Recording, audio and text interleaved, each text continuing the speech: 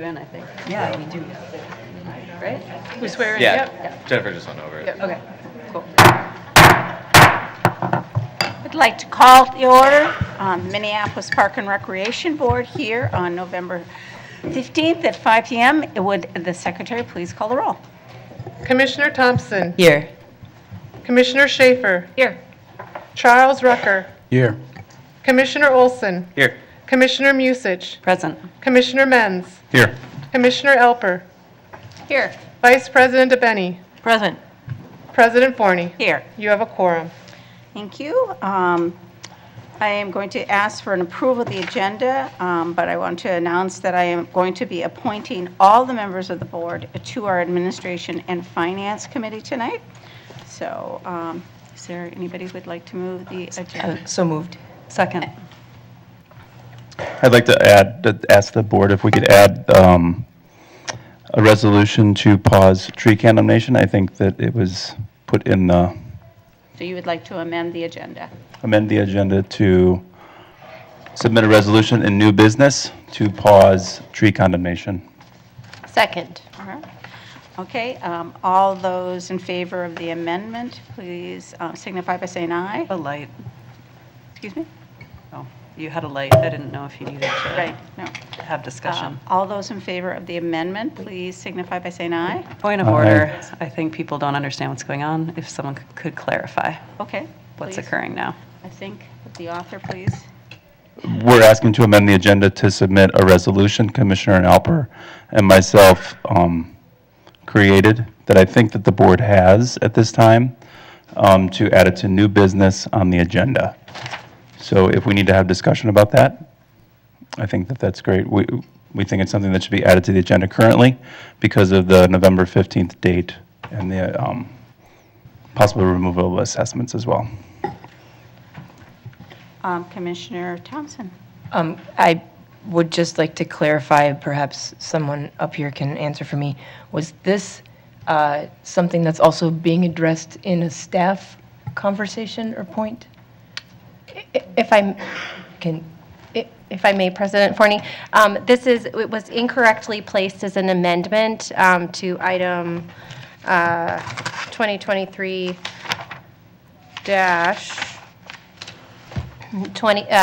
211, and that it actually is a resolution on its own, related but separate. And if you'll see in your items, which are available to the general public as well, just to include this diagram of the tree inspection, condemnation, tree removal, and assessment process is included in your packet, and for the public, it's available, I believe, in the back in the agenda packet area. And so the 211 resolution, and Secretary, please correct me if I'm wrong, deals with this part, the special assessment, and the resolution that Commissioner Menz and I have put forward has to do with this earlier step in the process with condemnation. I hope that clarifies things. Commissioner Musich. Thank you, President Forney. I will not be supporting adding this to our agenda. And should it be added, I won't support it being adopted either. As we've discussed many times, the purpose of condemnation of diseased trees is a public safety issue. Once ash trees die, they very quickly become brittle, and they become a public health hazard. They will drop branches. Those branches can fall on people, on their homes, on their vehicles. And part of what we are trying to do here on behalf of the state of Minnesota is to protect people from dangerous conditions in the natural environment. We do also have an amendment to our resolution 2023-211, our budget, which does talk up to the work that the superintendent has been doing to identify private monies to offset the cost of diseased tree removal on private property. Thank you. Commissioner Alper for a second time. Yes, thank you. I think it's important that we discuss this item, and that's why Commissioner Menz and I brought this forward. The city's health department is receiving an $8 million grant, and that will come sometime in 2024, we're going to hope, I believe there was a meeting with the U.S. Forest Service and city representatives and forestry today, and any trees, as you see, there's an email here from Sydney Schaff from the city's health department, which is also in the back. Any trees that are condemned between now and the beginning of this grant will not be eligible for the federal funding per federal grant requirements. So I think this is worthy of discussion, and I would encourage commissioners to vote in favor of allowing us to discuss this item to get some clarity on the confusion surrounding this grant and the process, and then at that time make your decision, but please allow it on the agenda. Not seeing any more lights as far as the amendment to the agenda. All those in favor signify by saying aye. Aye. Oppose? Nay. Nay. Maybe we we get need to do a roll call. We get a roll call would be great. Commissioner Thompson. No. Commissioner Schaefer. Aye. Commissioner Olson. Aye. Commissioner Musich. No. Commissioner Menz. Aye. Commissioner Elper. Aye. Vice President Abeni.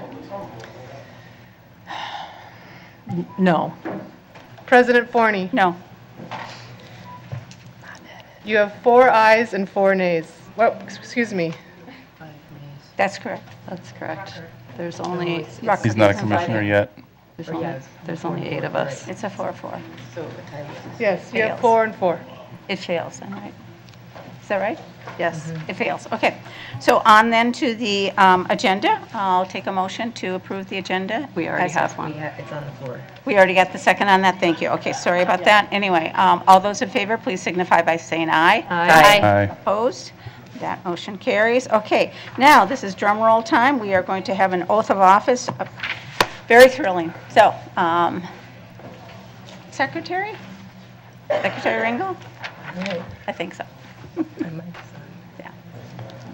Never know which title she's at.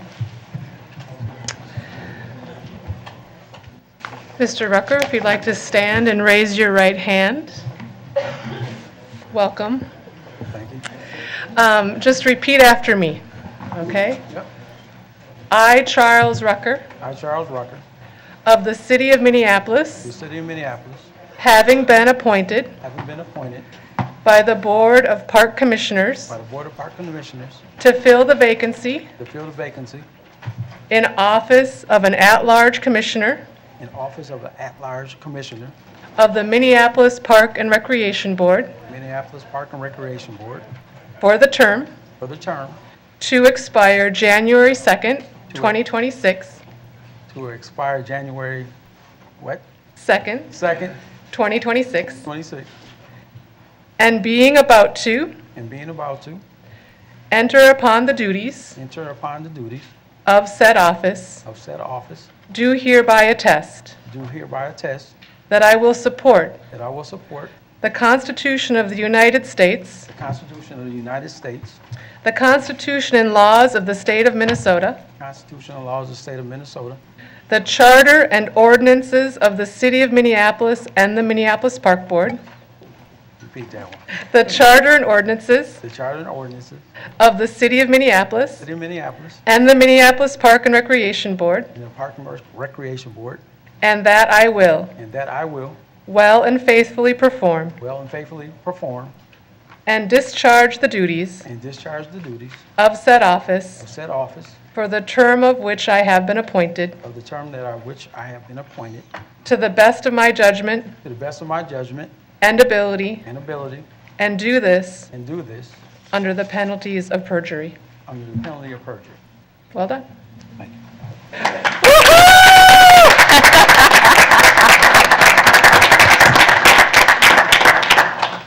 Bravo. Congratulations, Commissioner Rucker. Thank you. And here's a gift for you. It is actually a resource. It's not a gift. I shouldn't have said that anyway. Thank you.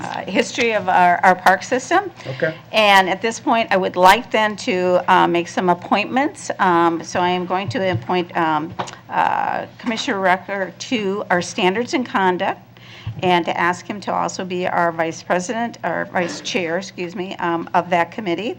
Also to remove Commissioner Schaefer from the Recreation Committee, and to assign then Commissioner Rucker to that committee, as well as being then the vice chair of that. And then also, I would like to appoint him to the Youth Coordinating Board, and then to the Neighborhood Revitalization Program Board. So that will be through the end of this year, and then we will do reappointments again next year. And anyway, moving on then. So we have then the approval of the minutes. If somebody would like to move the approval of minutes for October 18th, 2023. So moved. Okay, those have been moved and seconded. All those in favor, please signify by saying aye. Aye. Opposed? That action carries. Okay, now to reports of outside boards and commissions and committees. Anybody have anything to report today? Yes, Commissioner Mentz? Thank you, President Forney. Well, first of all, thank you all for being here who are here. One of the price tags of this job is sacrifice, just like all of you who are out there who sacrifice for our park system.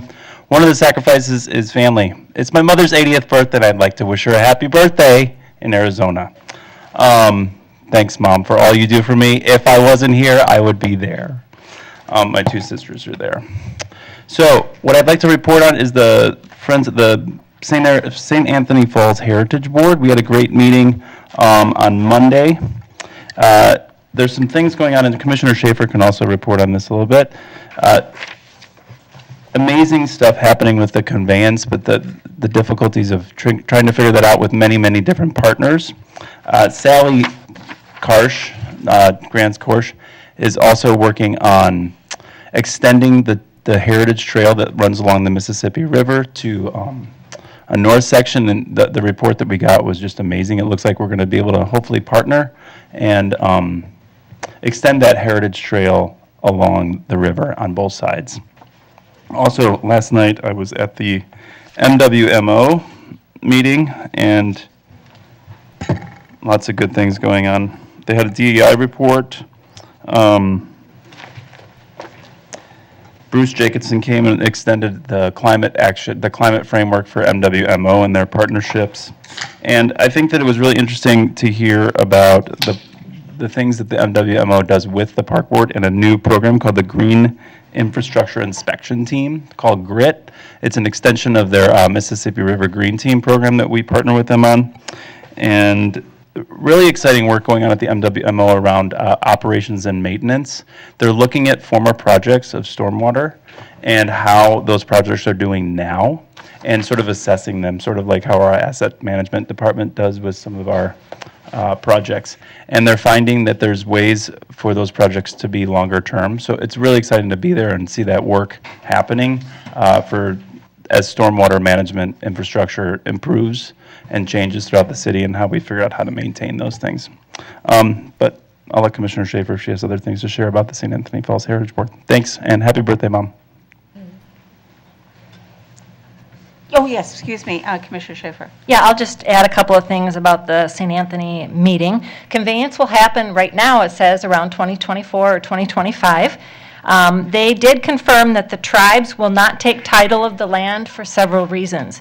Absorbing the costs and risks, very expensive to restore since it's been an industrial use site, and that there are easements that carry with the land that are in potential conflict with tribal authority. So that was news to me. Friends of the Falls will be looking to take title of the land, and the tribes have okayed them to do so. Friends of the Falls has a new Dakota name, Wamniyomni Kotapai, rough translation, of Friends of the Falls. Thank you. Anybody else have reports? Thank you for sharing about Friends of the Falls. I was going to try and say the name, but I knew I couldn't do it. Anyway, yes, the Friends of the Falls is a very exciting, evolving situation. So stay tuned. I believe it's going to be a real groundbreaker.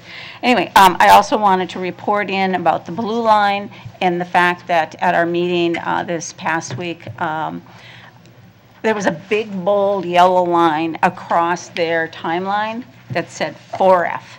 They have heard us loud and clear. And I want to particularly talk about 4F in the sense that I'm seeing an awful lot of people here from Sioux Line, and I want you to understand 4F is an incredibly powerful tool that this body has, and the Hennepin County has not started that process.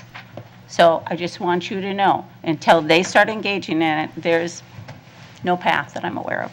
So we will be talking about it later in another resolution and everything, but realize this is our most powerful voice, and I'm just very excited that the Metro Transit has heard us, and we will be at the table as far as on that line. So moving on then, we will go to our consent agenda, unless, no, I'm not seeing any other lights. Okay, as far as our consent agenda, if anybody would like to move that, I'd appreciate it. I will move our consent agenda as a slate. Second. Great. All those in favor, please signify by saying aye. Aye. Opposed? That action carries. On then to reports of standing committees. We have the Planning Committee. I can move for from the Planning Committee, Resolution 2023-195, resolution approving the preferred concept plan for Phase 2 improvements at Falwell Park, a part of the North Service area of Minneapolis, without a public hearing. Second. Thank you. Not seeing any lights. All those in favor, please signify by saying aye. Oh, okay. All those in favor signify by saying aye. Aye. Opposed? That action carries. On to Administration and Finance Committee. Yeah, on behalf of Admin Finance, I'd like to move Resolution 2023-196, resolution approving a lease from the City of Minneapolis and granting a sublease to the Minnesota Streetcar Museum relating to the Minnesota Streetcar Museum's use of property within Bedeh-McCoska Park located in the Minneapolis Chain of Lakes Regional Park. Second? Okay. Any discussion on that? Does this one have a staff amendment? Excuse me? Does this one have a staff amendment? Yes, this one has a staff amendment, so I think we need somebody to be moving that. Does anybody have that in front of them? I'd move it if I saw it, so I apologize. Thank you. And it's a lease, so we'll do a roll call as well. Basically, it's changing up that it's actually a part of the Chain of Lakes, Got it. not I the Bedeh-McCoska Park. But he's running around There you go. madly. Oh, I found yep, it. yep. Thank you. I'd like to propose an amendment to this resolution.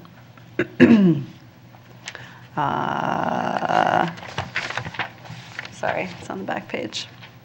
Yeah, I found it. We will be swapping out the resolve clause that says the resolved that the Board of Commissioners approves the lease agreement from the City of Minneapolis to the Minneapolis Park and Recreation Board for land near Bedeh-McCoska Park, a part of Minneapolis Chain of Lakes Regional Park, to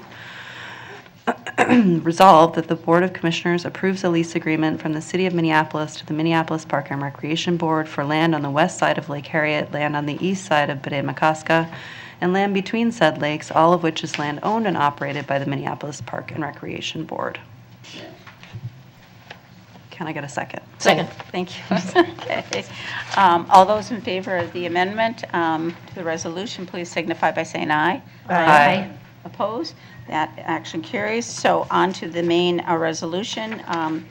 We have seconded, so I will have the secretary call the roll since it's a lease. Commissioner Thompson. Aye. Commissioner Schaefer. Aye. Commissioner Rucker. Aye. Commissioner Olson. Aye. Commissioner Musich. Aye. Commissioner Menz. Aye. Commissioner Elper. Aye. Vice President Abeni. Aye. President Forney. Aye. You have 9 ayes. Thank you. That action carries. Okay, on then to the next resolution. I will move Resolution 2023-175, resolution accepting a capital project grant award from the Mississippi Watershed Management Organization in the amount of $419,960 for contaminated and/or unregulated soil removal, native plantings, soil stabilization, and vegetation establishment and maintenance along the Mississippi Riverbank as part of the 26th Avenue North Overlook and Ole Olson Park Trail Connection Project. Second. Thank you. Let's see. Oh, yes, Commissioner Musich. Thank you, President Forney. I believe we are able to make corrections to spelling without amendments. I would note that establishment is spelled incorrectly and should be updated. Thank you. Take out the E. All right, with that addition, all those in favor of the resolution, please signify by saying aye. Aye. Opposed? That action carries. I will move the next resolution on behalf of Admin and Finance, 2023-194.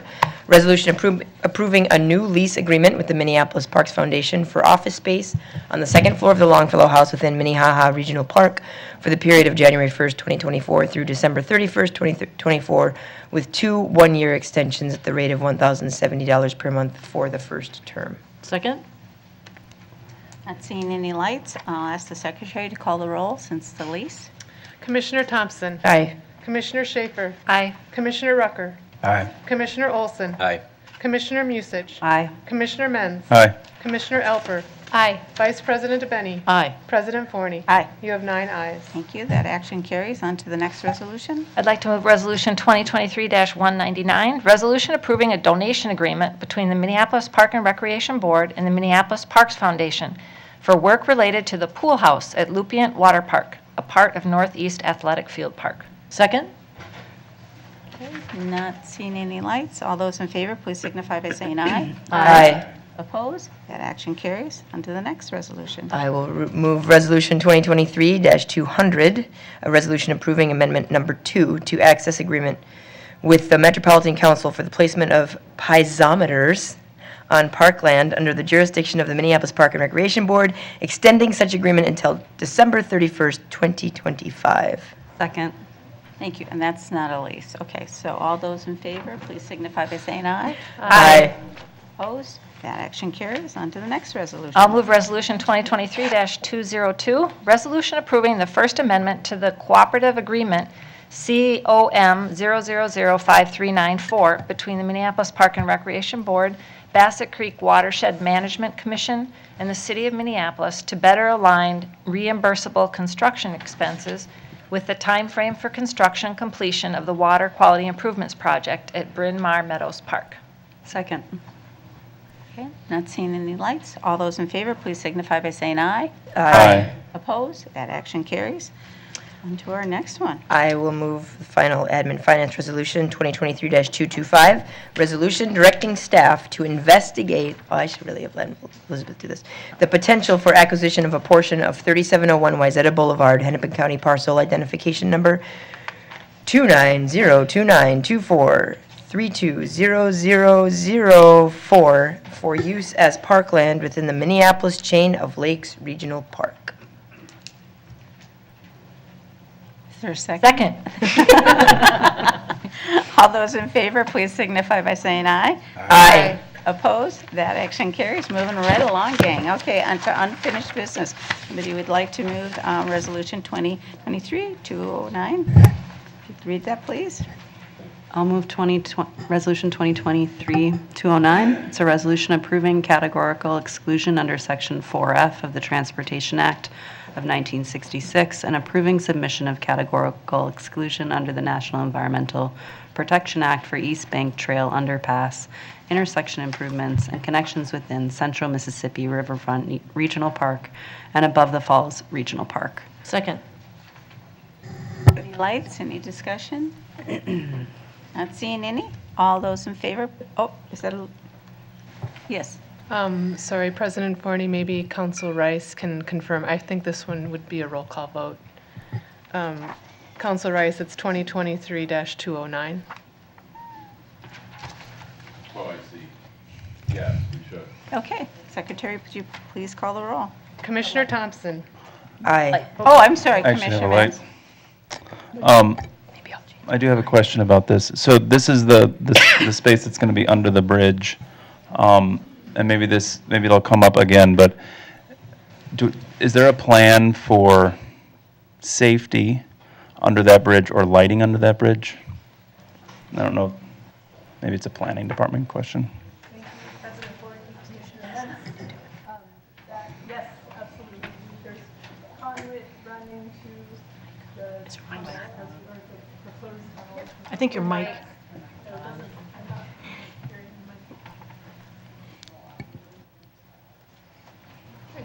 Oh, what do you know? Thank you, President Forney, Commissioner Mentz. So there are some safety considerations or design moves that have been incorporated into the trail and underpass including running conduit so that there can be security cameras installed in the underpass, including lighting. We're actually hoping to work with an artist to bring a public art lighting element into the underpass and sort of guiding folks into the underpass. And then we also designed Graco Park in such a way to consider the sightline, the importance of sightlines from the street at Sibley down to the underpass, and also from the building at Graco to the underpass. Additionally, the underpass is very wide for a bike and pedestrian shared use trail, and so thinking of it not just as a small sort of tight tunnel, but really as a space that will be both visible through, into, from far away. So I've been thinking very carefully about safety throughout the entire design process. That's great. And so I think that especially, I've gotten a lot of reach outs about concerns and questions about safety near that area at Boom Island Park and how we're going to address that. So it sounds like it won't be, I mean, any space that's a little hidden, but it sounds like we're working on the sight lines and making sure that runners and walkers and people can feel safe, because it's only 5:25, it's dark, so there will be plans for adequate lighting to a certain time period. Okay. All right, thanks. Okay. Not seeing any lights. Decide, no, this one does not need to have a roll call. Okay. Roll call. It does need a roll call. Yes, Okay, yes. please, Secretary, can you call the roll? Commissioner Thompson, Yes. Commissioner Schaefer, Aye. Commissioner Rucker, Aye. Commissioner Olson, Aye. Commissioner Musich, Aye. Commissioner Menz, Hi. Commissioner Elper, Aye. Vice President Abeni, Aye. President Forney. Aye. You have 9 ayes. That action carries. On to the next resolution. I will move Resolution 2023-211. This is a resolution to consider assessing certain properties to defray the cost of removing diseased trees from private property during 2022 and 2023. Second? Thank you. I believe that there's also an amendment to this. Point of inquiry, I believe the resolution states that the public hearing on this item has already happened. It speaks to that's the language. It states that, so I think it would be prudent to wait until after the public hearing to Council Rice? do Do you this. know anything? Madam Chair, I think Commissioner Alper has a good point.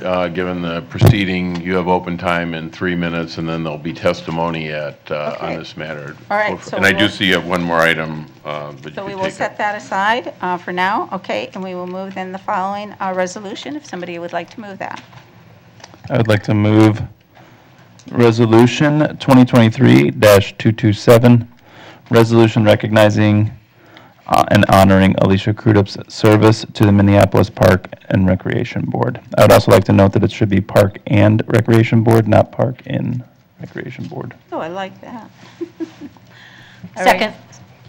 Okay, any discussion on that particular item? Any discussion? That's, yep, Commissioner Menz. So just a little bit of a thank you to Commissioner, so Alicia called me twin, so that I felt very honored by that. But I'd also like to just take this time to briefly discuss yesterday and how we still came to have a wonderful new commissioner on our board, but also to be reflective.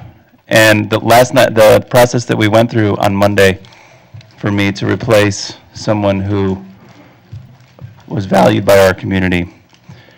Although I think we did what we could do better. And I think that I reflected a lot in how it acted for other people who might not look like me, and how we selected the person who sits in that chair, and he is going to be an incredible commissioner. But I think it's really mindful, we need to be really mindful of our blind spots. We need to make sure that we are listening to communities and individuals who have different perspectives of the process we went through. And I'm not saying that we did anything wrong, commissioners. I think that we did our best to create a process that was fair and open and equitable. But it's important for us up here to reflect on that. And I hope that we can come up with a stronger, more consistent policy around how we do this in the future so that we are not expected to create this on the fly in an effort to be expedient. I think that that is really challenging, and I think it's kind of unfair to us, to the community, and to anyone else who wants to serve on this board. So I hope that we will do that, and thank you for your service, Vice President Smith or Crudup. Okay, not seeing any other lights, right? Commissioner Mans, okay. Not seeing any lights. All those in favor, please signify by saying aye. Aye. Opposed? That action carries. Okay, being it is 5:30, we are going to open time, and I am going to read the rules. Thanks to all of you who want to share your thoughts and ideas with us during open time. Before we start, I want to provide an abbreviated version of the open time board rules. All individuals wishing to speak may call in before noon the day of the meeting to be placed on the agenda, or can sign up at the board meeting prior to the start of open time. I will be calling on people that are on the sign-up list only. Open time for public input shall not exceed a total of 15 minutes, with the time limit to be allocated by myself, the president. Please watch the timer up here to be considerate of others here to speak and stay within your allotted time. During open time, public testimony will be given without debate, and only clarifying questions from the board will be allowed. Two types of items not appropriate for open time in order to protect the privacy of all individuals are pending litigation and personnel issues. Please refrain from commenting on these specific personnel issues. We will not tolerate discriminatory and/or harassing words directed at anyone, so please ensure that all comments you make tonight comply with the policy. This board made the decision many years ago to operate under Robert's Rules of Order. Under Robert's Rules of Order, the ceding of time to another person is not allowed, so only those signed up to speak may only speak for their own allotted amount of time. We also request that each speaker provide his or her name and address. We have 16 people, so unfortunately, I'm only going to allow 1 minute per person. The first person is Jean Lee, and then after that is Reginald Glass. Is Jean Lee here?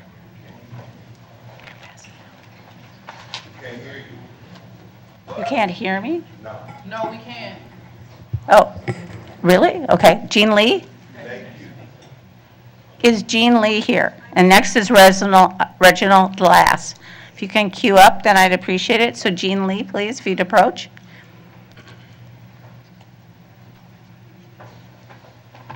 I don't know if people did hear me, but I'm allowing 1 minute per speaker because we have 16 speakers. Sure. I hope that... There's a microphone if you want to pull that over towards you. I'd appreciate it. Jean, thank you. Hi, Commissioners, Madam Chair. I hope that they passed out the document I sent earlier, since it covers more than the 1 minute. But I wanted to summarize that you folks have an amazing Parks and Recreation as far as structure. And I'm just urging that you consider the needs of the community, and that they be your partners in the economic development and infrastructure and implementation of all your projects. I gave reasons. I'm a former corporate auditor, so I have, looked at the different possibilities as far as what you could do to build capacity in all your areas, and utilizing their help. They have a vested interest in seeing that you do well. And I also am okay, sorry. Yeah, sorry, Jean. I know it's a short amount of time. Yes. Sure. So anyway, please consider the document that was presented to you. Thank you. We appreciate it. Reginald Glass, and then after that is Claudia Callahan. Good evening. Thank you for allowing me to speak, Board. I'm here to speak about tree removal from private property and the kind of effects that it'll, be to a person of color who maybe, this is their first property, and kind of going from that point. So I'm not sure if this is the time to speak about it, but just kind of here to see, the process of what takes place with the decisions that's made about removing said trees. So that's all I have to say. Thank you. I will announce that, yes, there is a public hearing at 5:45 time certain about our trees. Anyway, Claudia, and then after that, I'm sorry, I'm going to misread your name, but Kadar Dashpande. Claudia, welcome. Hi, thank you. My name is Claudia Callahan, and I'm Sioux Line Community Gardens Board President. I live in Kingfield.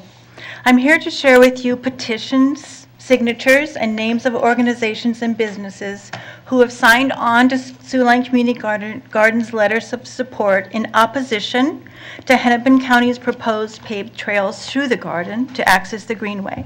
I have brought with me 1,700 signatures, 1,700 folks who have signed our petition. Signatures obtained mostly in the Whittier neighborhood. Sioux Line Community Gardens sign-on letter of support, which we sent out just 2 weeks ago, already has 10 organizations. I will read their names. Midtown Greenway Coalition, Bicycle Alliance of Minnesota, Sierra Club, North Star Chapter, Lindale United Church, Compassionate Action for Animals, Vote Climate, Land Stewardship Project, Lynn Lake Business Board Association, Midwest Food Connection, East Phillips Improvement Coalition, East Phillips Community Garden, and West McCoska Neighborhood Council. Thank you so much, Commissioners. Thank you. And Please vote to save if the you would garden. like to leave the petition, Dawn here can take those. Okay? So then we have Kadar, and then there's Stephanie Keefe, I think. Good evening, Commissioners. President Forney, welcome. Commissioner Rucker, congratulations. My name is Kedar Deshpande, and I'm a gardener at the Sioux Line Community Garden, and I live in Whittier. In regards to budgets, this project from Hennepin County will cost over $2 million and involves destroying garden plots and paving 12-foot bike paths through space that has been stewarded by citizens for over 30 years. $370,000 will come from the Park Board. On a call the county hastily arranged 2 weeks ago, I asked who will be in charge of maintaining this bikeway. The answer I got was silence, followed by, "We'll figure it out." That's not a great answer. The garden currently costs you de minimis. It's maintained by over 200 volunteers and community members, many of whom are here from all over the world speaking multiple languages, families and children. When the county presents its plans to you in the coming weeks or months, vote it down and reallocate the funds, please, to projects that are actually needed and wanted by the citizens of Minneapolis. This project is harmful and not needed. Thank you for your time. Stephanie Keefe, and then after that is Mitchell Klinde. I'm sorry, I can't read your writing. Klinde, anyway, hopefully Mitchell knows who he is. Anyway. The Sioux Line Community Garden began in 1991 as a hope to turn a dangerous tax-forfeited lot into a garden and gathering space for community. Over 30 years later, it has grown from a small group of neighbors to over 200 volunteers. In August of 2021, Kimley Horn presented a county project for enhanced bike access to the Greenway. There was much confusion and speculation as to why or how this project came to be, what was to be done, and why hadn't we heard anything. It's been over 2 years since then, and what do we know? We know the county is determined to divide the garden to accommodate cyclists with their multi-use trail. We know there are better locations for this project the county refuses to recognize. We know this project would eliminate at least 30 plots. We know the county has ignored the community and done little to no outreach. We know the Park Board, as a steward of this land, gets final say and is our only hope in protecting this space. Thank you for listening. Thank you for your dedication to protecting green space.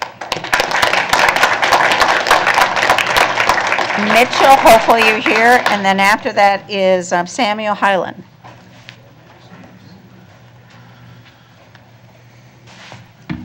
Hello, Commissioners. My name is Mitchell Clendenin. I'm a lifelong resident of our city, Minneapolis.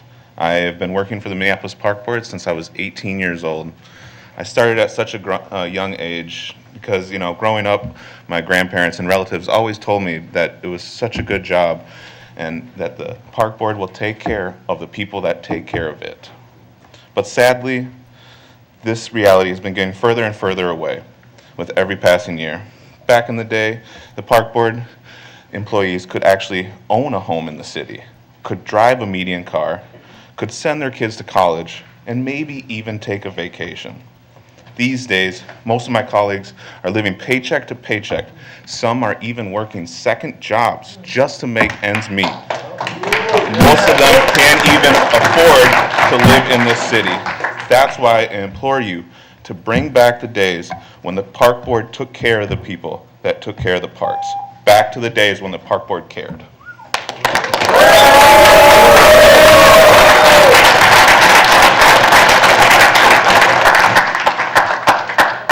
Samuel and then A.J. Lang. My name is Samuel Highland. I'm 4953 Knox Avenue North. Last year, my property taxes went up about $90 a month. That's about a 9.5% increase. As a resident of Minneapolis, my groceries increased a significant margin. The cost of gas, last year I got a 1.5% cost of living adjustment. If you can do the math along with me, you can see why we are not making as much as we did last year. I am just one of well over 150 unique employees in maintenance and forestry, asking for a wage that we can live with. I work hard every single day to ensure that the parks we care for and enjoy are well maintained and safe, award-winning even, and I will continue to work as hard as I can every single day, along with all of us. All we ask for in return is that you please consider our struggle when we're talking about budget and our contract. I hope you remember me as a person and not just a number in a spreadsheet. Thank you.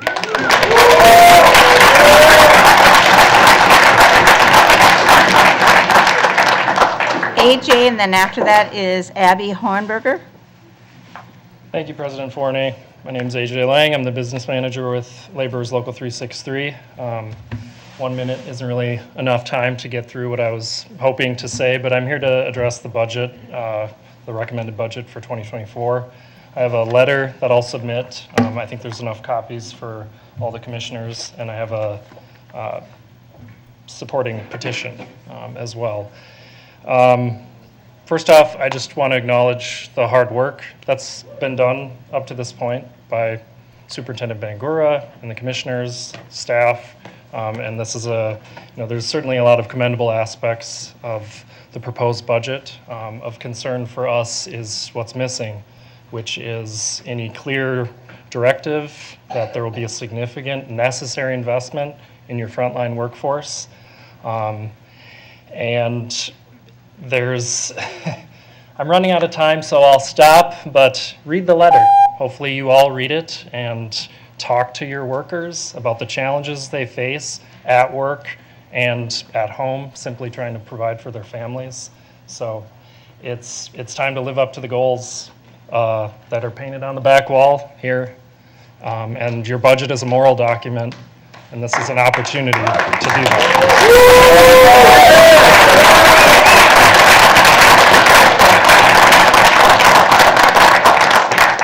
Thank you all. I just want you to know that in 2 minutes, we're going to have a public hearing, so you can hold your applause down because it gives people the time to get in. Anyway, go ahead, Abby. Good evening, Commissioners. I'm here because today the Quaking Bog in Theodore Wirth Park is a unique and mystical place in Minneapolis that people love to visit for its calming, peaceful presence.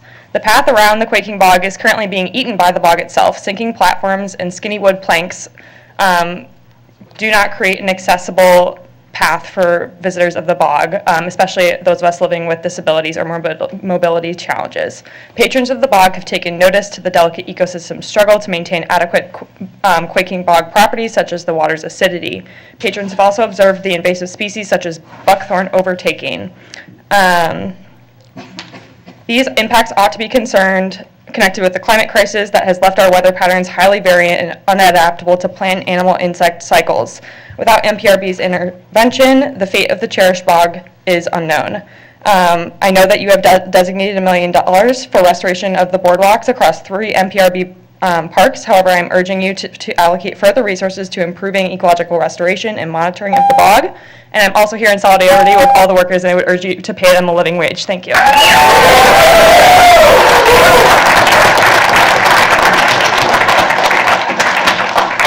we have time for only one more speaker. We will come back to this after, as I said, but this is Scott Year, is that right? Is Scott around? Oh, sorry. Good evening. My name is Scott Yar. I'm a lifelong resident of Minneapolis, member of 363, an enrolled member of the White Earth Nation, and I work for surface water and sewer for the city of Minneapolis. I'm basically here just to ask this body to consider a fair and equitable contract for my fellow union members and fellow city residents. Thank you for your time.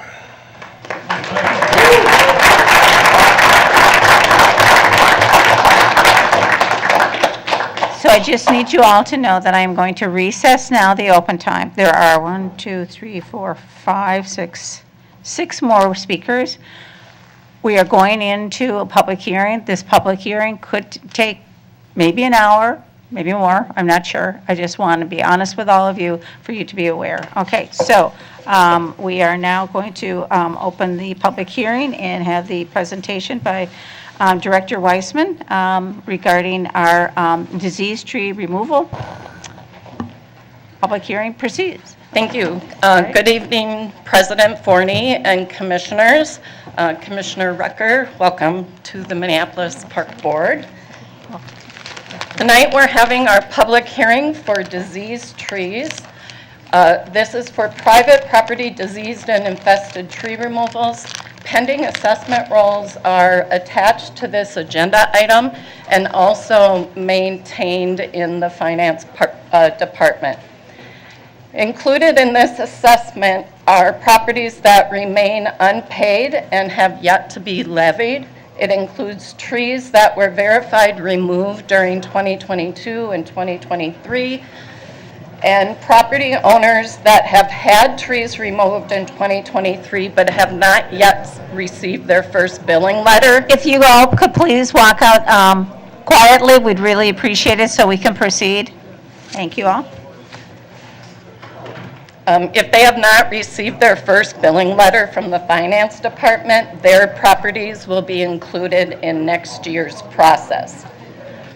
The public hearing is the opportunity for the property owners to address the board regarding their concerns about either the procedure of the assessment or problems that remain unresolved from the actual removal. Tonight we have interpreters available, Hmong, Somali, and Spanish, if individuals are in need of those services. The method of assessment, the actual contracted tree removal cost, administrative charge, and removal interest will be placed as a special assessment on the property owner's property taxes. The cost will be spread in an installment method over 5, 10, or 20 years, with a 3.87% interest factor added to each installment. The first installment for this special assessment will appear on the 2024 taxes. The MPRB offers financial hardship options for homestead property owners. The normal tree assessment is levied over a 5-year period. We offer 3 other methods of payment, a 10-year option, and we have 10 property owners that have selected this option. The 20-year payment option, we have 13 property owners who have selected this option. And the deferment, for those who qualify, they can defer the cost until the property is sold or the financial hardship disappears. We have 8 property owners that have selected this option. So the pending assessment rolls, we have the 5-year, 10-year, and 20-year. There is a total of 763 properties on the rolls for a total of just over $1.6 million. We accept payments, and payments are still coming in. So this is the maximum that will be levied. If they're paid off in full before November 30th, they would not be levied. And then I broke down the assessments. There's 763 for all. There's 305 for non-homestead and 458 for homestead. And then I did also account for the North Minneapolis zip codes because that has been an important focus. And of the 458 homestead properties that are being assessed, 156 of them are within those 2 zip codes.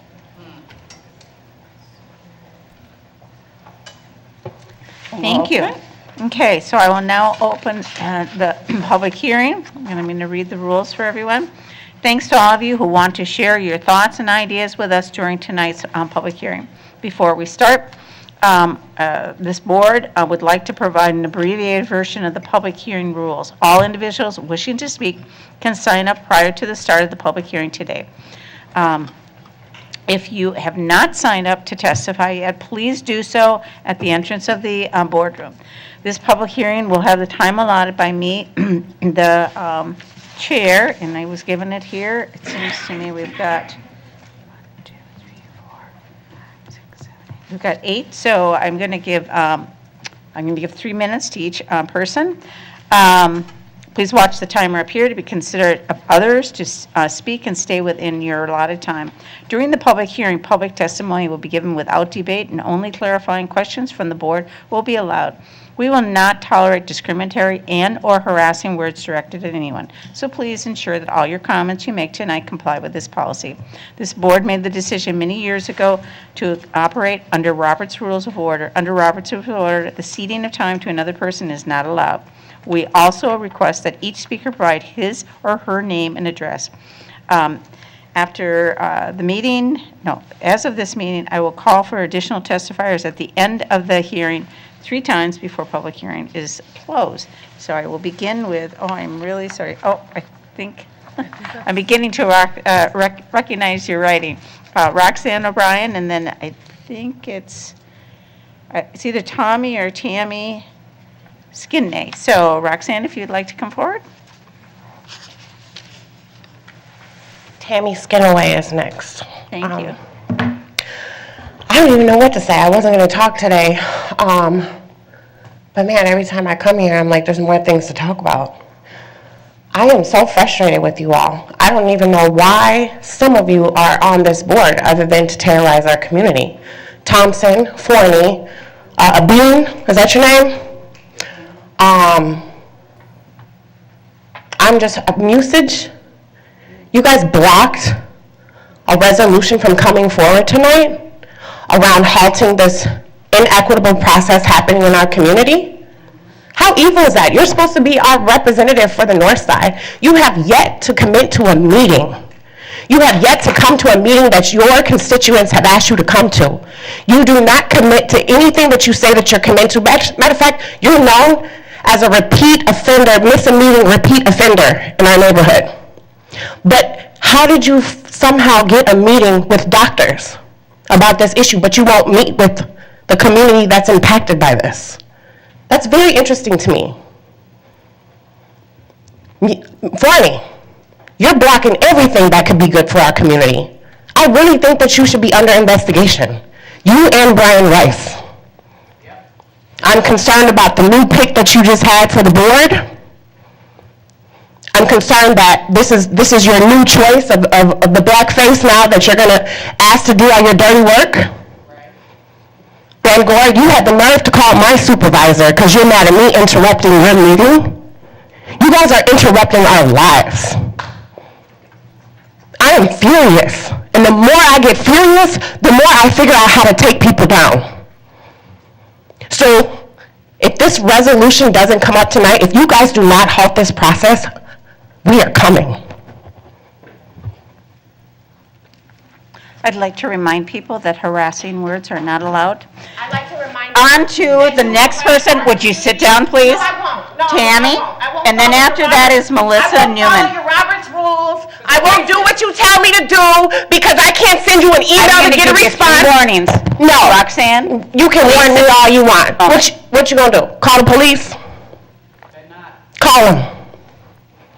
How dare you? How dare you? Would you try to take people's homes? This is the new redlining. Would you I will please not. sit down? I will not. Roxanne? Move me. You have been asked to Move sit down. me. I very politely asked you. Move me. And we This is will not be- polite. This is not polite. This is political war. Move me, Forney.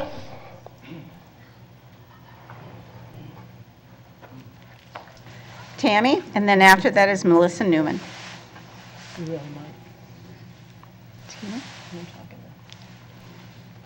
Thank you very much. My name is Tammy Skinaway, and I don't know if you all have a higher power, whether that be God, Allah, Creator, Gichimanidu. I don't know if you do, but this young lady over here is hurting, if you can't tell. And I don't know if you care or not. So the biggest thing would be, you know, do you care? Are you able to see me and my face and me speaking? Because I care. I care about you. I care about all of us because not only, as she said, a political war, we're in a spiritual war. I don't know if you know that we are all made of energy and water. I don't know if you know this thing called karma. And everything that you do, every thought that you think, will come back.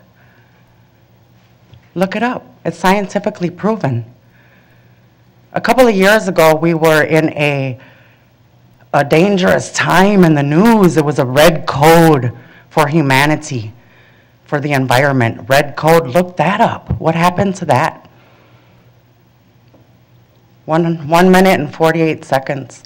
I've spoke in many councils. I've been on committees. I've been on boards of directors. I've been this and that, and titles really don't impress me at all. Money doesn't impress me. What impresses me is compassion and heart. I will challenge you all. It seems that the society likes challenges and competitions and Dems and Republicans. Sounds like gangbanging to me. I will challenge you all to look in the mirror tonight, tomorrow morning maybe, while you're brushing your teeth, and just look and ask who you are. It's scary when you do that at first. You look and you say, you know, who am I? What have I become? Who am I here for? Is it for that higher power?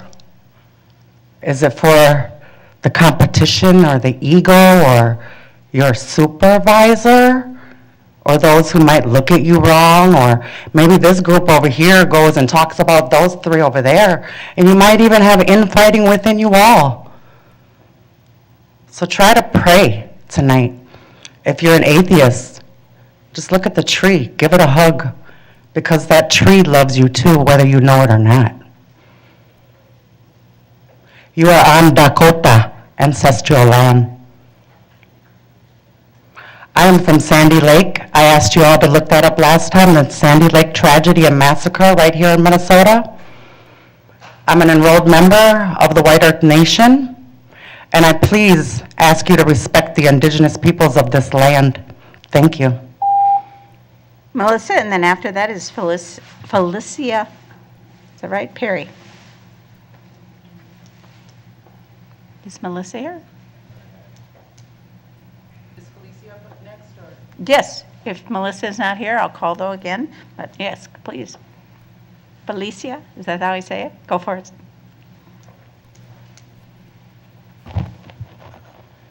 Three minutes. Greetings, I'm Felicia Perry, a resident of North Minneapolis. I'd like to address the unauthorized removal of 2 trees from my property, with the third one marked after removal, after I previously testified in the same spot about this matter a year ago. The Minneapolis Park and Recreation Board is billing me $4,985.33 and threatening my home with an assessment, including interest, if immediate payment is not made. To be concise, 2 minutes, 30 seconds. MPRB has violated the Park and Recreation Board Code of Ordinances, PB 1023, Section C, which specifies, upon finding conditions indicating an invasive species tree pest infection or infestation, appropriate specimens or samples shall be taken and sent to the Commissioner of Agriculture, Bureau, Plant Industry, State of Minnesota for analysis, or such other steps shall be taken for diagnosis as may be recommended by the Commissioner of Agriculture, not none of y'all, or Wreck-It Ralph. No action to remove infected or infested trees or wood shall be taken until a positive diagnosis of disease has been made. I have receipts, courtesy of Wreck-It Ralph, that not a single tree in North Minneapolis was tested before being removed. The Park Board is not entitled to payment for any of these trees, Sir Ralph, because you illegally removed them.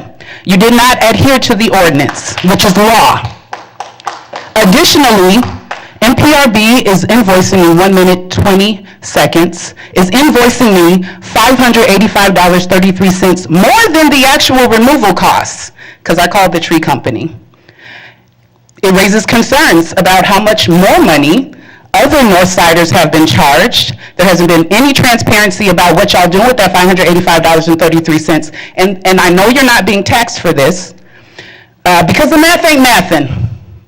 I graduated from Henry with honors. The process of standing before you today has taken a significant physical and mental toll on many of us. Yet it's crucial to amplify the gross injustice occurring literally in our backyards. I'm gonna take up all my time. I got 35 more seconds. I need y'all to look at me and see the humanity. You took my trees illegally. You're trying to charge me and my neighbors, mostly black, mostly of the lower income in the whole freaking city. You didn't test one tree, and the law says you're supposed to. I haven't been provided any proof that any of the trees on my property have been diseased. Nobody has. No one has. That's sick. That's illegal. By law, nobody owes you a dime, so you better not. Don't pay shit. You better not pass that. Devont Ambers? Is Devont here? Devont? I hate to speak out of turn. And then, but we need psychological and Elias, evaluations of all of y'all. Elias, I'm not sure, what is his, White? I'm gonna go pray. Is Elias White? Elias, is that what it is? Thank you. I'm gonna go pray. Elias White? I'll be right back. Is Elias White here? Because we're not for sale. No?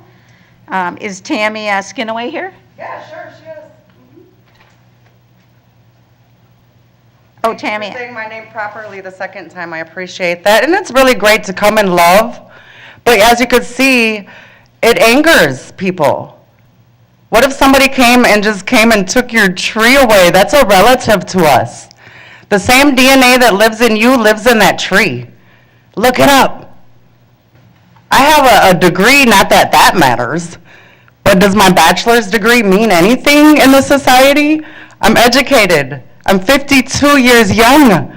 I love my children. They're adults now. I have 2 minutes and 30 seconds. Can we say a prayer? Are you against that, or should I sing? Because we gotta humble ourselves in the eyes of the children. We gotta bend down low.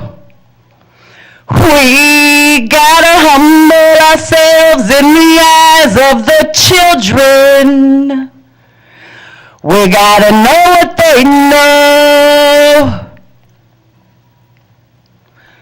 We can raise each other up. Higher and higher we can raise each other up. I can go into spoken word right now if you like, if you think that's a little bit silly. Do you think that was silly for me singing my heart? Thank you very much. One moment. Here we are on land. Here you are, woman and man, looking at me, this lady. Who is she? Is she crazy? I don't think so. I have passion. I have compassion. There is indigenous people's rights. There are rights for all humans, actually. City Hall, we won't fall. We love one another. You can't beat love. Love will win. I have love for you. Let us begin again, please. And love the trees because they give us shade in the breeze. Have you ever seen them dance with the wind? I see it every day. They talk to me and we sing together in unison. Think about it. Be a human. Please. Be a human. Money and statistics and all this logistics. How's your paycheck? I slept in my car last night. Do you think that's right? I do, because I get to see the sunrise in my eyes. I gleam with integrity. I love it. And my babies see that I have heart. I wish it for you all. I wish it for all of us. Thank you. Mitchell Hansen?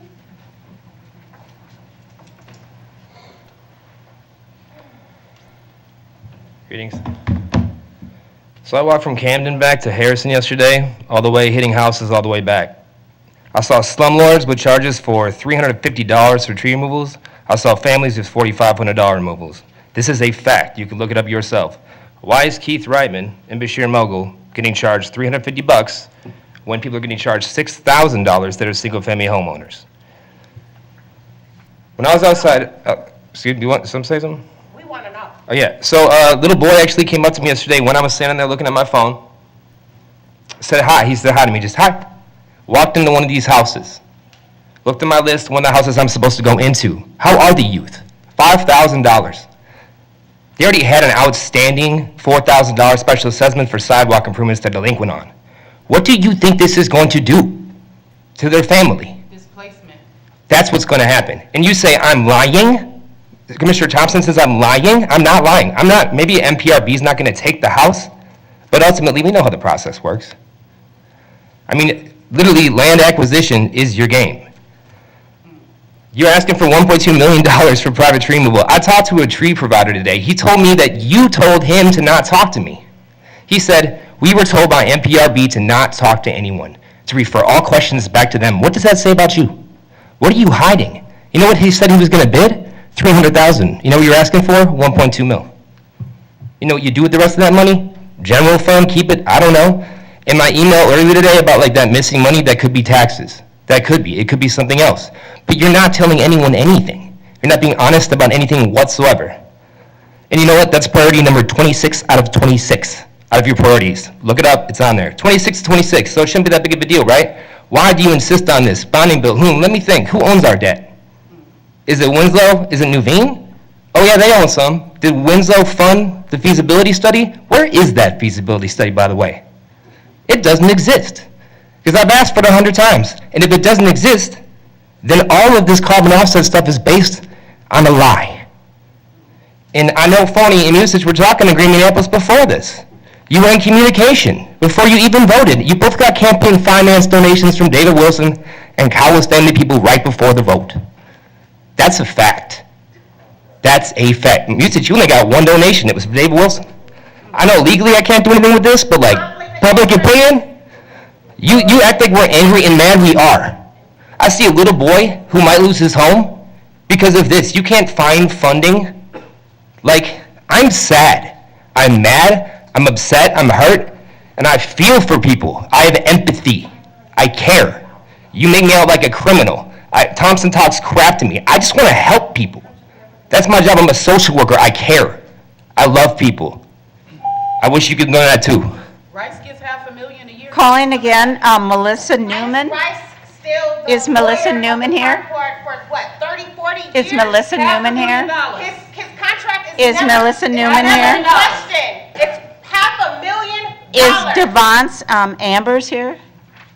Devance Ambers? And you know Brian Rice, Is Devance Ambers here? Of the city, y'all. He's the one who puts all these people in Ellis the White? office. take a response too from anyone, if anyone has a response. Oh, I'm sorry. It looks like an A, actually. Sorry about that, sir. Yeah, I'm here about the tree removals also. Okay, please. Excuse me? I'm here about the tree removal also. Thank you. I bought my house in, when I bought that house, the tree was blooming, the tree was beautiful. I had no problem. The only problems I had was probably pruning my tree so the squirrels the tree would not mess up my roof. We never got an information or any paperwork stating that our tree had needed to be removed. Once I had the people come out and put the things up for the catch of squirrels on the roof, all of a sudden my tree now needs to be removed. Never did I receive any paperwork stating that there was options prior to just a removal. The options they had that's in your paperwork is about treating the trees. Nobody received an option to treat a tree. I know I didn't. And when we look back at the paperwork and go through it, there was none sent to me. Also, the letters was coming in the prior owner's name, which ended up getting reversed and having my name added and attached with the owner who I bought the house for. So at that point in time, now this is tacked on my house. If I didn't own the house when the problem started, once I buy this house, I didn't buy the problem. You already had someone that you was talking to remove it. Now they don't own the property, so the property owner own it. Second of all, none of you individuals talk to me or no individual talk to me about removing a tree out of my yard. Then no one was supposed to be on my yard and on my property to find a sick tree. Any other time, like if the waste people come, they leave a thing on your trash can, letting you know there's an issue with such and such, such and such. If there's an issue with my tree, those same obligations should be with the board, this tree board. You should be able to notify these people, give them their options, and go through the right process. Talk to the people, not sitting there talking about you did something digital that a person never received. Only in English. So then, once I seen the bill is $6,800 something. The people said that it was like 500 or something, whatever they was supposed to have got, leaving like $5,000, $4,000 something dollars left. Where did it go and who was it for? I could have got it, if I wanted the tree removed, I could have hired somebody to cut the tree. But never was those options of what else could be done, which should have been done prior to coming in my yard, cutting the tree, and then the damages that was left. My roof is now leaking where they dropped something on that. My kennel was bent, my fence is broke, where they cut to get their machines in. Left all the debris on the ground. Thank you, sir. Thanks for your services, Park Board. Melissa Newman again? Melissa Newman? She's probably at another. Devance Ambers? Devance Ambers? Okay, I'm going to ask 3 different times if there's anybody else who wishes to speak. Is there anybody else who wishes to speak? Please, sir, step forward, 3 minutes, please. I was supposed to, I'm not sure why I wasn't on the list, but my name is Reginald Glass again. Thank you for having me. Trees were removed from my private property. The bill was $5,800 and somewhere around there.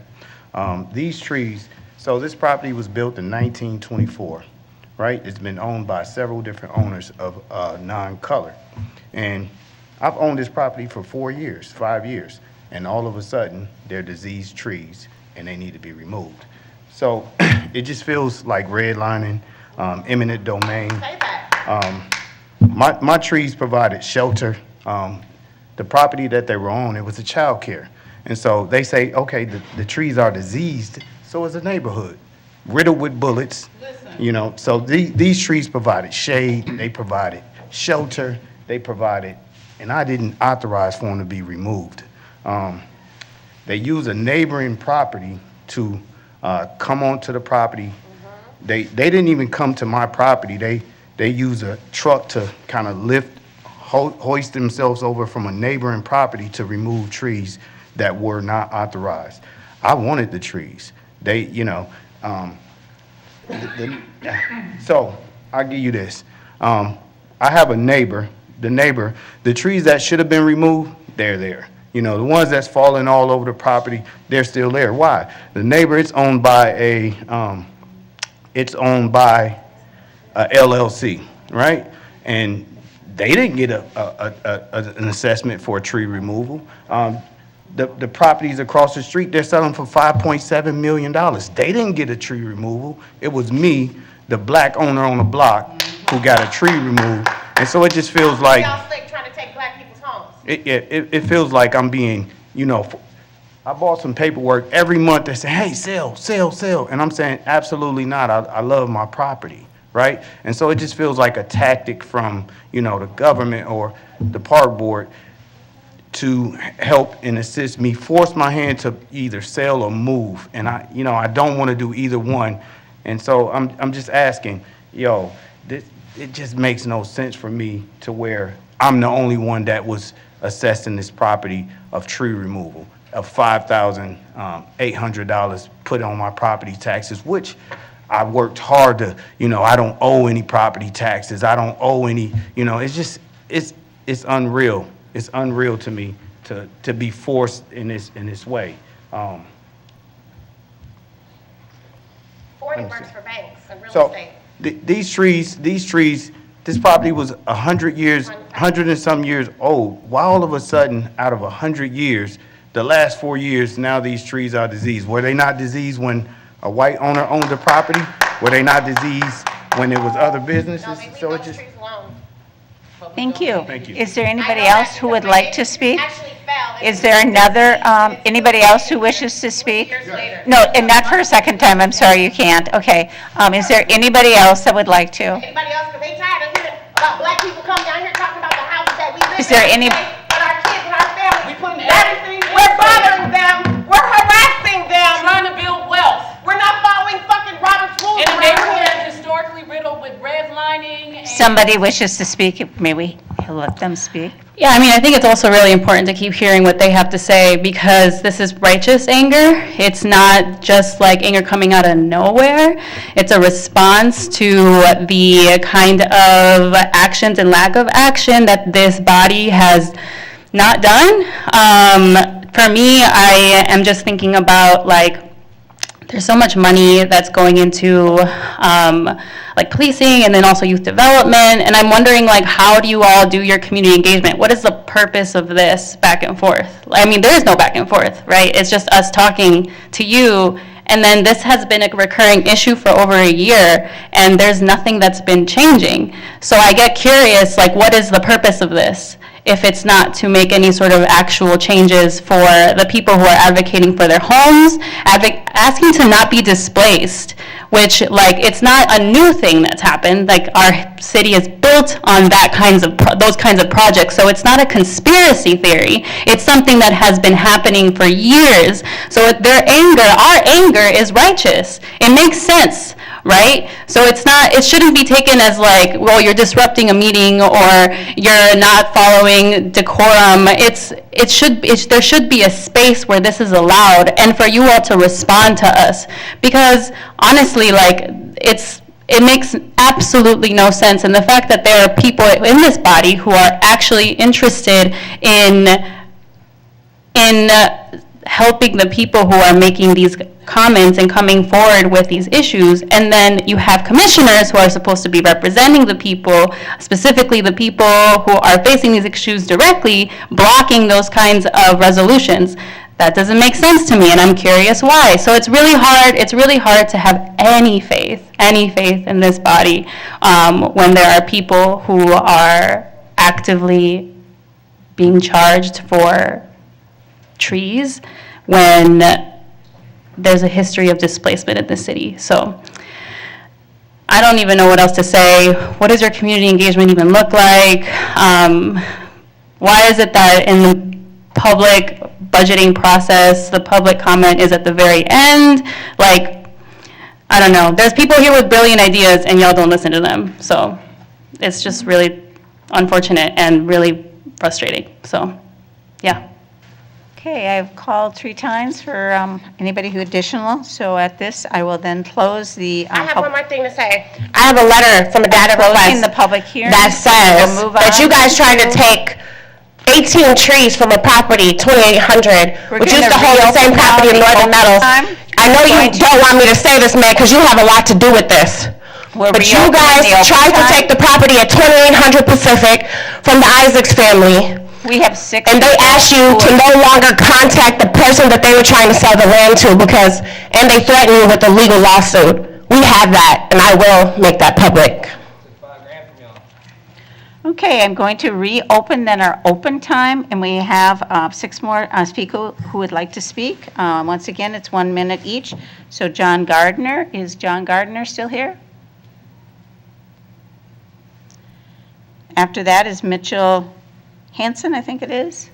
Is Mitchell Hanson here? Mitchell? Oh, okay. I already spoke. Okay. And so, I mean, I don't know what's the rule on this? This is open time. If you'd like to speak to open time, you may. Yeah, I mean, I want respect and just like love between our community, which we have, but the people that are supposed to represent us, it's like so combative.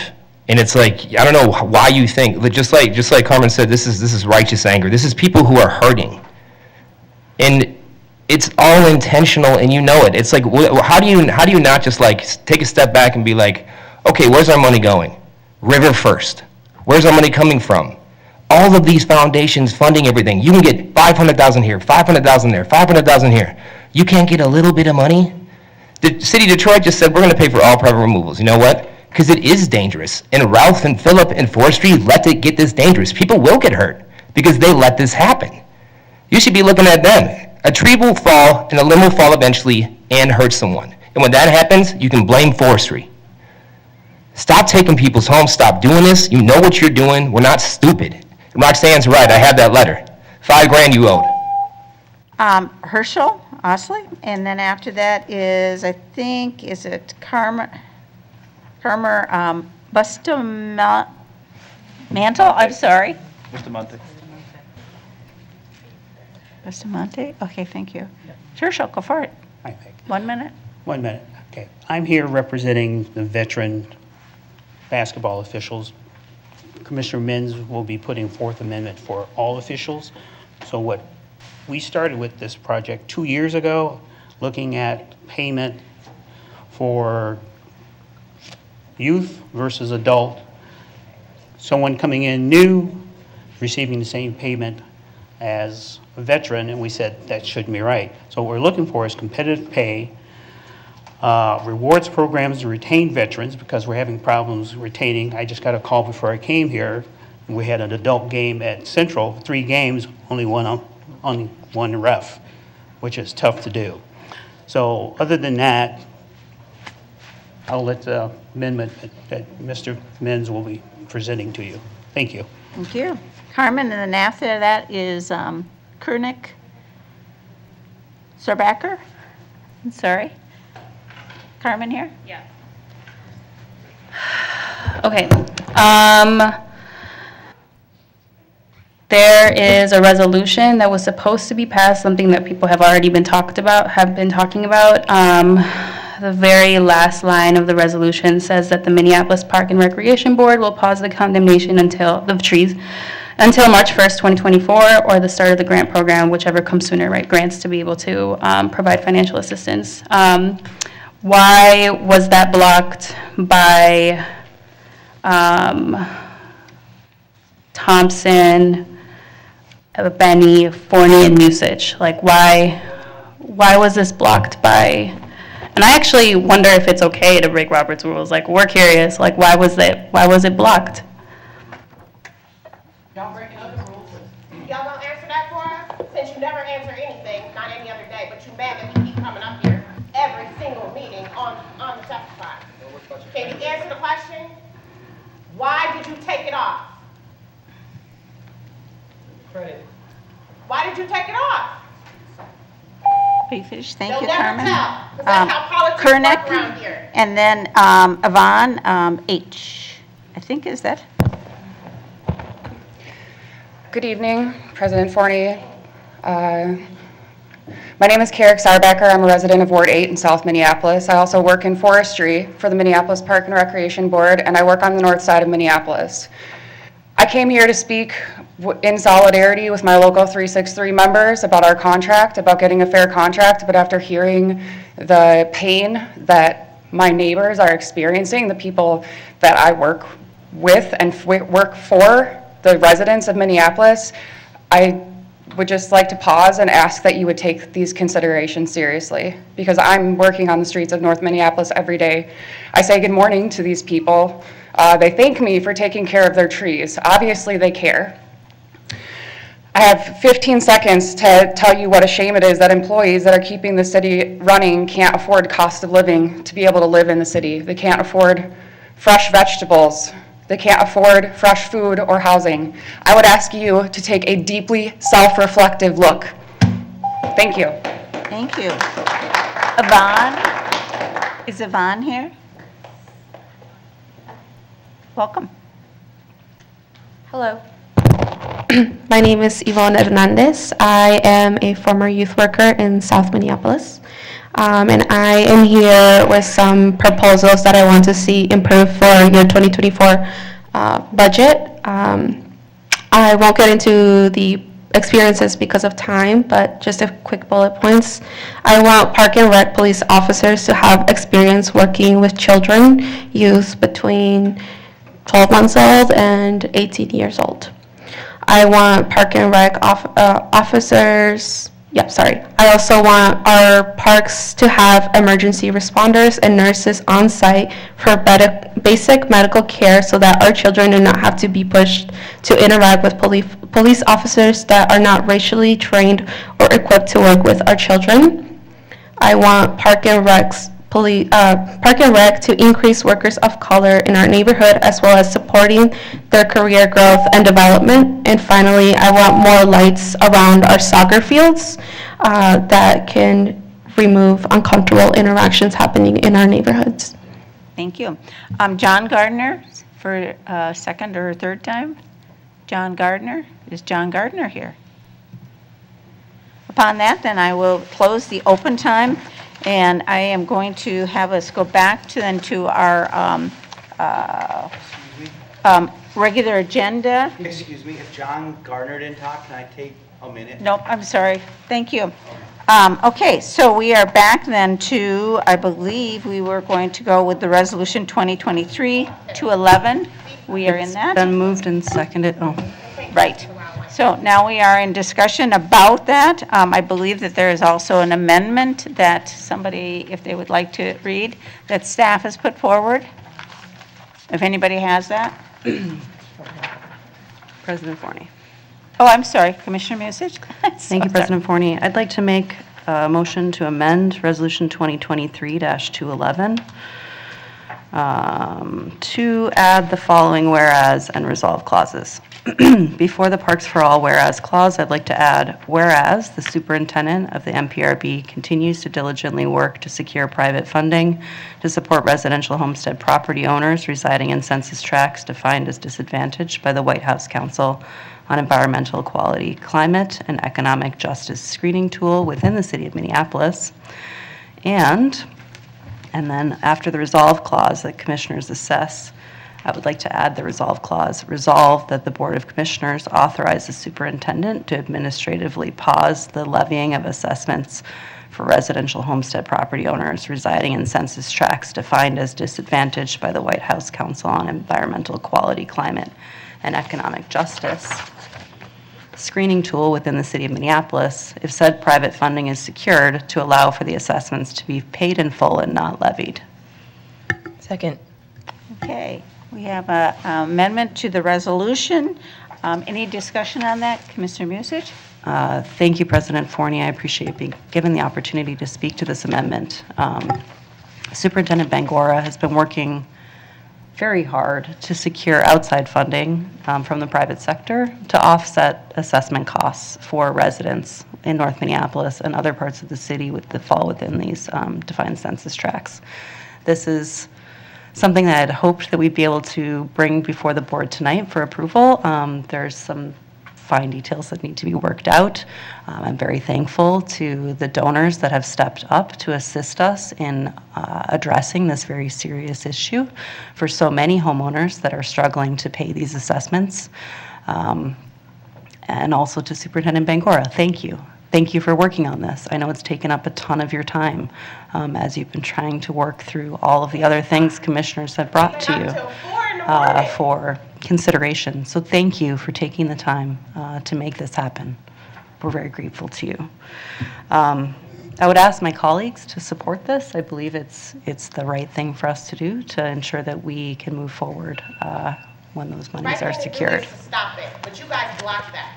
Thank you, Commissioner Musich. Commissioner Thompson? Thank you, President Forney. I too want to just support this amendment. Racist.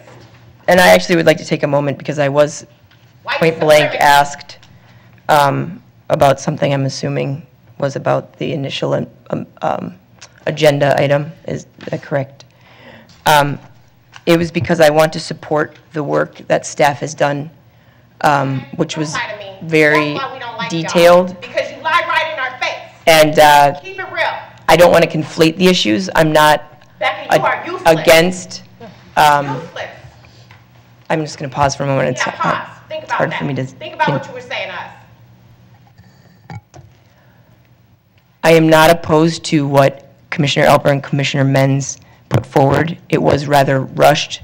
I only just heard of it as I drove over here to come. Voted on it. If you didn't like it, you could have kept it in the public. Because I had to do that, and I knew that this was happening. Behind the shady business. I felt like it was appropriate to look at the task at hand and open that as we can, as it's brand new. With Imagine that Billy and Albert were the only ones to do what we asked. We asked to pause it. And you need more time? You guys, neither one of y'all have met with community. Not one single one of you who took it off have met with us. How dare you think you know the answer? You're the one that caused the problem. White people need to stop making problems in our communities and then thinking and yourselves to solve it. Pop this shit. Stop it now.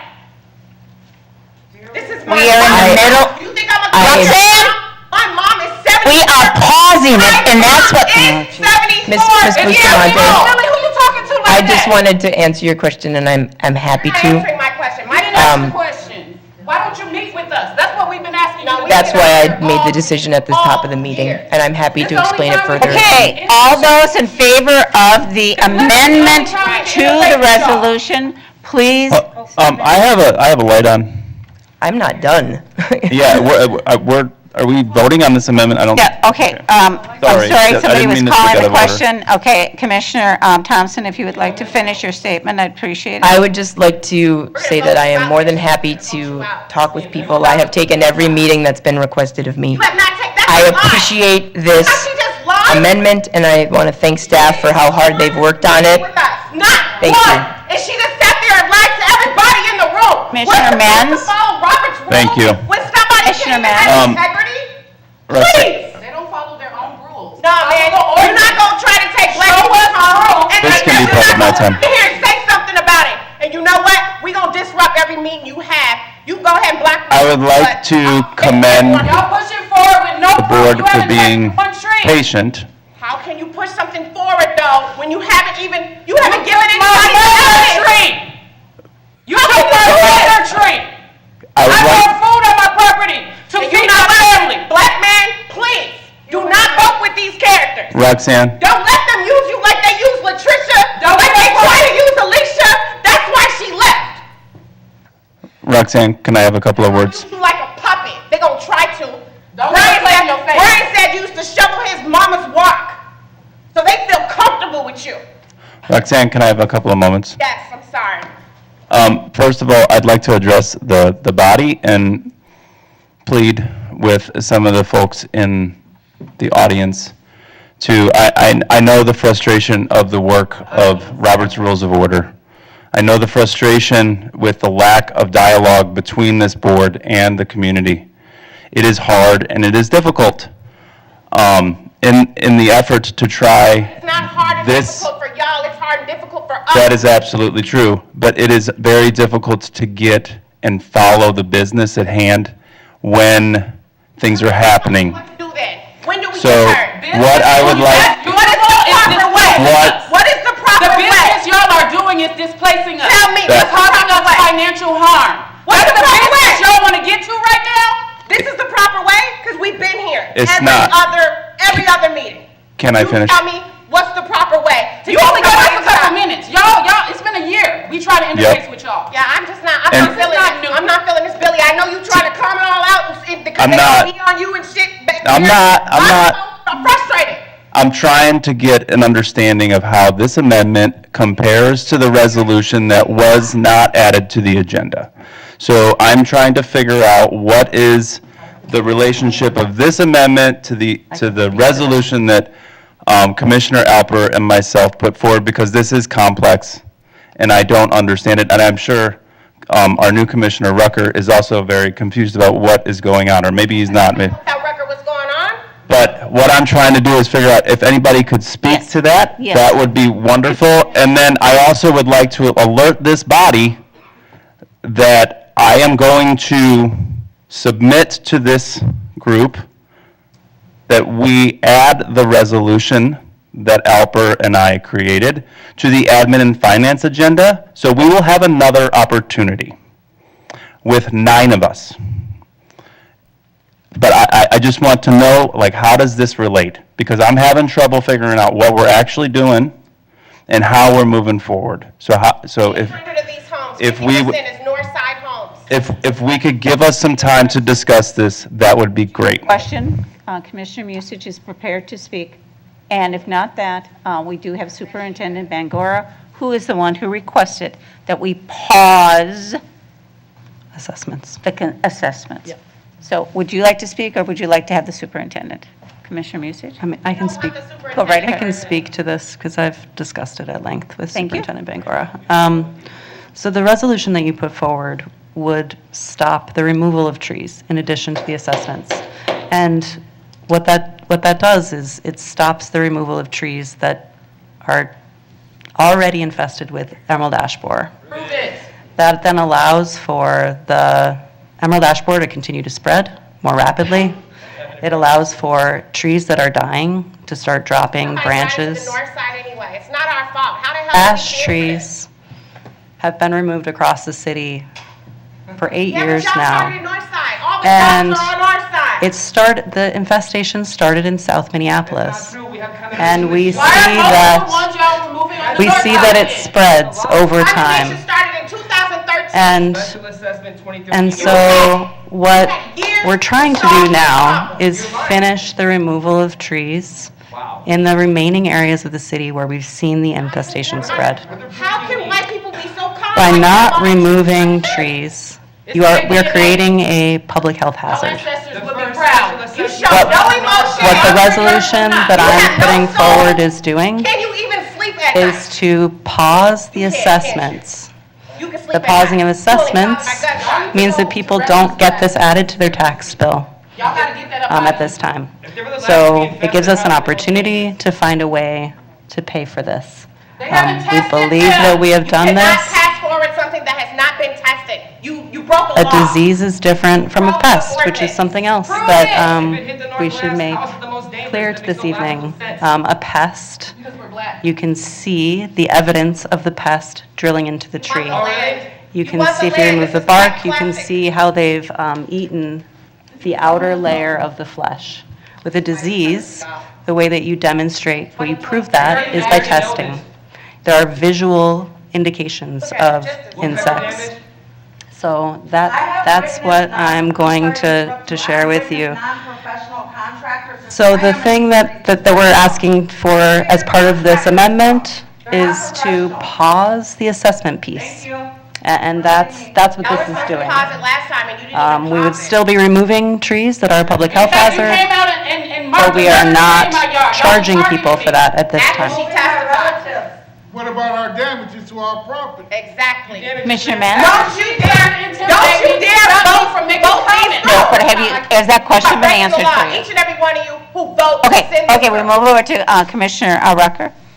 The question that I have is we're going to be voting on the amendment from Alper and Men's, correct? No, it is an amendment that was put forward by staff to Okay. pause the assessments. Okay.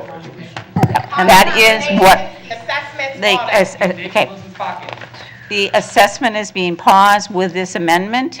Commissioner Olson? Emails from Mark and Ralph. He's been on vacation So for yeah, a whole month. Commissioner We know he's not Misich, assessing do you trees, know? and nobody's answering the phone. So kind of one of the reasons why I supported the Alper Men's addition was so that we could make time for the federal funds that were gonna come in, and so that we can make sure that folks right now who are getting the assessments, who are getting trees removed, whatever, are able to receive those funds. Do you know if the tree is removed but they're not assessed, do we know if they would be able to qualify for, and I know we don't have a complete understanding of these funds. But is that the intention, that these folks would still be able to receive those funds? Or Jennifer speak to that piece? Because Superintendent, that's not the piece I I've been believe that discussing. Superintendent Bangor can speak to this issue. Superintendent Bangor, would you like to speak to what the amendment is intended to do? And you know what's worse? You won't even let us plant trees. Ralph told us we can't plant fruit trees. Go ahead, please. Thank you, President Forney. Superintendent? What this amendment is addressing is stopping the assessment, because right now I'm working towards finding a resolution and to help the homeowners that have been assessed. And this is a way to stop that assessment so that when and if, hopefully by the end, in the next couple of maybe weeks or so, hopefully, then the levy will not then happen for any of those homeowners. And so this assessment stops that. We stop that for a while until we're able to figure out the private funding, hopefully, which then means that none of those homes will be levied. 38 plus So you're seeking private funding, but I have also heard that there's like a good amount of federal assistance for this It went to as the well? city, correct. It went to the city, Right. and the folks who are still assessed would still be able to apply for these city funds, even though the assessment is paused, but even if their tree is removed now, they are still eligible for those city funds. What's worse I think there's a different. Screaming off the top. You're not even The listening. clarification that I need to make is that there is removal, okay, all right? Removal will continue, okay, because of the health and safety, okay? But there's two different things. We are looking at private funding for anything that has already happened, okay? But by stopping the assessment, okay, then people who possibly would be assessed, we can wait until the grant process that the city funding would be able to deal with. Okay, so- Which so- might be, let's say, March, okay? So even if your tree is removed, you Correct. are still eligible for those potential Bingo, funds? right, by us Okay. pausing the assessment, okay? Okay. So hopefully there's clarification for everybody there. Yeah. Is that okay? That's, Okay. Keep going, Secretary Jennifer. Thank Ringo, you. if you would like to speak to it as well? I'm definitely organizing. Y'all getting voted all the way up out of here. Man, is this Green Minneapolis? Already got I think it's important to know. know that the pausing of the assessment is only for the properties within the census tract identified in that Thank you. That resolution. It's clarification. not across it. The information that we have about the grant, and that's why the resolution was established to be in relation to when we would know more about that grant, is that we don't know yet if something has already been removed in that Commissioner next Olson? year. Commissioner Olson? If that grant would cover it. So that first resolution was attempting to delay that initial condemnation in order to either, I think it was March 1st, or until we knew what was going to be addressed within that grant, like what that moment was that would allow those trees to be covered in the grant. So I just want to. We're trying to figure out what we're saying is Northsiders have been charged So, more. Are you listening if to we- us? You have unfairly if we pause this, what happens to the pause that has already happened on the assessment? So, from what I understand, November 15th was the time when those assessments were going to come due. What happens to the board action that we did before? How does this relate? And in reality, I think we should pause the condemnation process. And not necessarily because people are yelling at us in the audience, but because there are constituents and the system Y'all should be doing is what we tell y'all. broken. Stop acting like it's your idea. So Accountability. we need to figure out how this works, because I think I've said this, it's uncomfortable that we go onto people's private property and we take their trees. It feels wrong to me. And I know that there's a public health initiative, and I know it's about the public health, and I hear the environmental piece, and I hear that, but how do we pause? This does not pause the condemnation process. Does it do anything for, and maybe the staff can ask, does it do anything for the folks who have had assessments or had trees removed in the past 4 to 6 months, however long that pause has been? What happens with that money? What happens with that money that's owed that we paused? 5-year bonding bill, that's why you want, that's why. Okay, so, sorry, Thank you. Secretary Ringel. Secretary Ringel. President Forney, Commissioner Menz, this pause is specifically designed to allow for additional time to secure those philanthropic dollars for those properties that are within that census, those census tracts. But not within the past. Yes, and so it's everything that's on the assessment roll right now, Okay. or that assessment list right now, that is, Or your credit rating will go down. that is within the census tracts, would be the ones that would be targeted with these dollars. So what it does is it allows the superintendent administratively to pause it, so we can let those dollars come in, and it means then it doesn't go over to the county and get on the assessment so it shows up on the taxes. So, you could not pause it, and the dollars might still come through, but it's still going to go onto the tax, onto the property owner's taxes for next year, and then we have to do a bigger process to pull it off, right? It just makes it administratively easier to do it before they're actually. To utilize funds that come in. Yes. Right, yes. So, does that make, so once they, if you can pay it down before it goes on the actual property tax, that's better, right? Because once it goes on the property tax, then it goes out to the homeowner, then it's part of a longer issue to pay off those dollars than if you get it done on the front end. Any more questions? Commissioner Menz? I don't have any more Okay, questions. Commissioner at this time. Alper? Yeah, thanks. So I see that I want to say thank you for all the work you've done on And by the this. way, if everybody could speak more into your, Okay. we've heard that. Sure, so you're I not just being want to a- say thank you for all the work that you've done on this. I know it's been a lot. So what I'm curious about, if you have this pause on assessments, how will, do you think there'll be any philanthropic funding left over for the properties that have the condemnation process happen now going into the future? Or those, it's only these, right? Any future condemnations between now and the start of the, because we know that 8 million is coming to the city specifically for cases of tree removal on private property. And so the reason that I worked with Commissioner Menz on this very hastily written resolution, and I apologize for all the typos and the missing pieces. But I brought it forward, because there's this gap between when this 8 million goes into effect and now.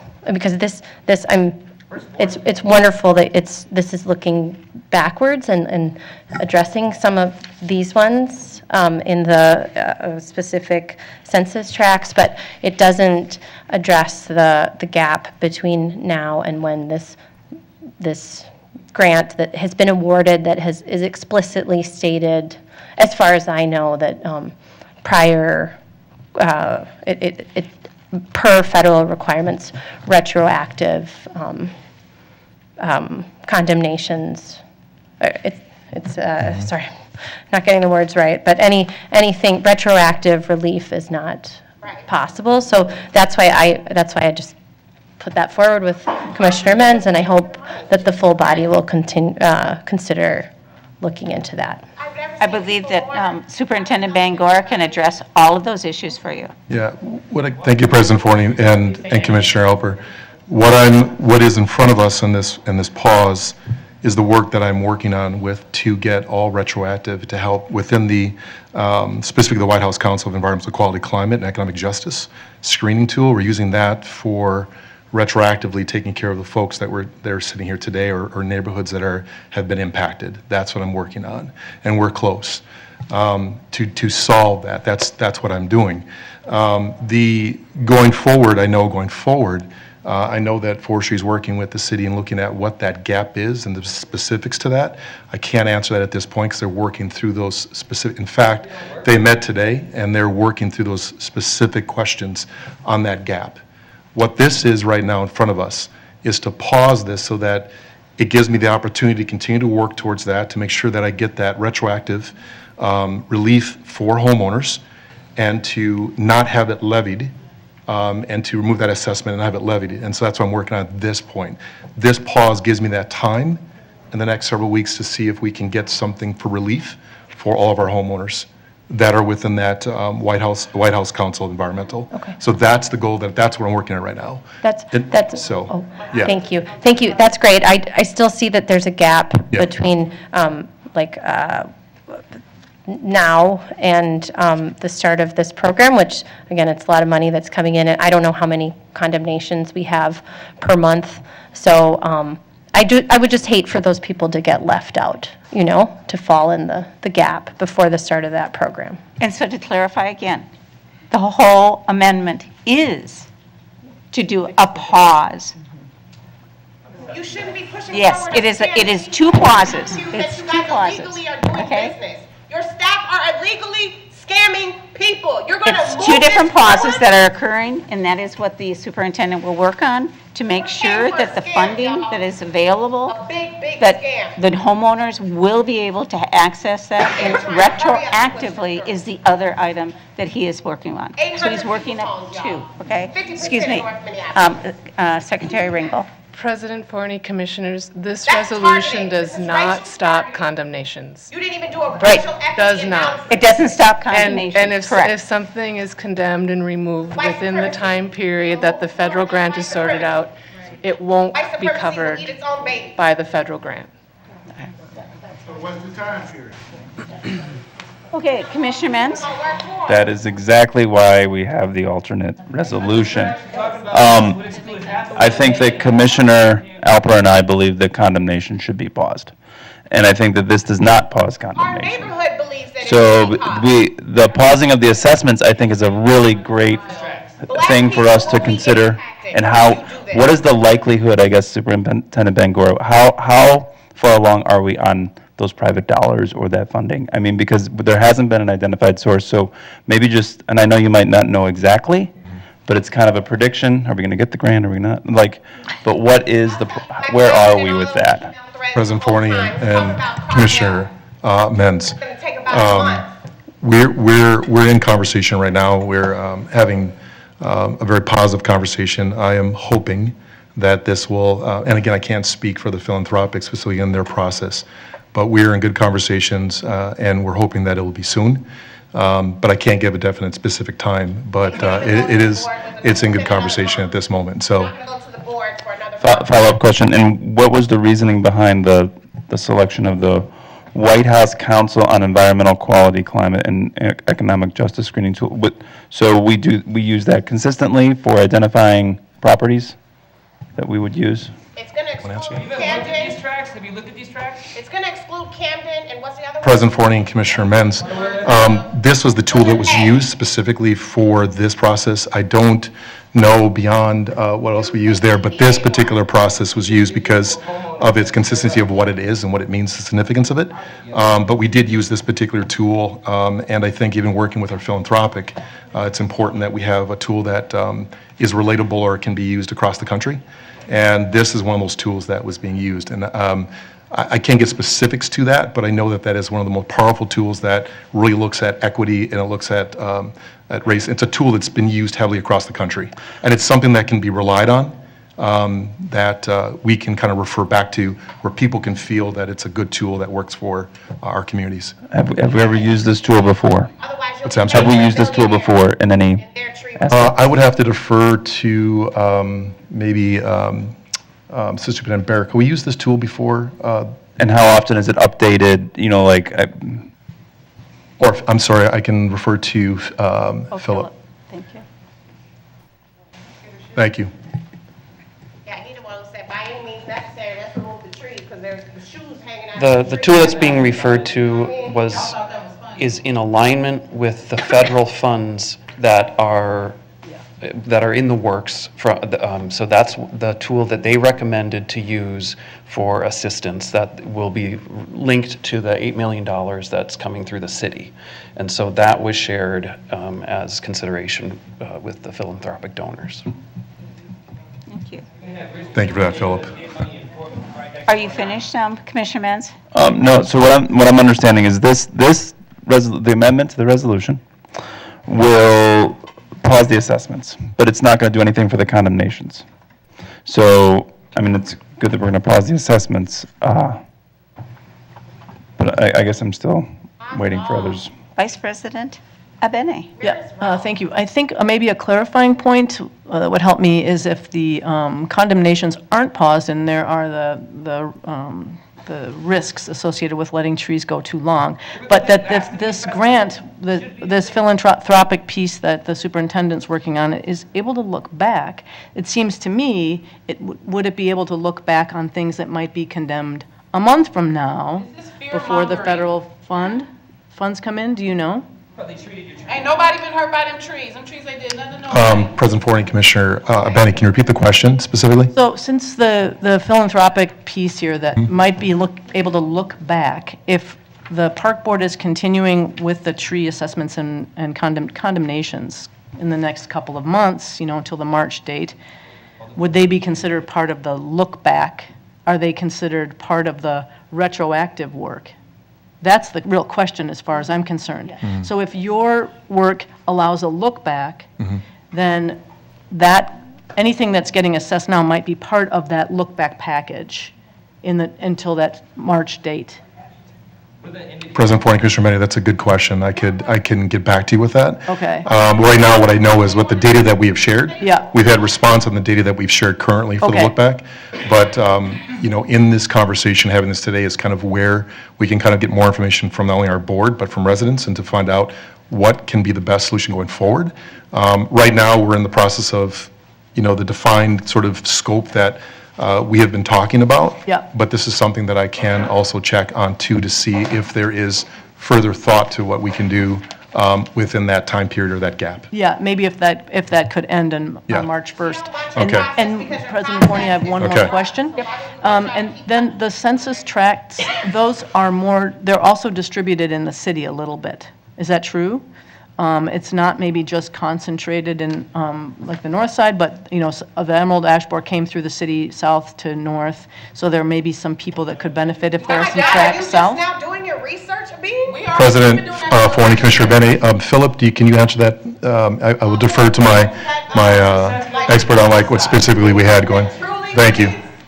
Let's see if you don't lie about it. The census tracts that are part of the tool from the White House Council includes census tracts across the entire country, which includes multiple parts of Minneapolis. I believe that I think a link was included in part of the language that can be looked at to see a specific map of those areas, but it's areas in north and areas in south, and it's clear across the city based on socioeconomic metrics. Thank you very much, that's great. Very helpful, thank you. Oh, yes, Commissioner Olson. Yeah, sorry, so the assessments that in the paper we have here total to about $1.6 million. Do we know, are these, what we have here, is that $1.6 million, is that all included in the census tract? Is that what we're looking for, or do we know how much that would be? Or is that, I'm kind of curious just because, I'm looking at all of these assessments, and I'm wondering if this amendment, I don't think it covers all of them. I guess I'm wondering how much it covers. President Ford and Commissioner Olson, I'm not sure specifically where it covers. Okay. I know that I can get back to you on that specifically what the exact number that covers. But I do know that what we submitted as far as data around the White House Counsel's information kind of includes all of that, but I'm not sure. I have to look at those exact numbers on there. Okay. Yeah. How do you not know about an issue that you're about to charge hella Northsiders for? How We have, Commissioner Olson, we have Director Wiseman, maybe can answer the question a little better. Thank you. President Forney and Commissioners, we have provided data to the foundation that includes zip code, that includes whether it's homestead or not homestead, and whether it is located within the census tract or not. And that data, we are not able to give you the dollar amount yet because we haven't heard back from the funder which options that they are going to direct us to use for the funding. Public-private partnerships working out really well. Great. Yes. Sorry. I'm sorry, there's just a lot. So, and do we know that the federal grant upcoming, will it be using the same standard? Yeah. President Ford and Commissioner Olson, yes. Okay. Just use the Green Minneapolis money to pay for it. You're just going to put a bill. Okay, not seeing any other lights to the amendment. All those in favor of the amendment, if you would like a roll call, we'll be happy to do that. I would like a roll call vote on Okay, this. the secretary take the roll About to pass something for us. on the amendment to pause the assessment. Go ahead, please. Condemnation. Please. Thompson. Yes. Wow. Commissioner Your Schaefer. side's very Aye. long, y'all. Commissioner Olson. Aye. Commissioner Musich. Aye. Commissioner Menz. No. Commissioner Alper. Aye. Commissioner Rucker. Aye. Vice President Abeni. Yes. President Forney. Aye. You have 8 ayes, 1 nay. Okay, so to the amended resolution, once again, we could do a roll call on that. Would the secretary please call, excuse me, Commissioner Olson. I just, I'm still kind of, working through this. I think, I still kind of feel that, the pausing the condemnation is the safest Okay, right in swinging. for folks. Thanks for supporting. And like that, I think that would have been the best option for us. Ryan, how much are you paying him? Just because I think that's, I know we understand, the importance of the disease trees and whatnot. I completely You have no get backbone. that. But I'm wondering if, sorry, I lost my train of thought. So the pausing the condemnations obviously would have been, I think, Since you wanna the destroy safest our for community. folks and making sure that, we're not charging as many people as possible. But because we don't have that, I think that pausing these assessments is the next best thing. And if we don't vote for this, it's going to be the worst outcome for folks. So I'm going to be voting for this. I still really would have preferred the first one on condemnation. Because if we don't vote for this, it'll be worse, I think. So just want to let folks know. Thank you. What I don't Sorry, think- Commissioner Alper? Thanks. I think, this is assessing properties for this is common for street work, for basic city services. So I'm really torn, but I know that these trees represented here, they are gone. They are not there anymore. They have already been removed. They were already condemned. That would be a $1.6 million hole in our budget, right? If we vote no tonight. So, I mean, we have already hired the contractor to remove the tree. That's done. We have paid the contractor. So really, this is about how we have already, that $1.6 million is gone. So I'm grateful to Superintendent and others who've worked on the retroactive relief. I'm going to be voting in support of this tonight. But I do wish that the body had considered this resolution that Menz and I have put together that looks to the future, because we know more money is coming and it would solve this issue that we have in this interim time period coming up. I mean, I don't know if the philanthropic funds will help out, like my fellow Commissioner Benny said. I hope that's the case, but I would rather not pray for that. I would rather just take a pause. Trees slowly die over time. It's going to be winter. I'd rather I don't think 4 months is going to be detrimental in terms of public health and safety to pause condemnation for a few months. So anyway, regarding the matter at hand, I will be voting in support, and I hope that the body will reconsider about the resolution that we put forward. Thank you. Not seeing any other lights, would the secretary please call a roll on the amended resolution? Commissioner Thompson. Pass.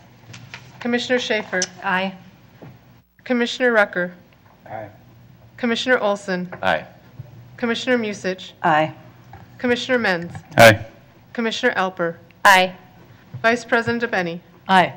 President Forney. Aye. Commissioner Thompson. Aye. You have 9 ayes. Thank you. It looks to me as if we have completed our agenda, so I will turn to petitions and communication, and I will start with Commissioner Olson.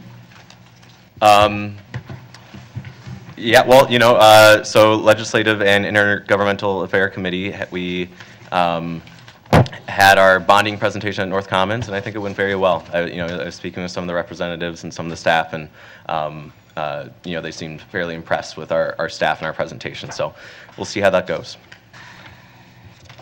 Commissioner Rucker, this is what we do, is share anything that's been happening as far as our board work. So I don't know if you have anything you'd like to share, but otherwise we will move on to Commissioner Thompson. Go ahead.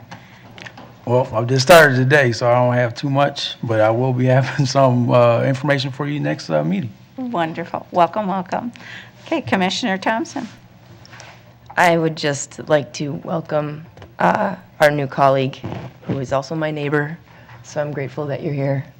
And I guess the rest I'll pass my time. Thank you. Commissioner Musich. Pass. Commissioner Alper. Pass. Commissioner Schaefer. Yeah, we had a successful District 4 tree meeting. We've been talking a lot about trees tonight. This was getting an update from forestry around planting and mortality rates in 2023, and how to really think about watering strategies within the community. So we had representatives for about 11 of the 13 neighborhoods in my district. Ben Shardlow of the Downtown Improvement District was there, sharing strategies for downtown and the North Loop, as well as some of the community initiatives he had in St. Paul. So there was a lot of cross-neighborhood interaction and dialogue, and particularly how we can engage with watering strategies around multi-unit buildings. So this was kind of just a touch point that I hope continues to create dialogue and interest within the community about supporting our trees. Commissioner Menz. Thank you, President Forney. Welcome to the show, Charles. So we went at Wyndham Park. We had a mural unveiling, which was quite amazing. Rock Martinez did a mural on the warming house at Wyndham Park, and it really reflected the seasons. I really like all the community art that's going on in Northeast right now, and I know that there's a push to make sure, and that was part of the anti-vandalism project, which we need more of that. But it was amazing to kind of see all the community come out on a beautiful day. I mean, like the weather in Minneapolis parks, if I know all of you have probably been walking around there, but just walking through, seeing neighbors, meeting different folks in different spaces around Northeast and seeing the change of seasons was quite amazing. Also get to use my parks during the season. We do a big leaf raking fundraiser in our community, and just seeing young people out working, and it made me think about all the youth employment that we have in our city and how we support those young people. I'd also like to really give a shout out to Abdi from Edison High School. So Abdi is the school board member for the youth. He submitted an application to sit in Commissioner Rucker's chair. His application was exceptional. For a young person to put that forward is quite unbelievable.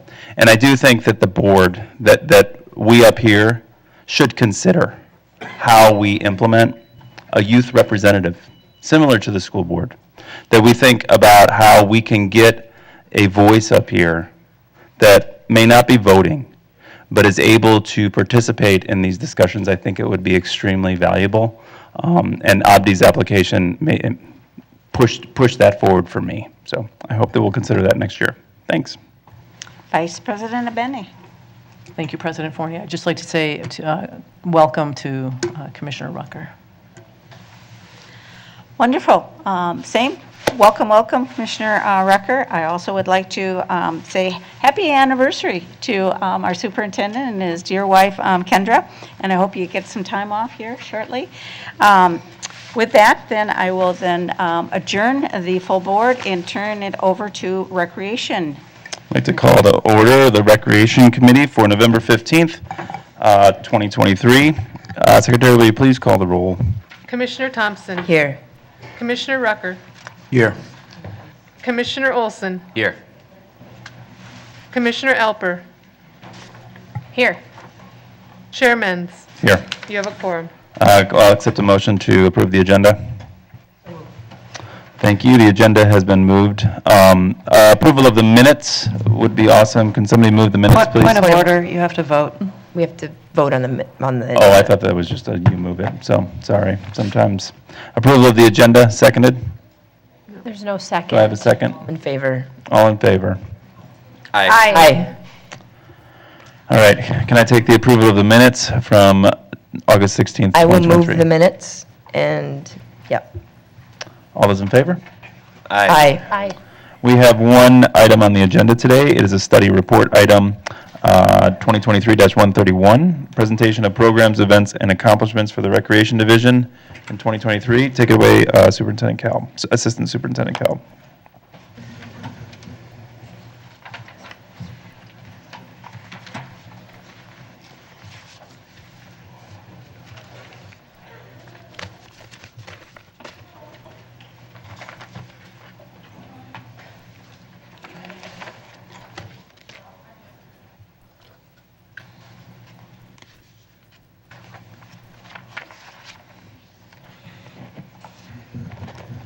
Thank you, Chair Menz and Commissioners. I'm here to share some really great data and information about this past year in our Recreation Division. And there's some staff here that are in lead roles with each of these slides, and 2 directors. And so I'm going to acknowledge them on the slide and ask them to stand up if they're here and just give a wave. But I do want to say that none of this would happen without the boots on the ground, all the staff that are in our rec centers, working at our aquatic facilities, our athletic facilities, maintenance, taking care of everything. So there's many more people to be acknowledged, but it would have filled the room quickly. So I do want to shout out to all of the staff and their hard work to make these things happen. So we're going to start with aquatics, and Director Larry Umphrey is over aquatics, athletics, ice arenas, and golf, adult athletics and permits, ice arenas and golf. So Larry's here this evening. I thank him for all of his work. And Sarah Chillo is the manager over the aquatics program. So as you can see, we've got some great statistics that are happening during the school year. We have our Phillips Indoor Aquatic Center that had 739 swim lesson participants, 260 junior swim club. We train for lifeguarding. We had 60 participants in that. And we had a Walt Dietze grant that funded the East African Lifeguard Training Program, and 8 participants went through and completed that. And overall, the pool visitors were over 6,000 people at Phillips Aquatic Center. Our summer statistics: North Commons, 88 participants took swimming lessons, over 13,000 guests. Lupien, 346 participants and over 35,000 guests. Weber, 94 swim lesson participants and over 12,000 guests. Nokomis Beach had 168 take swimming lessons and over 38,000 daily guests. The daily guests are during lifeguard service hours, just to clarify that. Worth Beach, 26 participants in swimming lessons and over 11,000 guests. So for the total season, 732 youth took swimming lessons. Total facility guests were over 116,000, and the Open Swim Club, which takes place at Nokomis Beach, had over 1,200 guests. So a lot happened this summer with aquatics, or this past year, excuse me. Next, we're going to talk about golf. Larry Umphrey oversees all of the golf operations. The total rounds, over 240,000. Total revenue, well over 9 million. Season passes were 227, and players' cards were over 3,000. Parade and Northeast Ice Arenas, again under the director Larry Umphrey, and Emily Wolf is the manager over these facilities. She's unable to be here. 197 hours of open skating, 156 hours of adult open hockey, and then as far as reservations, almost 8,000 reservations between the ice arenas and the turf operations at Northeast, which happens in the spring after ice is completed. They sharpened 450 pairs of skates that are from our parks that are part of our free skate loan out program.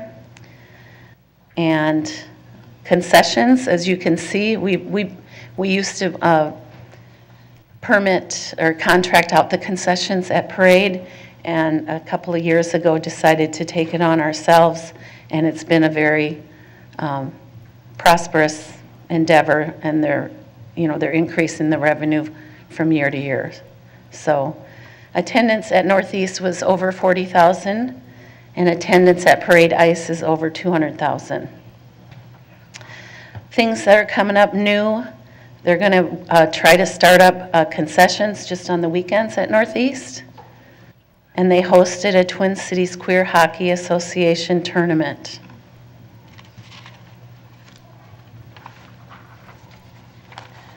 Adult athletic and facility permits is under Director Larry Umphrey, and the manager that oversees all of this work is Jack Barsh. He's here this evening.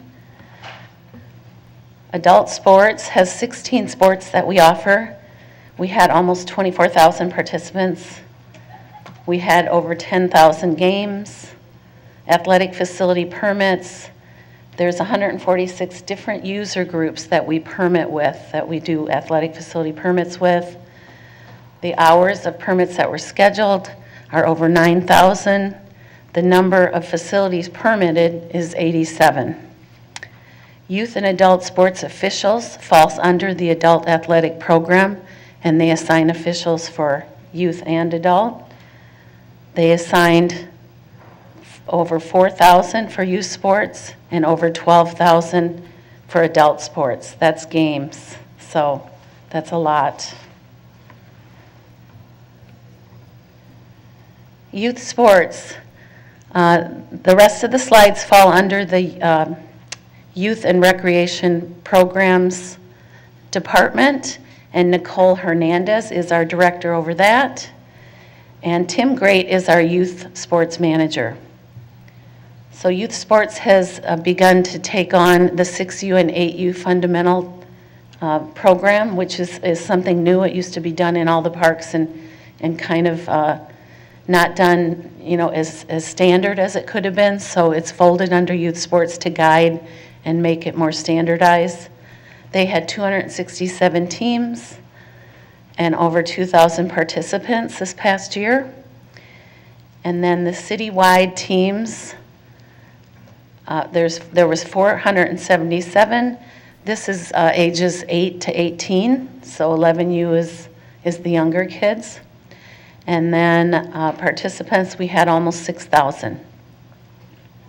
Overall, all of youth sports had 11 sports offered, 744 teams, over 8,000 participants, and there were over 3,000 games.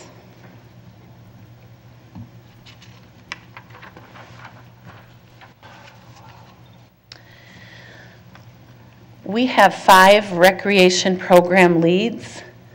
This is a new initiative as a result of the funding from the city for youth programs. These recreation program leads solely focus on programming, on developing programming or taking an existing successful program and taking it to other areas of the city, supporting, helping it get started in other areas of the city if it's something that is a good fit. These staff are here tonight, and this has been their first year in these positions.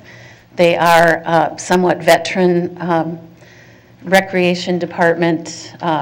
They were rec supervisors and ran parks, and they're doing an excellent job.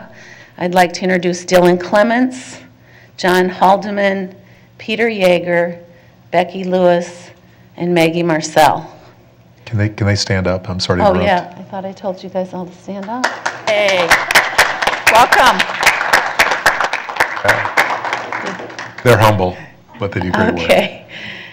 This is just a sampling of some of the things that they created this past year, and it was fast and furious by the time they got in their positions.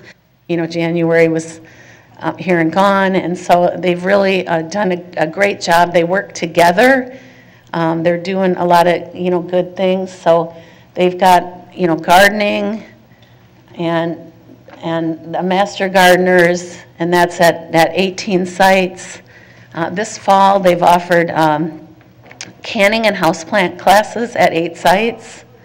We've partnered with the Cowell Center to do dance, and their professional instructors are coming out to 6 different sites.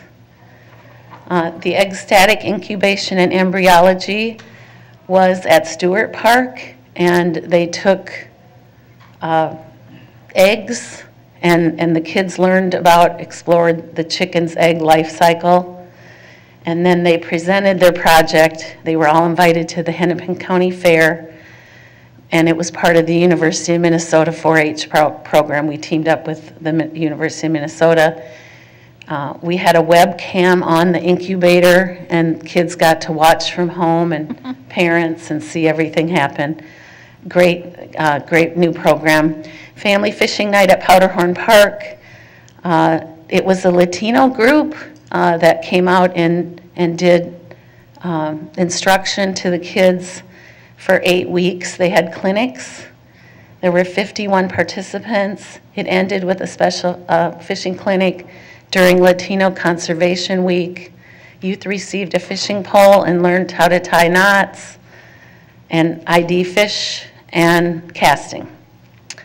The Youth Line Summer Challenge was a collaboration with our Youth Line staff, and it was across the city. They did team programming at 10 different rec centers, crafts, trivia, field trips, nature experiences, team building, and it concluded with a big end of summer celebration, which was at the Commons Park, and 125 teens came. RC Chaos was a drone flying and RC cars program that was new, that got introduced, 10 to 17-year-olds, and they learned to fly drones, so they were obviously at sites with gyms, and then did the RC cars, and that was at 13 different sites, 172 kids. Cycling, we're doing a lot with cycling. It's one of the pillars. There, we hired citywide bike mechanics, and they maintained all of the bikes across the system. They helped with other departments that had cycling events and programs, but they did ongoing maintenance for 500 bikes, ensuring the safety of 339 campers in our summer camp program.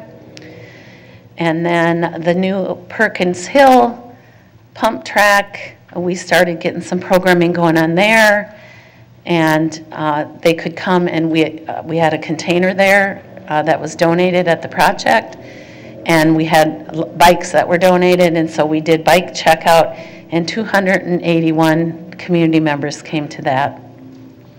We have 2 new Trishaw cycles in our fleet. This is the superintendent's favorite thing.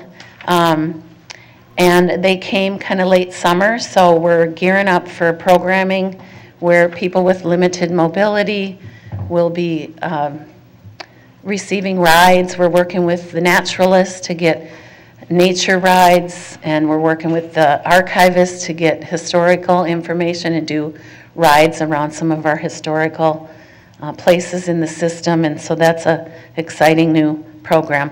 Overall, for the recreation program leads, they had 22 programs in 34 rec centers and over 2,000 registrations. Continuing with the program leads, I just wanted to let you know about their grant funding that they acquired this past year, which is really great for, like I said, how quickly they were brought in and started their positions. They had almost $54,000 worth of grants to help support the programs they were doing.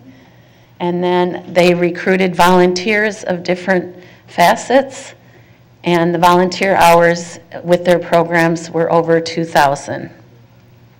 They also now oversee the Walt Dietzick grants for recreation, and applications go through them. They have criteria, they vet them, and they've allotted almost $186,000, and that's a little sampling of some highlights of what was funded and allotted. A lot of new programs that people get a partner with, or just develop a new program, and then the idea is they will eventually sustain it. They can get funding for up to 3 years and, reapply.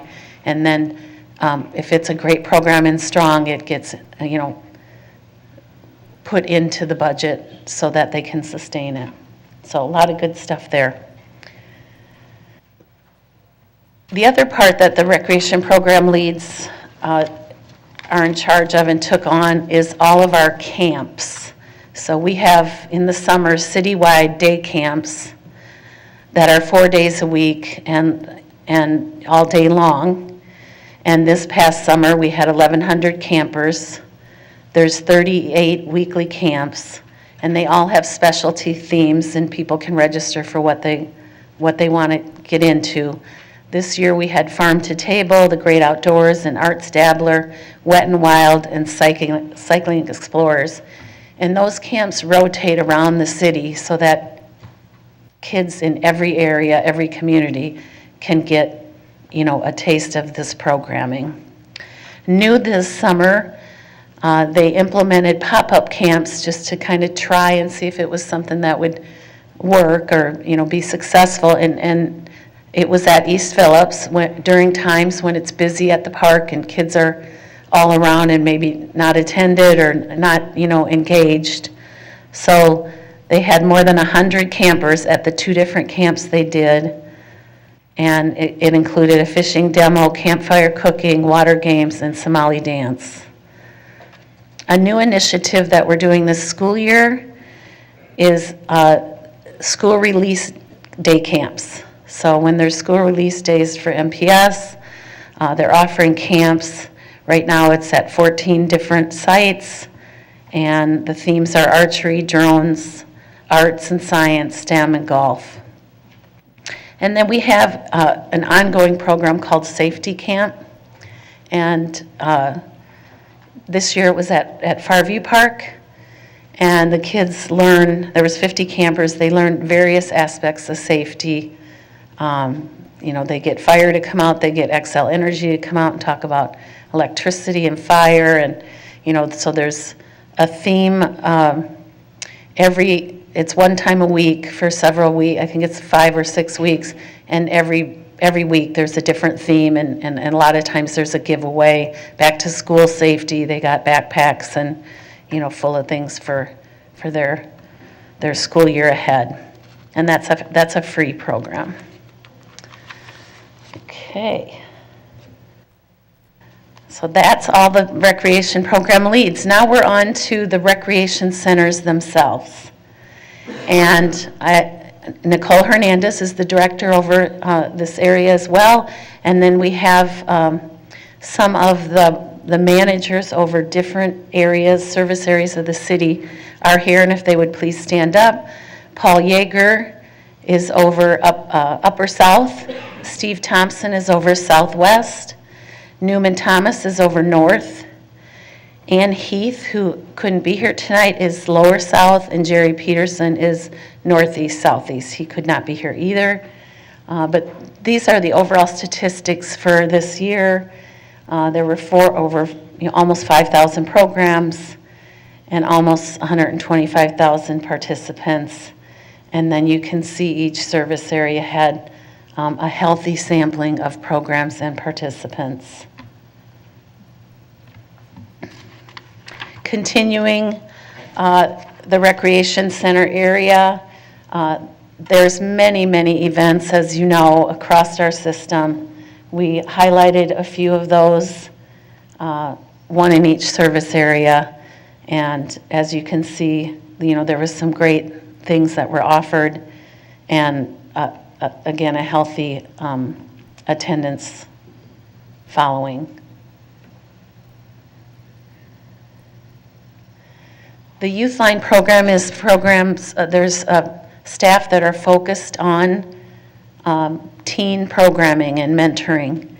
And part of the funding from the city for the youth programming also allowed us to hire some additional Youth Line staff. And these are the stats for Youth Line this past year: 447 programs and almost 96,000 participants. And then we highlighted a few of the programs that were unique and successful. So we have a bike program, we have a barber school, back to school haircuts, we had gardening at Central, and Powderhorn had a baking camp.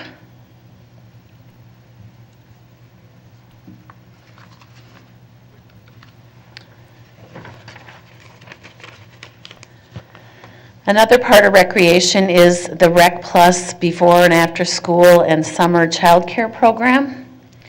And in the summer, we had 633 youth attend the summer Rec Plus childcare program. During the school year, it's before and after school, and there were almost 500 youth that attended. That program is overseen by Margaret Yeager. She's the manager and was unable to be here this evening. Another part of recreation division is therapeutic services. So therapeutic and inclusion services. So it's a growing program. There's a growing need. It's kind of neat because you can tell that, parents are talking that it's there and that they've had a good experience. And so we're getting a lot more interest and therefore, have the pressure of hiring more part-time specialists for one-on-ones. Or we have a reduced ratio because there's a child that needs inclusion services in the program. We hire interpreters. We purchase special equipment to accommodate these kiddos. And those are the numbers that occurred this past summer. And I think it would be a lot higher, except we had a challenge with, finding staff and getting staff and that were, trained and qualified. So we're growing it. We've got some good initiatives coming up, and I think that's going to be an area of growth in recreation. Full Service Community Schools is at the Bethune Arts School, and our coordinator over that is Bryce Mack. He's here tonight. If you'd stand, please, Bryce, and wave. So some of the, oh, did he leave? I'm sorry, Bryce had to leave. Okay. So what Bryce has accomplished, and there's a lot more than this, but these are just some highlights. He's had a lot of community partnerships that he's gotten with Northern Clay, different offerings. Intercity Tennis did tennis up there, and more than 200 students have had after-school programming that was a result of our full-service community school work. He collaborated with other programs within our recreation division and got, instructors to come out or naturalists. Spark Studios brought some things out, technology. So that was great. The family resources, just connecting families to resources that they need. He had 14 families that he worked with that. He was a part of the North Side Service Area Summer Jam Series that was at several North Side parks, and 40 different families attended those events. He has school year family engagement events that he puts on. There's an example in the lower right. It was dads and donuts before school, and the dads came in and with their kids and had donuts. Anyway, he had 11 events and served 192 families.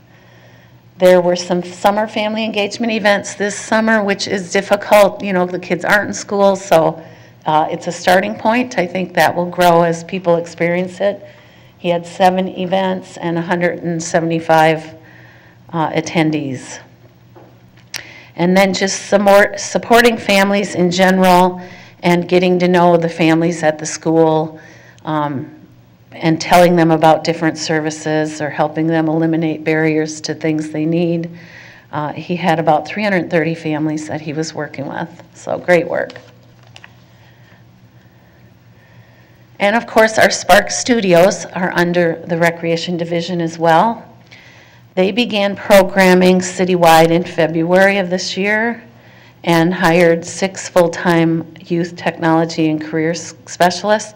This is part of the funding from the city as well, that we are able to not only build these Spark Studios, but have a full-time staff person at each one. The Harrison Studio opened February of this year, and Whittier Studio is planned to open in December of this year. Sparks offered 11 summer media training camps, so an all-day camp, a week long, and they did video production and worked with the Mississippi Green Team, the youth employment team, did field recording with J.D. Rivers, career development, creative writing, graphic design, teen improv, filmmaking, rock band, and audio production. There were 133 participants who attended the camps. And again, this is all new stuff, new initiatives that, people take part in and then are, hopefully turned on, and it just grows and grows. The Sparks also offered new programming just regular programming, not a camp, in video art production, career planning, 3D design, STEM, digital literacy, editing, visual art, creative writing, performance, and music. What we did with, since there's 3 studios open, Powderhorn, Harrison, and Whittier, and there's 6 full-time staff. So they moved around to parks and did this programming and did like pop-up programming, or took things, equipment and things out to start to get kids interested in, the technology that's coming ahead and the technology centers that are going to be eventually in each service area. But they're doing a lot of remote stuff to try to get kids introduced to it. So, and then a part of this is they'd go out to the rec centers and bring like digital cameras, and the kids would experience photography. Our colored printers that we've purchased for different programming, and professional production equipment. So they've taken that out and let kids experience that, introduce them to it. They open an Instagram account and YouTube account to share youth-produced media that happens at these programs and events. And Sparks was awarded $48,000 in grants through Hennepin County and Best Buy, working with the Minneapolis Parks Foundation. So they're able to buy a lot of different equipment for those initiatives that are off-site, and also the new technology labs. And I appreciate the staff's patience and your patience to go through all these slides, but I just wanted to kind of let you know, there's a lot of great stuff that the Recreation Division is doing, working on, and yeah. If you have any questions, I'd be happy to answer them. I didn't see who went on first, but Commissioner Musich. Oh, if Thompson was first, Commissioner Thompson. It's okay, but thank you. I don't have any questions. I had noticed some stats on the pools, but I don't need to deep dive into that. I just mostly wanted to say thank you for not only all the work you all have done, and to put this presentation together, but just even waiting to be able to present it, I appreciate so much, and I recognize that, it's really intense, and I just take a moment to appreciate all of your work.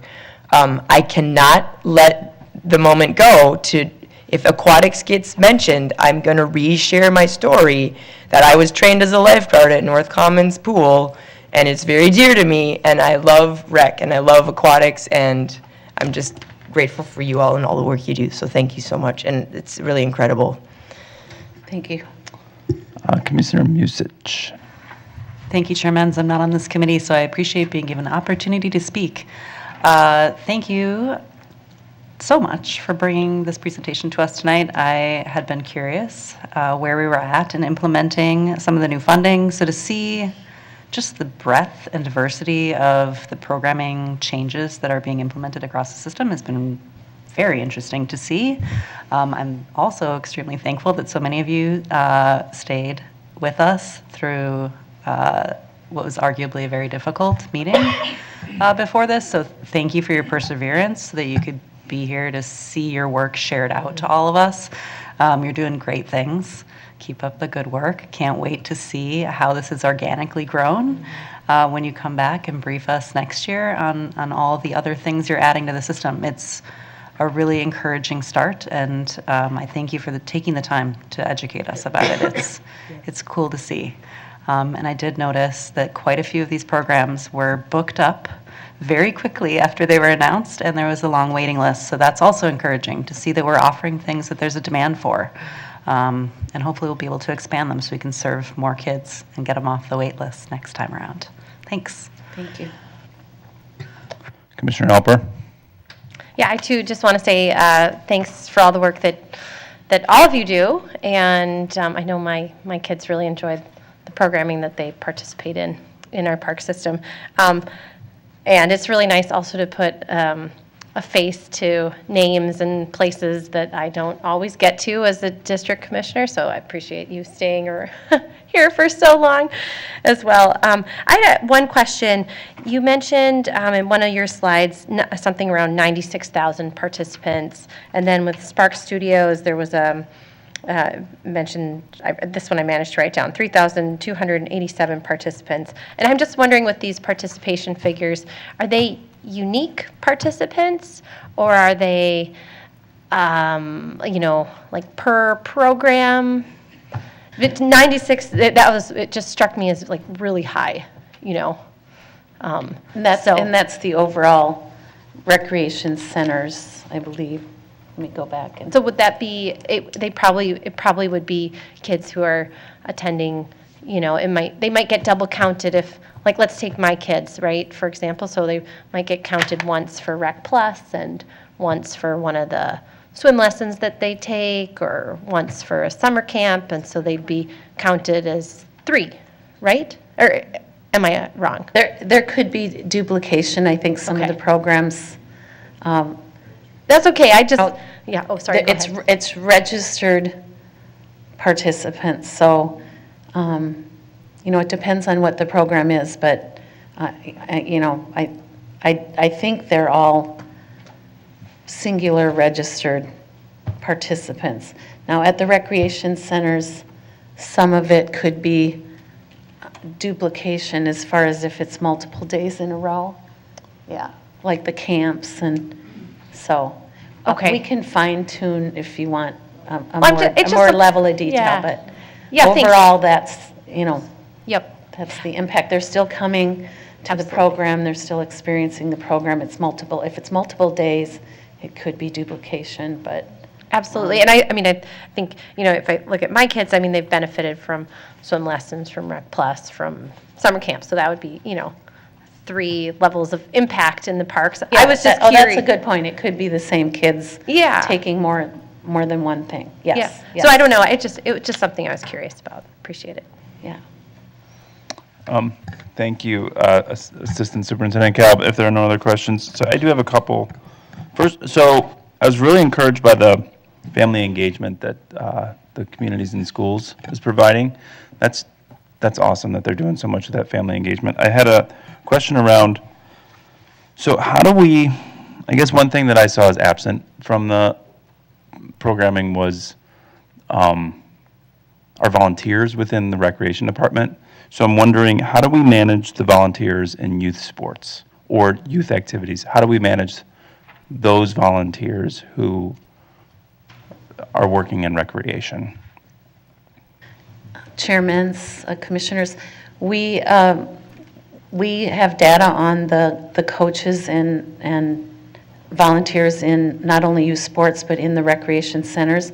It falls under the youth sports manager, and I apologize, that was an oversight that it wasn't included in there, so I can get that data and bring it forward. But it's anything from the coaches to volunteers that help at the bunny brunch or help tutor kids and things like that. And so it's a part of the overall superintendent's report.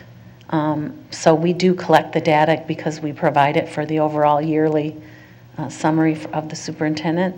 So I can email that out. And then you saw there was some volunteer numbers that the recreation program leads have.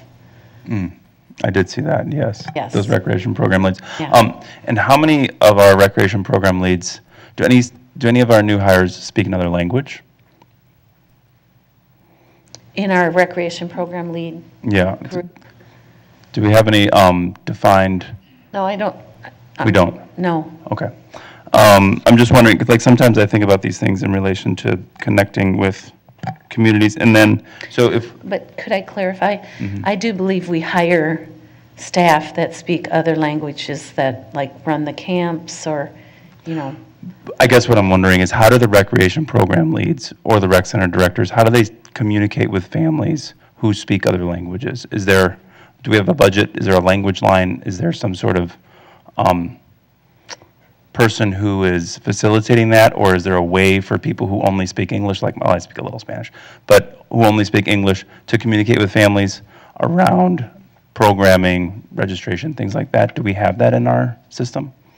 Chairman, maybe not a specific structured program, but we have staff in our rec centers that speak different languages. We have staff in visitor services center that speak different, specific languages that we lean on when we need to, meet with families, accommodate families.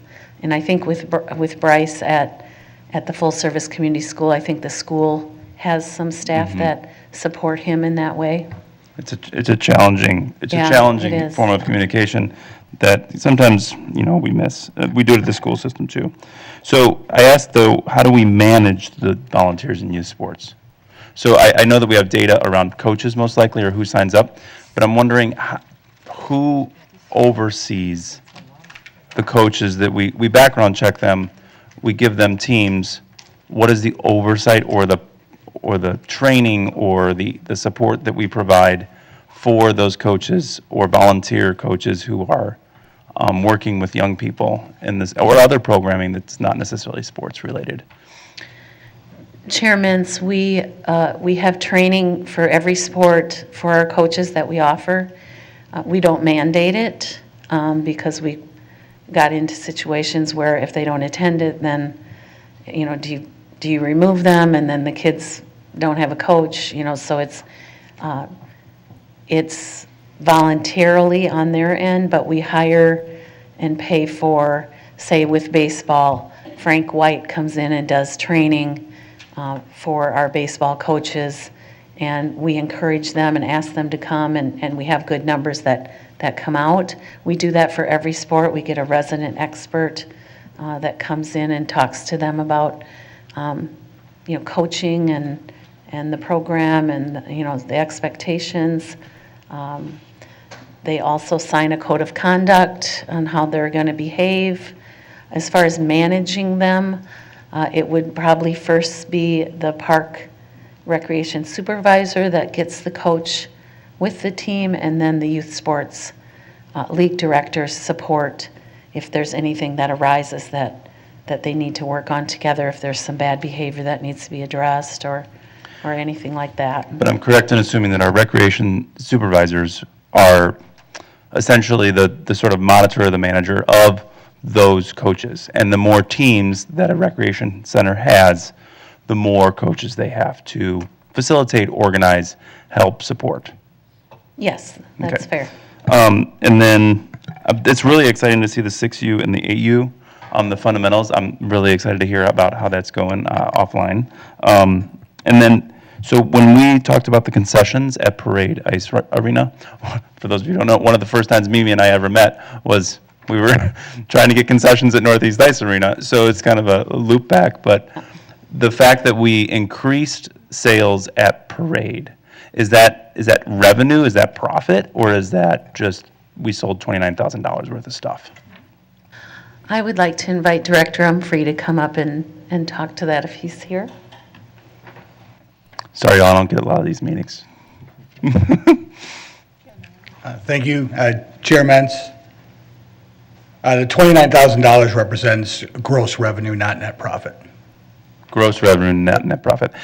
I don't have the net profit numbers in front of me, but I'm guessing it's probably in that 35 to 40% range. Did we, and was that an increase, was that increase predicted in the 2023 budget? Or was that, because it looked like 17,000 to 29, or was that sort of a surprise, or sort of we received more than we thought we would? Chairman, I wouldn't say it was a surprise, but it was tough to predict as 2021, when we just came back from COVID and started doing concessions again, you don't really have a solid baseline. Now into 2023 and into 2024, we have a little more solid baseline, and I would expect some more growth. Thank you. Sorry, Secretary Ringgold. Thank you, Chairman. So one thing that I wanted to say is that as part of the approved strategic directions and the performance goals that the board put forward, one of them is actually a volunteer goal volunteer performance goal, and I'm actually leading that work. I actually have a team put together, and Tim Great from Mimi's group is on that team. And one of the things you'll see come forward in the next 4 years is an analysis of our volunteer program in total. We'll be thinking about what do we want out of our volunteer program as a whole, and then being able to provide the board at a future date with recommendations about where we might need additional staffing. But that work is really in the discovery stage right now to understand all of the pieces and how it works within the organization. Okay, so there'll be community engagement around that piece from the coaches or from the volunteers who support. Chairman's, I almost gave you the president title there. Chairman's, yes, we are anticipating a visioning process next year that includes existing as well as potential volunteers. Thanks. Really excited about the inclusion efforts. I've gone to fields where there's just inclusive, and I think that is, I think you're right, there's an option to grow there. Thank you so much. Oh. Superintendent Bangura. I got to get used to scanning the. Thank you, Chair Benz. I really appreciate that. And I'll turn my last one for you. I just wanted to jump in real quickly. First of all, I want to thank Assistant Superintendent Mimi Kelb. She's taken on for quite some time, her and I are working together on the vision for recreation. I hope you're truly seeing what the efforts are, and we're really growing recreation in a way that I find to be very exciting. The folks that are sitting in the back room, I've known a lot of them for many years, some that are new. They're doing fantastic work. I want to thank them personally, in public, for what you all are doing, and to say the gratitude for the incredible work that you're doing. I want to make sure I acknowledge that. You all are just really taking recreation to a place that really, for me, is inspirational and very exciting. And I'm very grateful for that. So I want to say to you all, thank you very much publicly in front of this board. You are wonderful people. I know you're very humble, and that's why you stood up very kind of quickly, as Paul did. As usually is.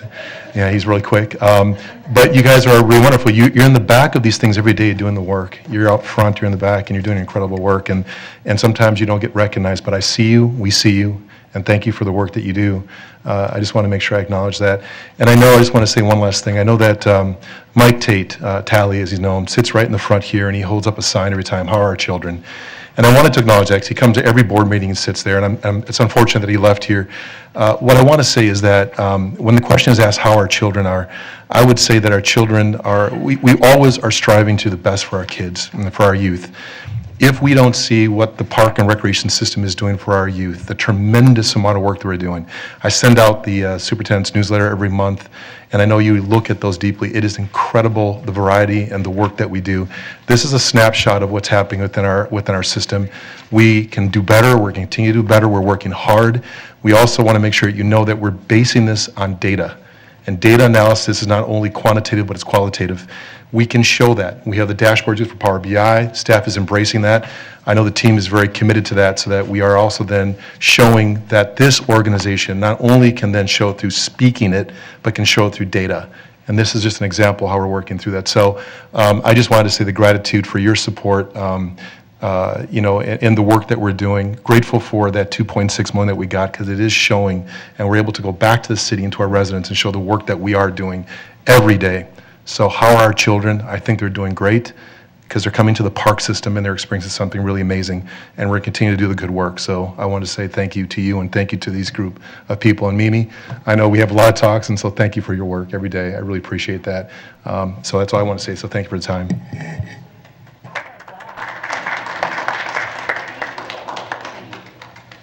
I appreciate all of your work out there. So I have a lot of interaction with the Recreation Department, and there are so many staff that do so much work for young people, and just to keep these centers open. It's probably one of the, when you walk in a recreation center, that's the park board. And I think that whoever greets us, whoever's there, we want people who are so joyful and love this organization as much as we all do up here. And thank you for helping instill that in your recreation centers and with all the work that you do on the fields. So with that, I'll close the Recreation Committee meeting. The time is 7:57. I'd like to call the Administration and Finance Committee to order. Secretary Ringgold, can you please take the roll? Thank you. Commissioner Rucker. Here. Commissioner Olson. Here. Commissioner Musich. Present. Commissioner Menz. Here. President Forney. Here. Commissioner Alper. Present. Vice President Abeni. Here. Co-Chair Thompson. Here. Co-Chair Schaefer. Here. You have a quorum. Can I take a motion to approve the agenda? So moved. Second? Need a second. I'd like to amend the agenda. Commissioner Menz. I would like to ask the body to amend the agenda to include the resolution submitted by Commissioner Alper and myself around EAB and pausing the condemnation process. Point Thank of you. order. Oh, I'll let the chair speak. I would just like to say, I have a question for both of my colleagues. Would you be willing to hold this resolution for either December 5th or 6th? What I would like to explore is what Vice President Abeni mentioned about possibly the private funding having a bit of a look at the gap between, what has already happened in the arrears and what may happen before March 2nd. I also heard Superintendent Bangora share about how there was a meeting even between forestry staff and city staff today about the $8 million and how that was going to be allocated. And I feel like there's a lot of moving parts right now that I would love if you guys would be willing to just hold that and be in dialogue with superintendent and those that are involved in the decision making. And so that because I think it was an important amendment. And I think what it really resolution. And I think what it really brought up was a gap, was showing the gap. And so this all happened so quickly. I think this would give us time for staff and all of us as commissioners to process this a little more. If that would be, we've got 2 meetings left. I'm not sure if we can do it on the 5th, President Forney, or if we would have to keep it on the 6th. Sounds like it would be December 6th. Is that okay with my colleagues? It seems reasonable normally, but this seems like a pretty timely, acute issue. If we don't pause the condemnation process, there will continue to be trees condemned, and then we will continue to add to the roll. So I'm wondering. Sure. Let's maybe get some input from staff if forestry is still here about, I know how that process works. Yeah. Ask a question? Yes, President Forney. Thank you. I think, I just want to make sure what we're discussing, are we talking about condemnation or are we talking about the assessment? We've already Point of order, paused. we need to, suspend the rules to even address this issue on admin finance. We haven't taken a vote on anything yet. There's a motion on the floor to amend the agenda. Which requires a suspension of the rules because there was not an amendment to this agenda submitted in advance. Okay. I would like to make a motion, or someone should I would like to make a motion to suspend the rules for the purposes of adding a resolution to the agenda. Second. We don't need second. It's in committee. All right, all those in favor of making a motion to suspend the rules, please say aye. You need a roll call Roll call vote, vote, yeah. please, because it requires Thank you. a supermajority. Secretary Ringgold. Commissioner Thompson. Yes. Commissioner Schaefer. Aye. Commissioner Rucker. Yes. Commissioner Olson. Aye. Commissioner Musich. No. Commissioner Menz. Aye. Commissioner Alper. Aye. Vice President Abeni. Aye. President Forney. No. You have 7 ayes, 2 nays. So we now have suspended the rules, and we have a motion on the floor to add this to the agenda. I would like to please have you continue your explanation of, why you do not want to hold this for December 6th. I'm going to for me personally, it seems that this is a very acute issue. We've already, in my opinion, we didn't act when we should have. We could have paused condemnation a few months ago when we brought this to this point. We probably should have done that. The process for condemnation feels broken to me and needs to be addressed. And I think that pausing it until March 1st, 2024, and I commend this board for pausing the assessments, and I commend the superintendent for the work that he has done to help mitigate the financial cost for the community, but we are still not addressing the issue of, like, how does this process work, and is it really, I mean, honestly, is it legal? Is it empathetic? And is it, we know it's for the public health, but those are the things that I think we need to discuss. Yeah, I appreciate that, Commissioner Menz. Commissioner Alper, and then we will hear from Forestry about this process. Yes, and actually, that was what I was going to request, if we could hear from. Point of order, aren't we still just deciding if we're amending the agenda? Yeah, we So have we to vote can't on speak it. to the moment until we have decided to adopt this into the agenda. I'll take Commissioner Schaefer's suggestion into heart, but I think that we should put this on the agenda today. That's my personal opinion. And then hear from Forestry. Well, okay, I only wanted to hear from Forestry if Forestry feels we'll have more clarity and by December 6th and could put it on the agenda, on the December 6th agenda. Point of order.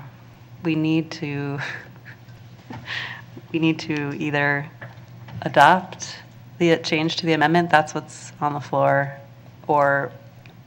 Yes, I understand that, thank you. I was asking my colleagues to think about reconsidering, but they did not. So I will, all of us take a motion, a vote. All those in favor of adding this to the agenda, please say aye. Aye. Aye. All those against, please say nay. Nay. Secretary Ringgold, can you take a roll call vote? Commissioner Thompson. Pass. Commissioner Schaefer. Aye. Commissioner Olson. Aye. Commissioner Musich. No. Commissioner Menz. Aye. Commissioner Alper. Aye. Vice President DeBenny. Oh, sorry. Yep. No, I'm still okay. Yep. President Forney. No. Commissioner Thompson. You need Commissioner Rucker as well.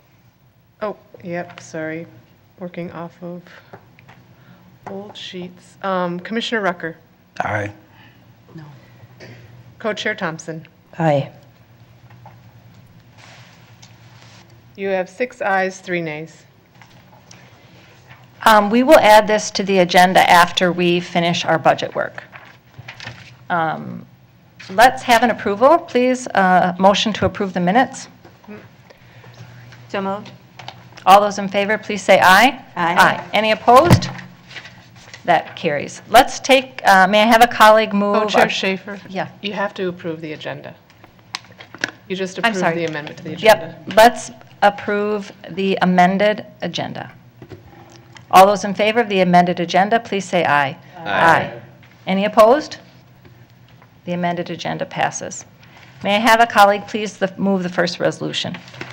I'll move Resolution 2023-218. This is a resolution requesting the Board of Estimate and Taxation to incur indebtedness and issue and sell City of Minneapolis bonds in the amount of $12,881,000 for certain purposes other than the purchase of public utilities.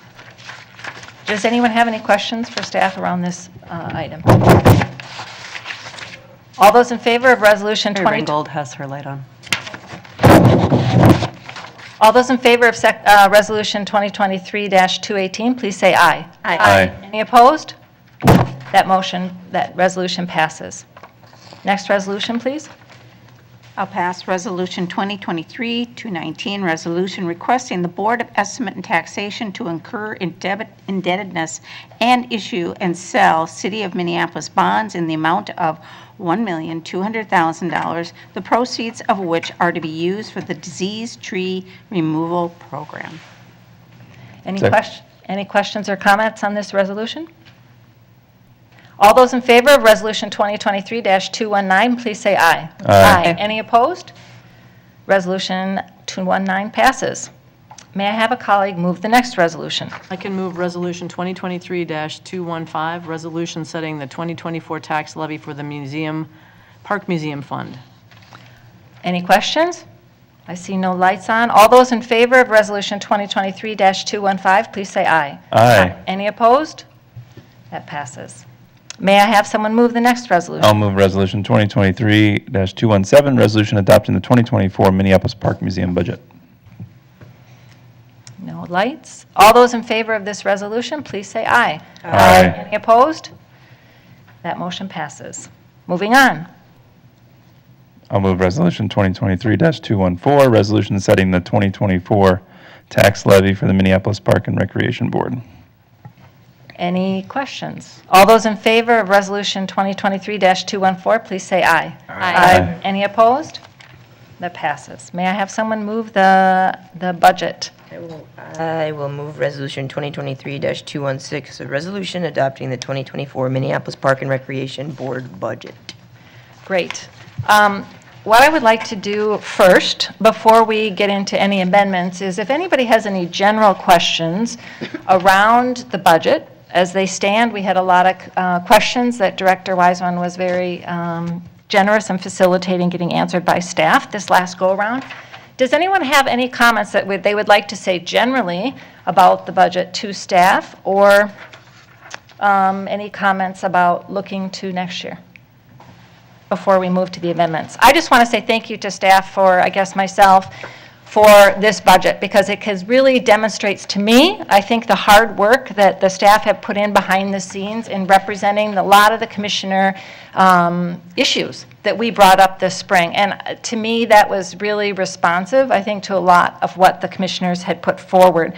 I think the work of getting our undeveloped parks into the CIP process in a more equitable manner, the deployment of regional funds in one-time situations, in really needed infrastructure projects was big. Parkways and stormwater maintenance, obviously, very, very huge wins for us, keeping our fingers crossed. Investing more ongoing dollars in natural resource management, hiring a large contingency of youth the next 2 summers that are going to be really active in doing work for our parks. I really think we should be proud of this budget as we bring this before ourselves. And for next year, I just want to say I hope that we can make the gap that happens in 2027 around the regional pavement maintenance fund. It drops about $350,000. I'm hopeful that we can get a plan to support that gap. I mean, we heard from our applicants how important maintenance was, and of course that was something that we've been talking about. And courts and trails is what a lot of times people first experience in our parks. So no further comments or questions on the general situation? Yes. Okay. Commissioner Muschitz I saw first, and I'm not sure if yours was an amendment. No. Then I will go Vice President Abene. Well, thank you, Co-Chair Schaefer, because I put my light on when you offered that opportunity to say thank you and just comment on the general budget. And I can't actually say anything better than you've just said, but there were so many high points in this budget for me, looking at it and seeing how responsive this organization is to really the citizens of Minneapolis. It's really pretty incredible. So I just really want to say thank you. Great. Commissioner Thompson. Thank you. I just wanted to echo that as well. You might notice in this whole process, I didn't ask any questions, and I've not put forward an amendment apart from something that Commissioner Muschitz is brilliant and helped teach me as we went. But it's because of the fact that I felt like it answered so many things. So I just really appreciate the hard work, and I know there's so much done behind the scenes. That duck analogy, right? It's like it looks really calm on top, but it's crazy under the water. I know happens, and so I just wanted to say thank you. Thank you. Commissioner Alpert. Were you a comment around general questions? No. Okay, then I'm going to go first to Commissioner Muschitz, who I assume would like to move an amendment. I would. Thank you very much for the opportunity to do so this evening.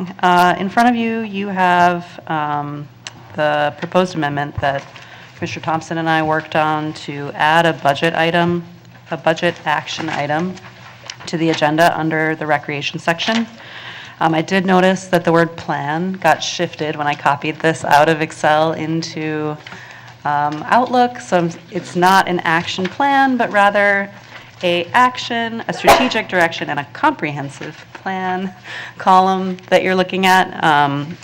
And the action, which I'm going to read out loud in case you didn't have an opportunity to read this in advance, is as follows. Identify a citywide, needs-based, free and reduced cost programming strategy for the Minneapolis parks to replace the 3 current programs, fee assistance, scholarship, free youth programs, and free Rec Plus sites.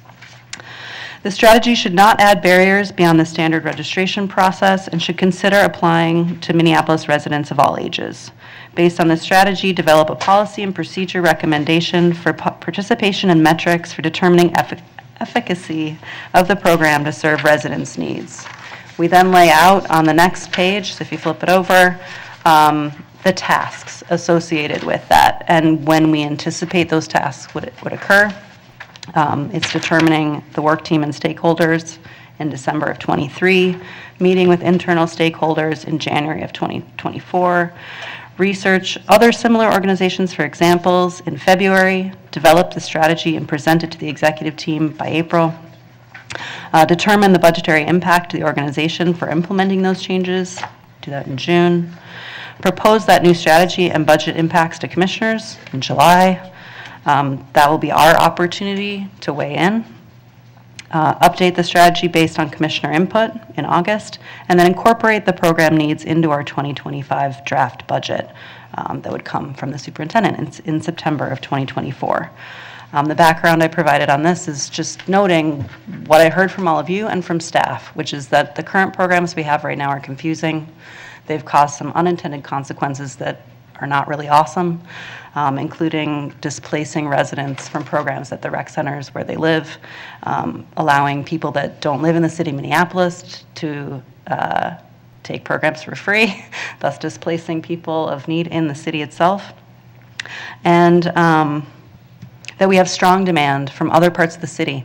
And so we're not offering something that people need close to where they live. So that's things that I heard from all of you, which we've incorporated into this action. Something that I felt very strongly should be included, and so I did, was that we should be looking at supporting people, even if they aren't kids, because poverty doesn't just affect children. It also affects the adults in their lives, and they should be able to access programs as well. So that's what's in front of you today. It doesn't have a budgetary impact, so there's not dollars associated with this in the 2024 budget. Staff will be doing the work, and then the budgetary impact will come in our 2025 budget after input from all of us. So don't think of this as your last opportunity to weigh in on what you want to see here. Think of it as the beginning of the work to come. Thank you. That's what I got. Thanks. Thank you, Commissioner Musich. Commissioner Olson, did you have a question or comment in regards to this amendment? Yeah, just a question for Commissioner Musich. So, yeah, this, it looks, we weren't able to, communicate, obviously, and so I was pleased with it generally. Just one question. So, identify citywide needs-based free and reduced cost programming. So you say needs-based. Do you envision, and perhaps this is something that we would, throughout this process, determine, do you envision that we would require proof that there would be some sort of means testing, or that we would accept what people say they need? The intention was that we would, may I respond? Yes, Commissioner Musich. The intention is to allow people to decide whether or not they have a need versus us requiring them, as we do now, to prove that they do, which is why I included the language, should not add barriers beyond the standard registration process. Awesome. Fantastic. Thank you. Yep. I had one question around, I didn't see the word sustainable in here in any, I'm assuming that's implied, but, we've been working from an unsustainable situation the last 2 years. Yep. So that would be my only feedback, is that, as staff go through this, that it's not depending on funds that we don't already have hard in our data, and not assuming like we have been in the past. That's my only comment. Any other comments or questions on this particular amendment? Commissioner Albert. I just want to say I'm really appreciative of you for spending the time and putting this together.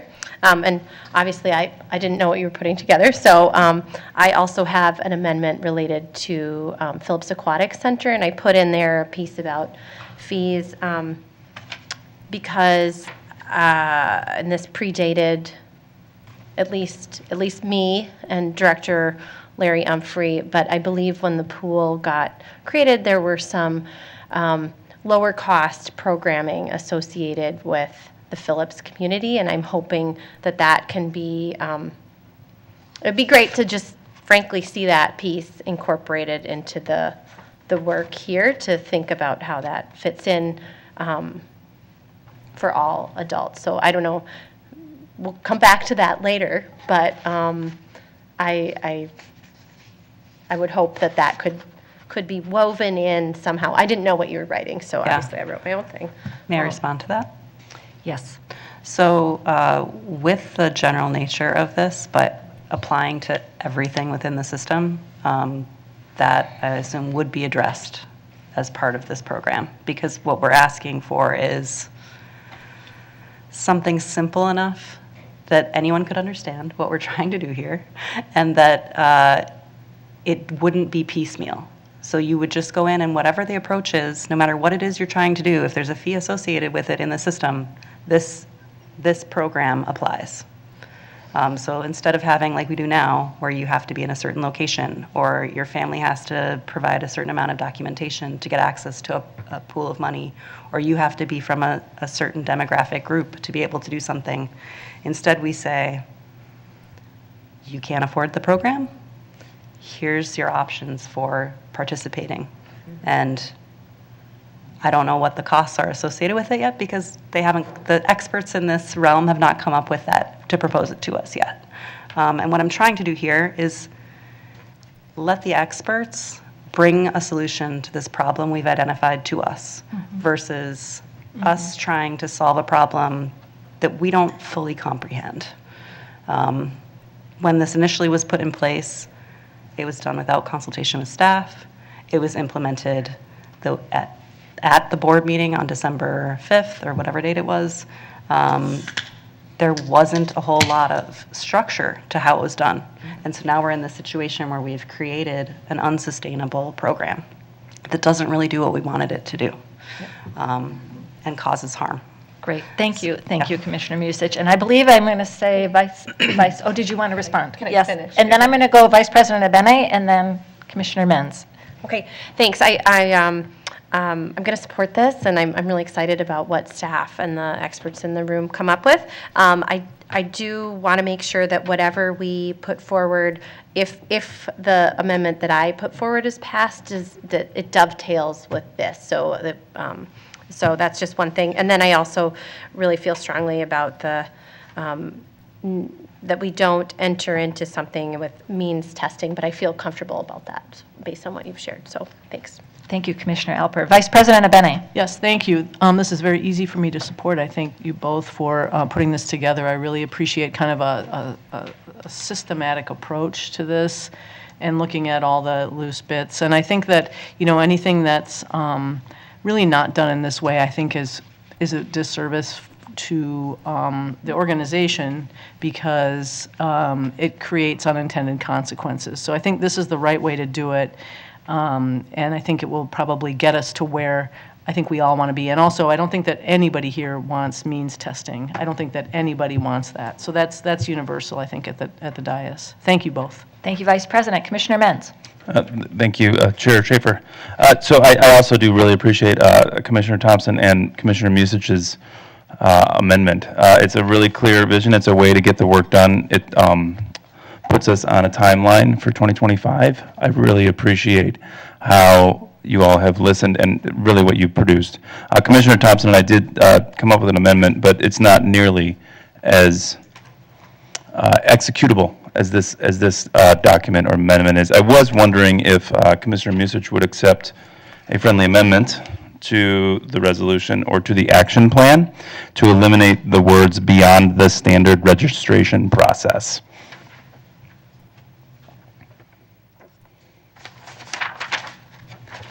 I don't understand. The reasoning behind that is because I believe, and I have witnessed, and I think we all have acknowledged, that the standard registration process could be a barrier. So if it says the strategy should not add barriers beyond the standard registration process, that could be the barrier. Yeah. May I respond to that? Or do Yes, you want to? Commissioner Musich or Commissioner Thompson. I will respond if that makes for sense it. to everybody. Thank you. And I don't want to speak for Commissioner Misic fully, but to me, I guess the implication, if you don't have that word in there, that phrase, is that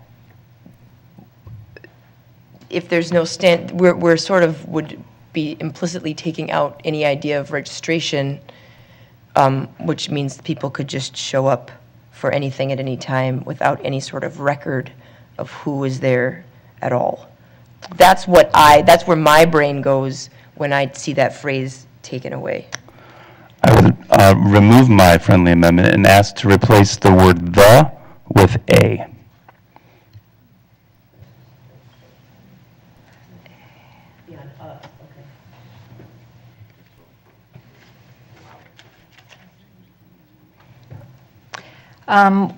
Commissioner Musich, are you going to answer this, or I would like to. Commissioner Thompson? So Yep. I'd prefer to keep the language as is. We are in the midst of redesigning our registration system to address many of the issues that have been brought forward. So I don't see us redoing that. So I feel like saying "the" is appropriate still here, because this board already voted to sign another contract with our current vendor, and we've given direction to staff to implement changes to that system, and I don't see us either throwing it out or starting over again. That's not what the friendly amendment, sorry, I should wait to be acknowledged. But Commissioner Metz, go ahead. That's not what the friendly amendment is designed to do. It says process, not system. This is not a way to replace ActiveNet.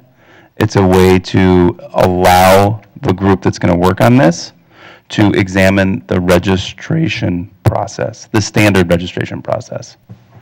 So ActiveNet is not the only way that we register for programs in the park board. And so it allows just for that flexibility, because this amendment, and I'm sorry if my colleagues are finding me super frustrating right now, but this amendment does not suggest that the registration process could be a barrier. It is a barrier. So I'm not saying we don't have a standard registration process. I'm saying that needs to be on the table to be examined with this year-long work. That's all I'm saying. Thank you, Commissioner Menz. From my understanding, we do have some other opportunities beyond ActiveNet to register for classes. And I believe, I would think that all of that would be on the table in this process.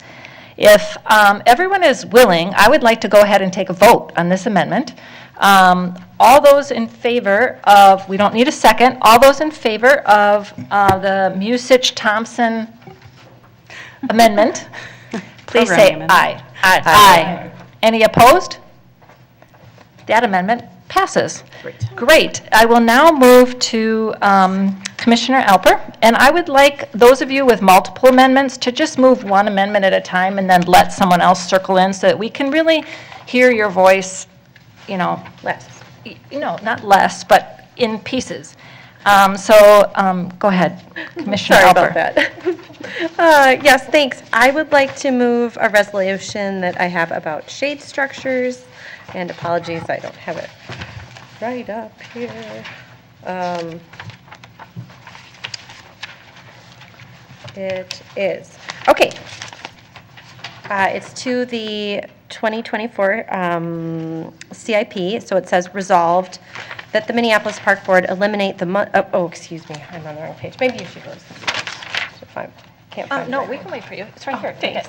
Okay, resolved that the Board of Commissioners amends the superintendent's recommended 2024 to 2029 CIP to create the shade structure fund described as construction and installation of park shade structures for sun protection and funded in the 2024 year with $30,000, and to change the 2024 allocation to the Neighborhood Amenity Fund to $620,000. And resolved that the Board of Commissioners directs staff to develop a more comprehensive recreational shade implementation program to be included in the superintendent's recommended 2025 to 2030 CIP, which may utilize a variety of funding sources, including the Dibble-Hornstein Parkland Dedication Fund, considering multiple strategies, including structures and trees, and ensure equitable distribution of projects across the system. And may I speak to that? Yes. So brought that forward. I think you've heard from me that you knew I was going to bring forward something related to shade structures. I've worked with staff on this, with Adam Arvidsson and in planning, and I'm really excited about this. I think we have a need for shade, more shade across our city, especially at some of our key amenities for kids like splash pads and playgrounds. The way this is done is it has kind of like a seed fund for next year. That's $30,000, and that's the only certain budgetary impact. And that would be yet to be determined where, and probably they're low cost. They cost on the range of $10,000 to $15,000, so hopefully that would be about 3 shade structures.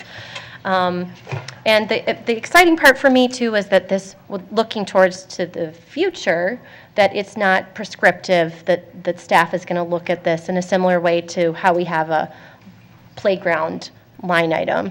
And I think it's worthy of a conversation around whether we put in a structure or whether we put in a tree, a more mature tree at some of these places. And I'm really looking forward to having that conversation. And I think voting in favor of this amendment would allow that conversation to continue. So for the beginning part, though, for next year, this would just be about structures, but it would allow us to have, look at the American Dermatology dermatologists. They have a fund for shade structures. We could do a matching fund. So I think it would really go a long way, even though it's a small amount of money. But it's something I've been hearing about, and it wouldn't just be for District 3, it would be across our city. So I think that's important to point out too. So if you have any questions, I'm happy to answer. Commissioner Thompson and then Commissioner Musich. Thank you so much, Co-Chair Schaefer. I do have a question for Commissioner Alpert, just to understand that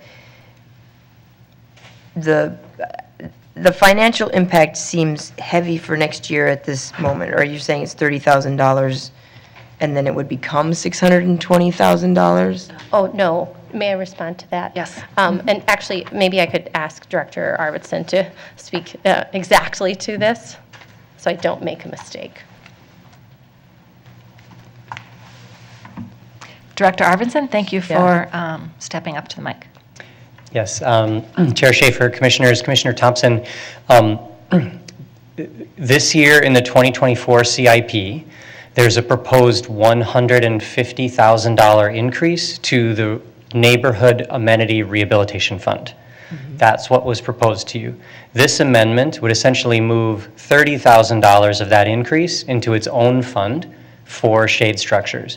So 120 would still be added this year to that rehabilitation fund, up from a base of 500.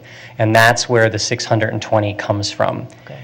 In subsequent years, it's the 650 would be the total going forward, because that money is not moved under this amendment. Did I get it? Yes. Okay. So then my question, I guess you can stay, even though it's probably for Commissioner Alpert as well, is what are you defining as a shade structure? You mentioned trees, which we have our tree programs, and then I know that there obviously are different types of shade structures, so it seems very general to me, where it's a little hard to wrap my head around what the request is. Yeah, so for the 2024 CIP, it would not be trees. Correct, Adam. Okay, it would not be trees. Looking into the farther into the future, that would be a discussion point, which I think is really exciting and was brought up to me by Commissioner Schaefer, around how we're best achieving shade in our city. So a low-cost shade structure, one that comes to mind, they're like awnings, they have a metal pole, they have a concrete base. That's the sort of shade structure that I'm talking about, but again, an expert could speak better to it. So perhaps this is for Director Arvidsson. What would we be looking at permanent structures? And then subsequent to that, do we already have processes where we put those into playgrounds or different like master plans, right? Is that already in something like that? Yeah, Chair Schaefer, Commissioner Thompson, yes, just a couple of comments on this dialogue. We do consistently install trees when we do park improvements like wading pools and playgrounds, but they're often smaller sized trees which do take some time to mature to be larger shade trees. I think the request was to explore in the future, along with permanent structural interventions, actually planting larger trees. We need to investigate that within our system and the viability and the cost of doing that. So that would be a task that we would undertake should this amendment pass during the next year. In terms of the shade structures, we do periodically install shade structures along with capital improvement projects. Often those are things that we do when there's budget available, and sometimes they are one of the first things cut, because if we have a high bid and we're doing a wading pool, you don't build 90% of a wading pool. It's the shade structure that has to go. So we try to incorporate them. A fund like this would potentially implement shade structures in parks where we don't have an active capital project, where there wouldn't be money right now to install them. Exactly what they look like, again, would be determined kind of once these projects go to implementation. And again, at these numbers, it feels like there's probably 2 or 3 possible in 2024. And then the second half of this amendment would have us coming back to you to discuss the future of that shade program, along with further exploration of other sources of funding for it. Thank you, Director Arvidsson. Commissioner Thompson, do you have any more questions? May I ask just one, and forgive me for how pedantic this question might seem, but can you give me just a ballpark? Let's just say we were recently was it probably last year already, where we had conversation all together at Powderhorn, right? I mean, there's a new wading pool there. If we were to put a shade structure in there next summer, a singular one, how much would that cost? How much would a singular thing in such a location cost? Chair Schaefer, Commissioner Thompson, the costs can vary based on a lot of on-site factors. But again, we think $10,000, $15,000, $20,000 is an adequate range. So the exact number under this proposed amendment, I can't promise you there will be 3. That's why we say 2 or 3. Right. It would depend a little bit on site conditions. But the structure itself is not a significant cost. Okay. Thank you. I'm trying to wrap my head around it. Thank you, Commissioner Alpert. That's all I have. Thank you. Commissioner Musich. Thank you, Chair Schaefer. So, well, I'm not against shade structures per se. The intention of the change to the Park Amenity Fund that staff put forward was to try to respond to something that all of us had raised as a really serious concern, which is that we don't have enough money going into the maintenance of the things that we already have in the system.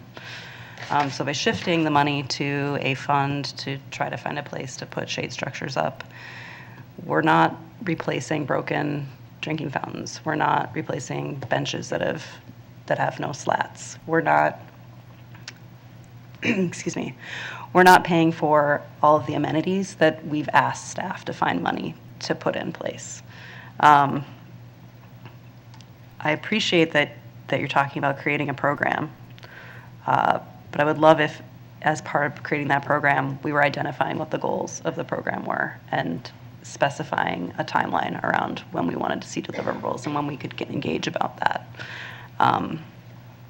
That's where something like a budget action would have been really nice to see around something like this, because it would have given us an opportunity to see some structure around what was going to happen versus a paragraph summarizing an idea that is interesting to me.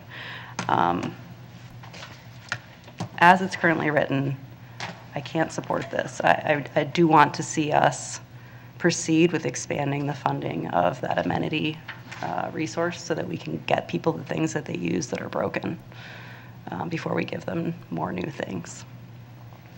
Thank you. Commissioner Menz. Thank you.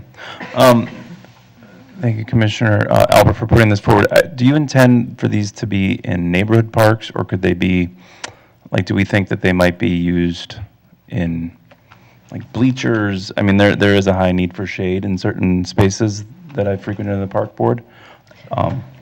Yeah, thanks for that question. So I purposely wasn't prescriptive. I mean, I think I've mentioned this publicly before, that part of what interests me about this and part of what this sets us up to do is explore different funding sources like park dedication fees. That had been my original intent, not to take money from a, rehab, absolutely. But the issue is that needs to be, that's not always equitable, and I totally understand that, because certain neighborhoods have more park dedication fees than other neighborhoods. And so this is a way to, it's just a seed funding. It's only $30,000 out of a, what's our budget? 156 million. And so that is, just a way to show people around the city, in response to hotter and hotter summers, that we are listening and that we're working on this, and I agree, it's very small. It's only 2 to 3, but that's why I ask that you support it, and I believe that, that the second resolved clause allows staff to work on the development of that in the future. I'm amenable to doing a budget goal for the second resolved clause instead of just as written, but I think I think it still gets at that intent. Great. Did you have a follow-up question? One thing I wanted to say in response to Commissioner Musich's comments, I think that there is some operations and maintenance and some ongoing maintenance that could be alleviated with these. I know that if you put 2 of these at Boston Field, it would be noticed. And it would be like, oh, the park board is responding and improving and maintaining the facilities that we have with those budget cuts that come because we don't have quite enough funding. So when those shade structures have been cut from certain facilities, it does have an impact on the heat that folks feel in the summer on concrete spaces. So it could actually do that intended consequence that you were suggesting, where there isn't identified money for that, for those structures. Great. I'd like to ask Director Arvidsson to comment. Thank you, Chair Schaefer. I just wanted to note, somewhat related to Commissioner Menz's question, that the funding source for this is proposed to be NPP 20 funds. So those could only be used in the neighborhood parks, but any of the neighborhood parks, not in the regional parks, because of funding source. And is it all rehab dollars in this particular line item? Chair Schaefer, can you? The Neighborhood Amenity Fund, it's been inferred that it's solely for rehab in the parks, not like a new capital item. Chair Schaefer, currently we understand the Neighborhood Rehab Amenity Fund and all the rehab funds to not be for new amenities. Okay, thank you. Vice President Abene. Thank you, Chair Schaefer. Just a quick comment. I will support this, but it is a teeny tiny bit like an earmark. But I will support it, and I hope that we are able to pursue some of those, like Dermatology Association grants and things like that. And but that maybe in the future, if we think of these kinds of maybe more emergent needs, because I think probably we've lost trees in some areas too. We have places where, anyway, that we could maybe do some of the things that Commissioner Musich is suggesting. But I support this, and I appreciate you watching out for this particular issue in the parks. Commissioner Thompson, this is your last time if you had a comment on this particular amendment. I did last. It's my second, but okay. Well, that's what we get. Oh, There's no, two. I know. I'm kidding. Sorry, I'm kidding. Thank you. Yes, second and last. We know where this is headed. I want to say I appreciate the thinking. I can't support it because I am nervous of the idea of that it is creating an entire fund that might be, I mean, honestly, these things could go in perpetuity. And I bluntly, when I hear stuff like this, there's a drinking fountain at Victory Park right by my house that somebody took something to at some point and broke the head off like 8 years ago, and it is yet to be fixed. Now it's a hollow shell. It's a beautiful the old kind that's all like mounted by rocks, and it's a nice, like, if that can't be fixed, I struggle with this. So I will not support it, but I appreciate the idea, and I would happily work in subcapacity to help come up with a funding source in a future date. for Thank you, this summer thing. Commissioner Thank you. Thompson. President Forney. Yes, I've been advocating for some shade structures for, well, as long as I've been on the board. I have difficulty with this. I think earmark really did kind of nailed it for me. I don't think this is an appropriate place to do this, but I've been pushing to have the Dermatology Association or board or whatever it's called and everything for us to pursue that. And I don't believe that any grant has ever been written, so I would encourage that route than creating a specific fund for this. Thank you. Great. And any other comments or questions on this amendment? Then we will move to take a vote. Secretary Ringgold, can you please call the roll? Commissioner, yeah. Commissioner Thompson. No. Commissioner Schaefer. Aye. Commissioner Rucker. Aye. Commissioner Olson. Aye. Commissioner Musich. No. Commissioner Menz. Aye. Commissioner Alper. Aye. Vice President Abeni. Aye. President Forney. No. That amendment passes. May I have, I'll go ahead and move my amendment since I don't see any lights on, just to keep things moving. This is a budget amendment that moves funds around within District 4. I will go ahead and just tell you, basically, it is Stevens Square Park, which we heard from last open time, a resident in the Stevens Square neighborhood. Because of the undeveloped parks, had their CIP, it's the second to last page if you're looking for it, sorry.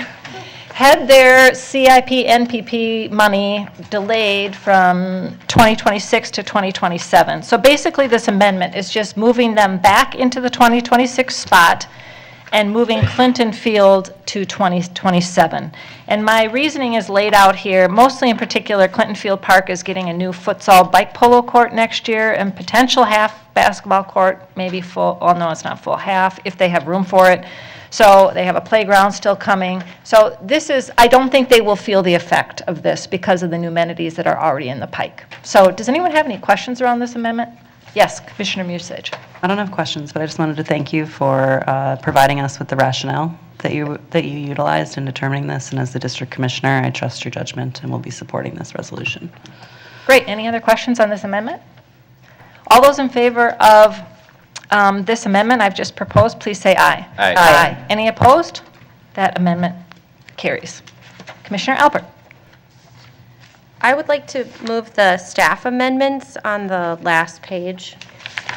So they are resolved that the Board of Commissioners adopt the MPRB 2024 fee schedule as shown in the appendix of the superintendent's recommended 2024 budget as amended. Action, amend the 2024 fee schedule to set the senior all-course season pass at $1,499 and set the senior all-course Monday through Friday only to $1,099. Action, amend the 2024 fee schedule to modify the Phillips Aquatic Center fees, adding the word adult to the daily pass and adding the adult 10-punch pass at $24. Resolved that the Board of Commissioners adopt the MPRB 2024 to 2029 capital improvement program as shown in the capital projects section of the superintendent's recommended 2024 budget as amended. Action, amend the 2024 capital project funds, all funds, by increasing the 2024 allocation from assessment bonds by $400,000 to be allocated to diseased tree removal. Thank you for reading that. I would like to, does anyone have any questions in particular? I have a question around the last one, the diseased tree removal. If anybody can just give us a little staff perspective on why this change happened.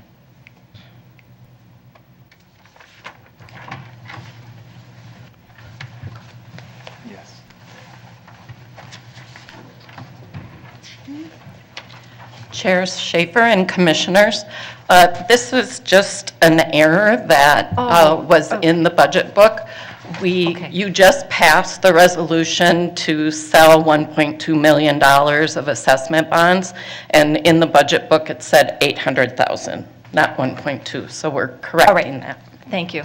Does anyone have any other questions, further questions on this staff amendment? All right, all those in favor of this staff amendment, please say aye. Aye. Any opposed? This amendment passes. Commissioner Menz. I'd like to move an amendment. So I had a few in the public dialogue today, and this is the amendment around officials' pay, but I'm only going to move a part of the amendment, and that's the third and fourth clauses. So this amendment is to adjust the basketball pay rates to reflect a competitive increase as levels increase. It would change the basketball 11U, 12U, 13U, 14U, 16U, and 18U divisions to come into line with the baseball divisions in an equitable way of time. And also fourth, to change the language of the bonus pay option to include scheduled and/or worked games unless notified of a forfeit 24 hours in advance of the game. Thank you, Commissioner Menz. Commissioner Thompson. Thank you. I had one question for Commissioner Menz before I asked some other things. I apologize. Which part did you just move? I'm trying to read it here on my own. So if you look at the first amendment, and on the back side of a paper, where it says basketball 11U, it's a little bit broken out there. I think that's the part I'm finding. Basketball 11U, basketball 12U. Yes. That's the part you're wanting to amend. That's the priority for the officials that I have communicated with. And the first, do we have, again, forgive me if I missed it, the current pay per game? Do you know what that is? The current pay is $28 per Oh, it's up on top there, I game. see it. Yes. Gotcha. The current pay is $28 for any basketball game. Thank you. I see in the financial impacts that we were given, and maybe Director Wiseman can speak to this. It says there's $100,000 and no funding sources identified.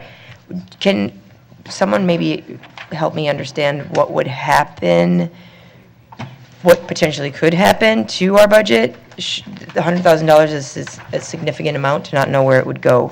Director Humphrey. Yes, I just want to make one point before, come forward. I just want to make one point that if we do pass any amendments this evening that are not funded, we will need to fund them at the city council meeting. So let's say, for instance, I'm just talking about mechanics, so we're all aware of this, that if Commissioner Menz's amendment passes, but it has a $50,000 shortfall tonight, we then as commissioners need to figure out what we're going to cut, at the city council meeting, at the final budget. So I just want to bring that point up, and so it's fresh in our memory. Director Humphrey. Thank you. Chair Schaefer, Commissioner Thompson. So the $100,000 price tag was a very educated estimate based on Commissioner Menz's initial amendment to raise rates almost across the board on a lot of our officials. It was based on the number of games. I believe there was about 16,000 games that we assigned officials for, and some of those have multiple officials. So it hits twice. Also, with the change in the $10 bonus, we do have multiple officials that work more than 2 baseball games or more than 4 basketball games in a day. Currently, we have a bonus structure in place where in basketball, if it's 5 or more games, you get a $10 a game bonus, but it's the same for baseball, so baseball wouldn't be affected.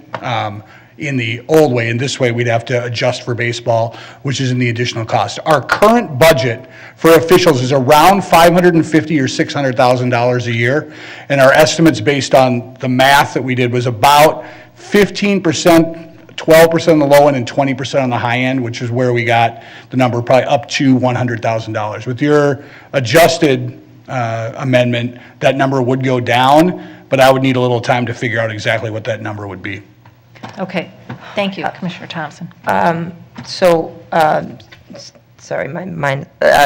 So the initial involved basketball and baseball, and so taking that away, it would be lower, but we still don't know where we would pay how we would, I always like to use the analogy of like moving the blanket on the bed. If one person pulls it one way, then it's short on the other side. We don't know how that'll move yet, would we?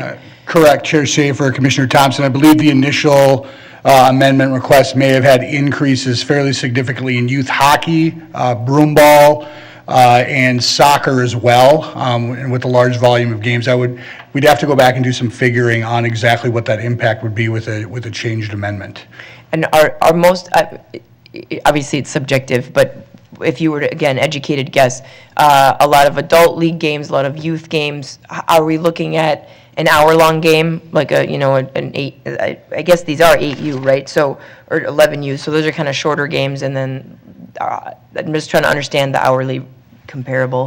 Yeah, Chair Schaefer, Commissioner Thompson, yes, I believe Commissioner Mentz in his initial amendment did sort by typical game length. So a basketball game that was typically an hour or less had a rate versus a baseball game, which is typically 2 hours, which is a large reason for the discrepancy in the rates between refereeing a basketball game versus umpiring a baseball game.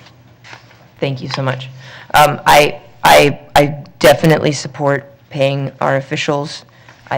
As I know that everybody here knows about my softball, I run into them a lot, and I know that they work hard for us. I'm very concerned, though, about the budgetary impact, so thank you so much. Commissioner Musich. Thank you for the opportunity to speak to this. Due to the fact that there is not an identified source of funding, I will not be supporting this resolution, and I would ask that my colleagues do the same. We can't pass an unbalanced budget. Right. Commissioner Mentz, you have Thank your you. light on. Did you have a comment? Yes, I do. I thought that we would get that suggestion. So I did reduce the amount of increase, but I do want us to really look at that officials' pay scale. We are paying $28 a game for officials to officiate basketball games in very difficult positions. If we think about all of our orange shirts that were out there today, those are workers, frontline workers. These are frontline workers. And I know that it's hard to think about how do we pay for this. I actually have a lot of faith in the Recreation Department, in Director Humphrey, in figuring out if we were to pass an increase in the basketball rates, that is demonstrating solace with the officials. I mean, the other option, what does it cost us to not have basketball officials? We can decide to continue to push this down the road, but I don't think that anybody really understands what our officials or the longtime officials for specifically basketball have done for kids in this environment. So I am even willing to pass an amendment that if these increases go into effect for basketball, that it's possible that the bonus would be able to be removed because they would be getting a fair rate for those games in general. So if we have $30 per game for an 11U basketball game, we're paying $28 per game for that game, and then we're also paying $28 for an adult game. If any of you have ever been to a basketball game, they are very difficult to officiate. There's a lot of conflict that comes into play. These gentlemen and women are doing, and sometimes young people, are doing things that are very, very challenging, and we are showing them a little bit of disrespect with some of the pay scale, specifically the basketball. It is, so if my colleagues can find it in, their faith in our staff to figure out what would that increase for basketball officials to come in line with baseball, and then remove the bonus pay for baseball and work on that later. But I am really, really concerned that we are not going to have officials prepared or capable to officiate our recreational programming this winter.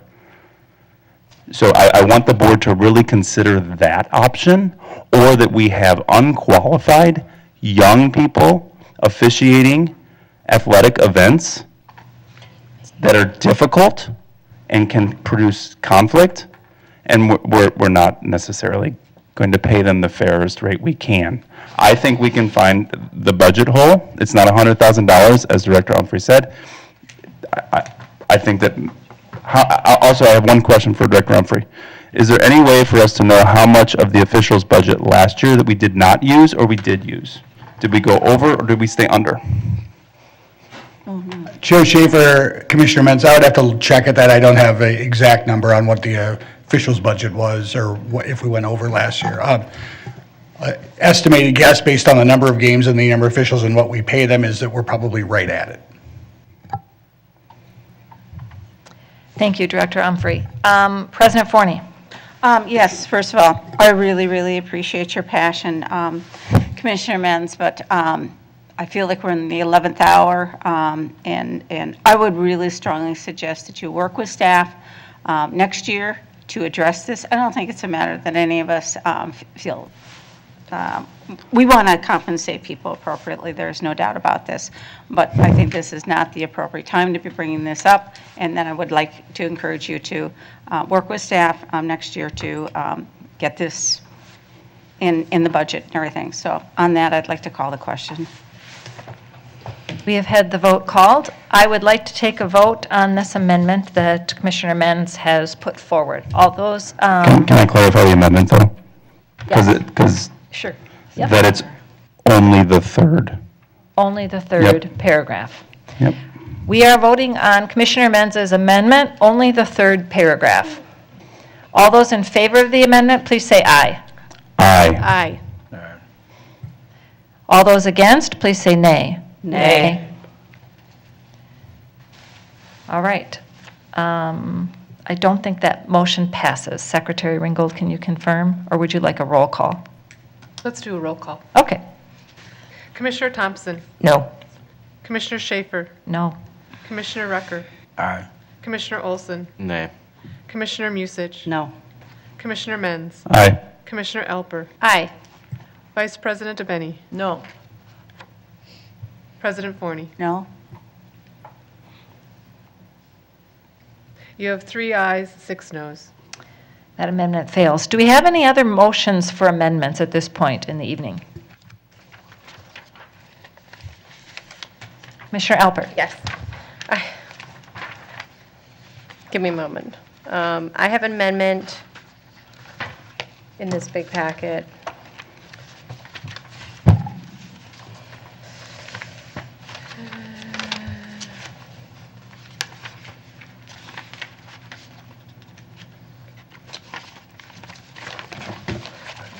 Yes. Thank you for your help this evening. All right, I'd like to make the following motion or move the following amendment related to passes at Phillips Aquatic Center. So I'll read it out loud. Resolved that the Minneapolis Park Board eliminate the monthly, 3-month, and season pass swim memberships, both for the Phillips Community/Neighborhood and non-Phillips Community/Neighborhood at Phillips Aquatic Center on page 201 of the 2024 budget. Resolved that the Board of Commissioners direct staff to establish a simplified fee program at Phillips Aquatic Center by September 2024 that will follow the spirit of the intent behind the Phillips Community Membership Program by focusing the free youth programming at PAC on residents of the surrounding neighborhoods / Southside Green Zone, and expanding the free programming to include swimmers of all ages who meet that residential definition. So, I really like the budget goal that we set earlier tonight. So I'd be willing to scrap the last resolved clause. As I mentioned, I didn't see the budget goal because we're of open meeting law. So I put this forward because I know that there is some that when Phillips Aquatic Center got established, that there was a lot of community funds that went into it, a lot of different partnerships there, and I believe that is the spirit behind, the idea behind these passes. But the reality is that there were like 2 and 6 of these sold last year, and I think the Punch Pass program is much easier for people visiting the facility to understand and to use, and I think frankly that it works better in a system where we may have to close the facility at certain times due to lack of programming, and so to be selling season passes or to be selling monthly passes and then have the facility close is hard, whereas a Punch Pass, which is what actually has been used at this facility, is working quite well. And so I would just hope that we could honor the spirit of that intent of those memberships, but frankly, they're barely being used. And I would invite Larry Humphrey up to see how he feels about this, if you'd be willing to speak to that. Was that a question you had for him? Yes. How do Okay. you feel about this elimination? Director Humphrey. Chair Schaefer, Commissioner Alper, the when Phillips Pool initially went online, the monthly or season passes sold 50 or 60 or 70 a year. Since COVID, there's been less than a handful each year sold. And we have gone to, and there's been multiple reasons for that. If we have, someone wants to come swimming with COVID issues and the pool closed, or we were closed for a week, or we were closed during the summer because we don't have the lifeguard bandwidth to keep the pool open. And therefore, we had morphed into doing a punch pass or a 10 entry pass that patrons could use. It's simple for the staff. It works pretty well for the facility, and it would be something that we'd be able to implement without much issue at all. Great. I believe I saw Commissioner Musich had a light on. Thank you. First. Director Humphreys, can you clarify for me, on our Commissioner Amendments financial impacts, it indicates that this amendment would create a $4,000 hole in our budget. Is that number with the modifications to the amendment still an accurate number? Chair Schaefer, Commissioner Musich, that $4,000 was I would say a worst case estimate if we stopped selling passes and had everyone go in free, the amount that was budgeted for season and monthly passes. If we replaced that fully with a punch card pass, there might be a slight impact, but it would be fairly minimal. So are we or are we not creating a hole in our budget by passing this amendment this evening? Chair Schaefer, Commissioner Musich, this amendment would not create an issue or a hole in the budget. Okay. That's good to know. Thank you for that. Commissioner Thompson. Thank you. I have a similar question, and I'm glad to hear that it does not create a hole in the budget. It's the second part, the second resolved clause, though, which gets muddled in my mind to fear that it potentially still could, because it focuses on that making it all free, but it doesn't mention the punch passes. Is there an how about I put it this way? If we went back to pre-COVID numbers and we have fully staffed lifeguards, would that create a budgetary problem with those numbers in mind? Not 2023 or 2021, but like 2016. Director Humphrey. Chair Schaefer, Commissioner Thompson, I would have to look, I probably couldn't give you a great answer on that this moment. If we were to sell 200 passes at $70 a piece, and all of a sudden we gave 200 passes that were worth $70 a piece away, that would obviously create a shortfall in revenue. However, since COVID, I think we've sold, I want to say a total of about 10 in 3 years. Okay, thank you. Does this, no. I have the exact numbers. I'm still on, okay, thank you, but it's still my time. Can I just ask, is the punch pass, does it simplify things for staff? Chair Schaefer, Commissioner Thompson, yes, the staff would actually prefer to use that. Okay, thank you. Any other comments? Commissioner Menz. I would like to ask the superintendent a question, or maybe somebody, maybe Council Rice. How common has it been for there to be holes in the budget after this meeting before the city meeting? Like, does that happen, or is it just a rule? Because from what I understand, this process is still ongoing until December 5th. And I know we don't want to create holes in the budget, but what has been the historical nature of that process? Does it ever happen? I answer legal questions, not financial. Okay. Superintendent? Chair Schaefer and Commissioner Mance, I'm going to defer over to Deputy Superintendent Ringgold. I don't believe it is common in my time in midterm here, but there's a lot of history behind this, but I do want to defer to Deputy Superintendent Ringgold, or Secretary Ringgold, who has turned a light on, to maybe give a better answer than I could. Secretary Ringgold? Co-Chair Schaefer, Commissioner Menz, it's uncommon to have an amendment go through that doesn't have an impact, a financial impact adjustment associated with it. Usually they are coupled. So because of that, then typically by the time we get to the 5th, that particular type of meeting is not always on the 5th, obviously, we have a balanced budget. They're typically paired, right? If you've got an impact, you typically have a financial strategy to solve that impact. Okay, thank you very much. All right. Council Rice has your light on. I don't know if you want to, oh no, I guess that's superintendent, sorry. Just keeping everybody straight around here. Any other further questions? Otherwise, we will go ahead and take the vote on the amendment with the second. Point of information, are we just voting on the first resolve clause? Correct. I was with the second resolve clause Stricken. struck. Okay. Yeah. I just wanted to verify. Got it. Yes. Yeah. Because the We already spirit covered it is- in the first one. Okay. Okay, I just wanted to make sure that that's what we were voting on. So thank you. All for right, is there any other confusion on that we need to clear up? All right, all those in favor of the amendment that Commissioner Alper has put forward with just the first paragraph, please say aye. Aye. Any opposed? That passes. Do we have any further amendments that commissioners would like to move? Commissioner Menz. I have a couple more, sorry.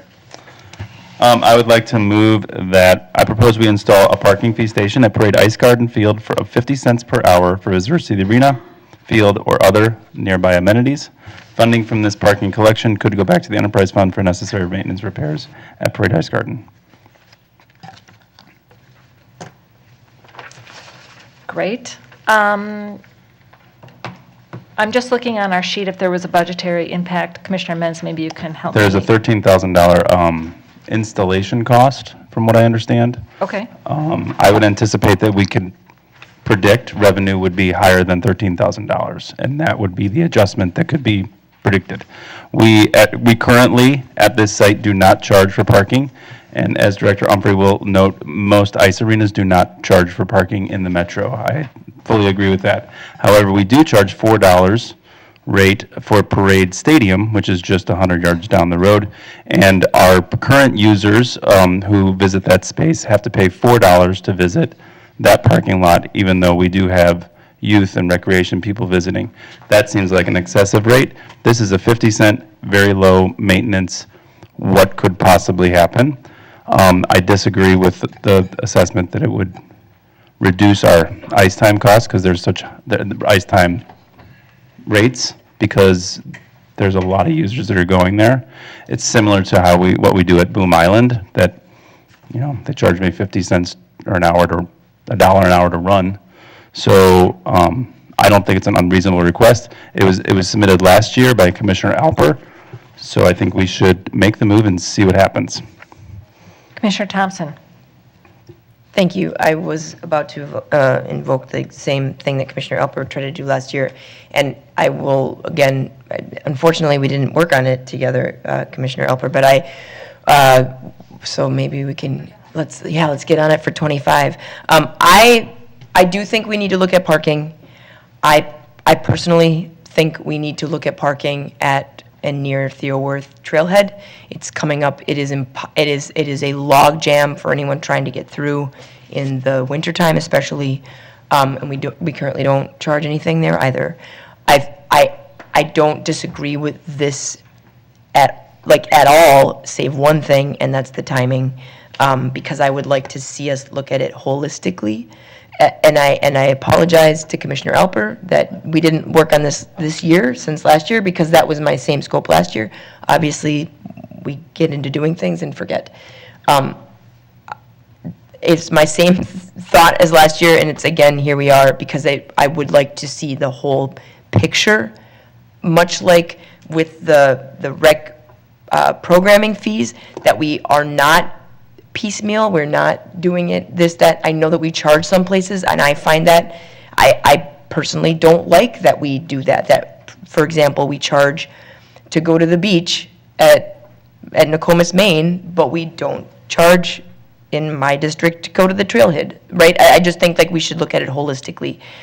That's the only reason truly the only reason why I don't support this, because I would actually love the bandwidth to get this part of a larger conversation. So, but thank you for re-putting it in my mind. Thank you. Thank you, Commissioner Thompson. Let's go ahead and take the vote. All of those in favor of the amendment that Commissioner Menz has put forward to begin charging for parking at Parade Stadium, please vote, please say aye. Parade Ice Garden, sorry. Please say aye. Aye. All those opposed? Nay. Nay. Secretary Ringgold, can you please take a roll call? Commissioner Thompson, No. Commissioner Schaefer, No. Commissioner Rucker, Yes. Commissioner Olson, Aye. Commissioner Musich. No. Commissioner Menz, Aye. Commissioner Alper, Aye. Vice President Abeni. No. President Forney. No. You have 5 nays, 3 ayes. 4 ayes. That motion fails. Do we have any other amendments that need, yes, Commissioner Menz? In the budget, we are planning to increase the $10 an hour court and field rates to $15 an hour. This is a 50% increase on users. Although it is important for us to collect funds for fields and courts, it should not be best practice for us to raise rates this significantly. I propose an increase of $2 an hour to $12 an hour for this year, with subsequent increases of $1 an hour for the next 8 years until the rate is $20 an hour. Commissioner Musich. I would like to note for my colleagues that this will have a $36,000 impact, and there's no funding source identified for this. I won't be supporting it. Is there any other further questions or comments on this amendment? Commissioner Menz. Can we have an explanation of what the funding increase is adding to the budget? Thank you, Director Humphrey. Chair Schaefer, Commissioner Metz, so what the $60,000 revenue is adding to the budget? Yeah, what the increase from $10 to $5, what is that adding to the recreation budget? How is that Oh, it was being a utilized? it was a $60,000 increase with that fee. It was going to support staff that work for adult athletics in rec centers. So sometimes our adult sports go in rec centers till 10 or 10:30 at night when rec centers close at 9. We staff the building until 10:30 and adult sports pays for that. Previously, we've just had to try to kind of eat it or steal from the rec centers a little bit. This was actually funding those positions. Then also at Theodore Worth, the sand volleyball courts, it would pay for attendance to be there while we have sand volleyball going on, and it would also pay for administrative assistance, primarily helping our official scheduler in the adult sports area. Yep, helping the officials scheduler? Chair Schaefer, Commissioner Mentz, we have a full-time athletic specialist whose primary job is official scheduling for both adult and youth sports. The volume for that is so high that we need help with that. And right now, we're currently pulling our other athletic specialists from their league director duties to assist with that. This position it's a part-time provisional position, would help with that, help with some of the paperwork and the administrative work. It would also help our permits manager with some of the administrative work that he does as well. Which is a lot. I do know that man does a lot. I just think it's a significant increase on users. And I'm going to recuse myself from this amendment vote because I do actually pay for fields in this system. And so the small organization, the $3,000 cost goes to $4,500. That is a lot. So bringing the amendment forward is, I feel like, my role as commissioner, but you all can decide. I think it's a more gradual increase, and it still gets us to a place where we can consistently fund those opportunities. So there may be a replacement, but I think it's a pretty simple replacement, and I don't know. I just think that it's the right thing to do. And thank you, Commissioner Menz. You wouldn't have brought it forward if you didn't think it was the right thing to do. Secretary Ringgold, can you please take a roll call vote on this? Commissioner Thompson, No. Commissioner Schaefer, No. Commissioner Rucker, No. Commissioner Olson, Nay. Commissioner Musich, No. Commissioner Menz is recusing himself from this one. Commissioner Alper? No. Vice President Abeni? No. President Forney? No. You have 8 noes. 1 recusal. And Commissioner Menz. I have one more, and I'd like to move this as a budget action, that we, instead of amending this current budget to include a youth sports volunteer aid, that I propose we create a youth sports volunteer aid position or explore the opportunity to do that in the Recreation Department, similar to the Eloise Wildflower Garden position. Is that not an appropriate way? So I'm going to publicly state that this process is hard.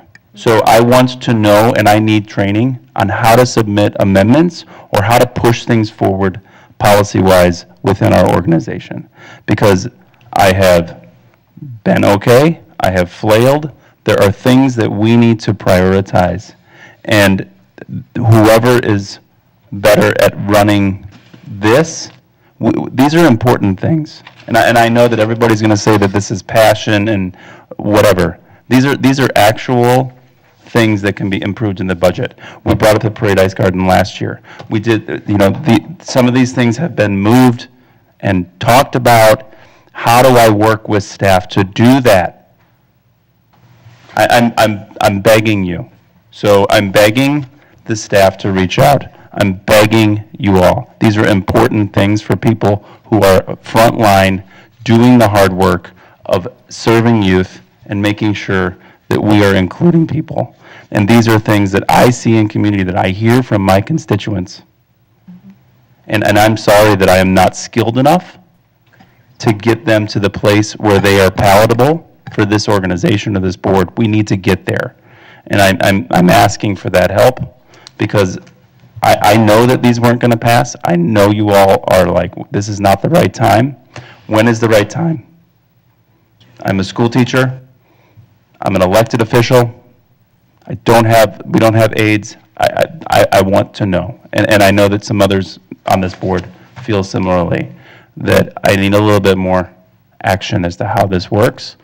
So I will withdraw this last amendment, but I need to know the clues. I need to know the secrets. All of us do. Thank you, Commissioner Menz. Commissioner Alper.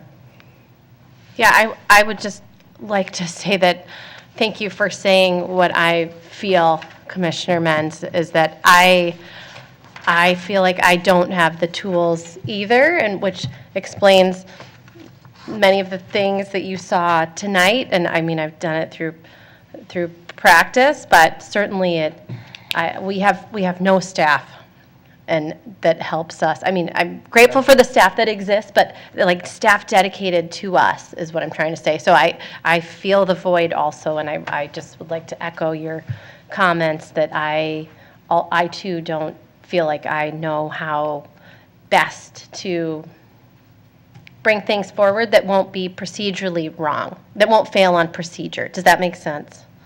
So whether or not you disagree or agree on the content, that's one thing, but to be able to figure out the process and the data that needs to be done behind it, I don't feel like I have the tools.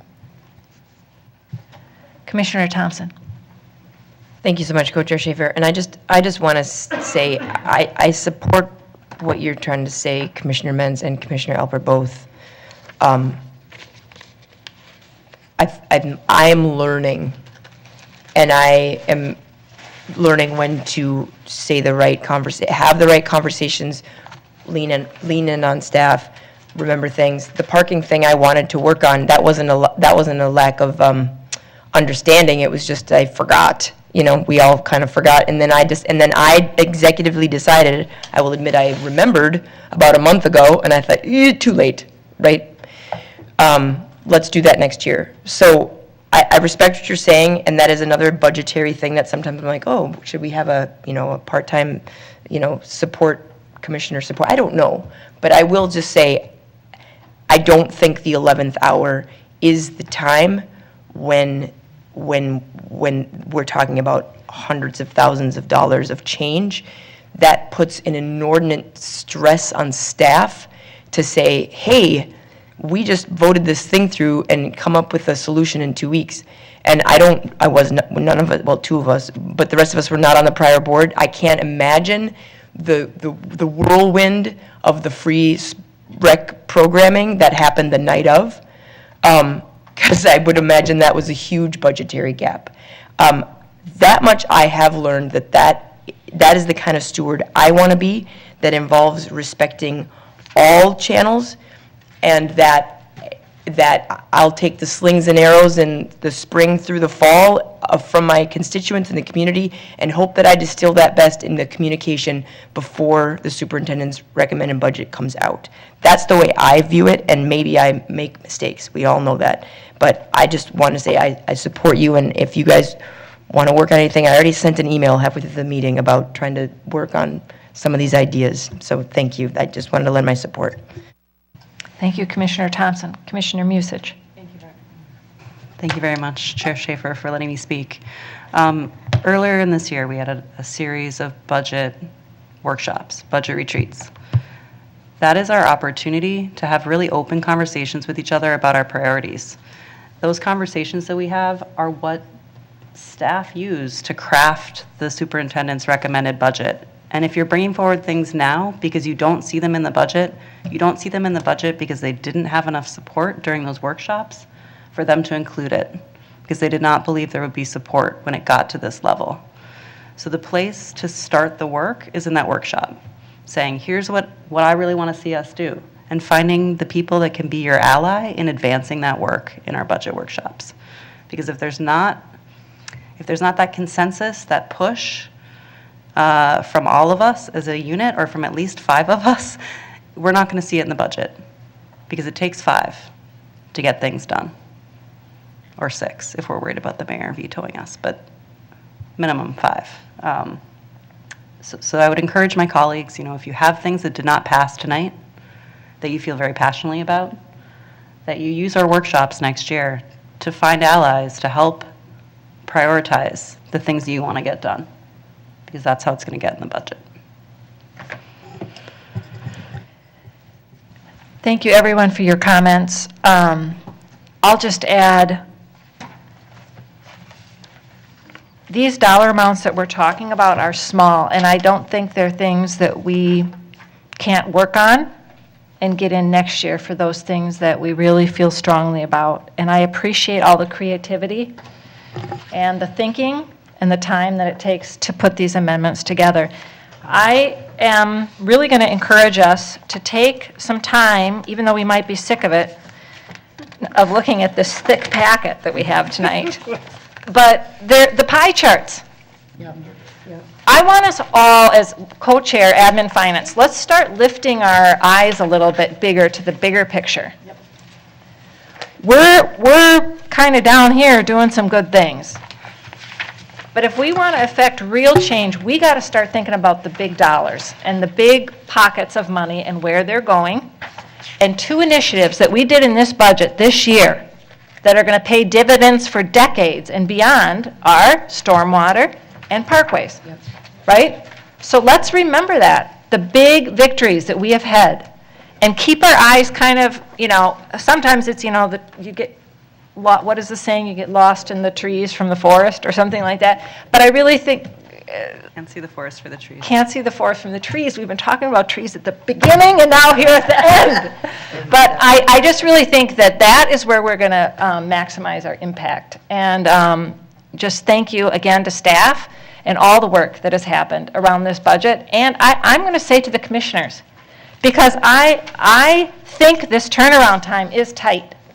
And particularly this year when we had, we got to elect Commissioner Rucker. That was a big commitment for all of us to read through those applications. So the fact that we're sitting here and, it feels a little haphazard maybe here at the end, that's not the way I end this discussion here tonight, is we are proud, we're strong, and we have made a big difference in this budget for this year. And that has been all of us and all of staff. And so I think we all really should be looking forward to hopefully the city council and being able to put the final stamp on that. So let's go ahead and make a motion to approve the budget with the past amendments, with, according to my tally, are 5. Thompson Musich, amendment around free youth programming analysis. Commissioner Alper around the shade structure initiative. Commissioner Schaefer around the reallocation of NPP 20 funds between parks. The staff amendment around some slight changes. And Commissioner Alper around the swimming passes. Did I get everything? All right. All those in favor of the amendment, of the budget? The budget as amended. With the amendments, please say aye. Aye. Any opposed? We have a budget. And I will adjourn the Admin Finance Committee. Oh, no. I'm sorry. Remember, we amended our agenda. What?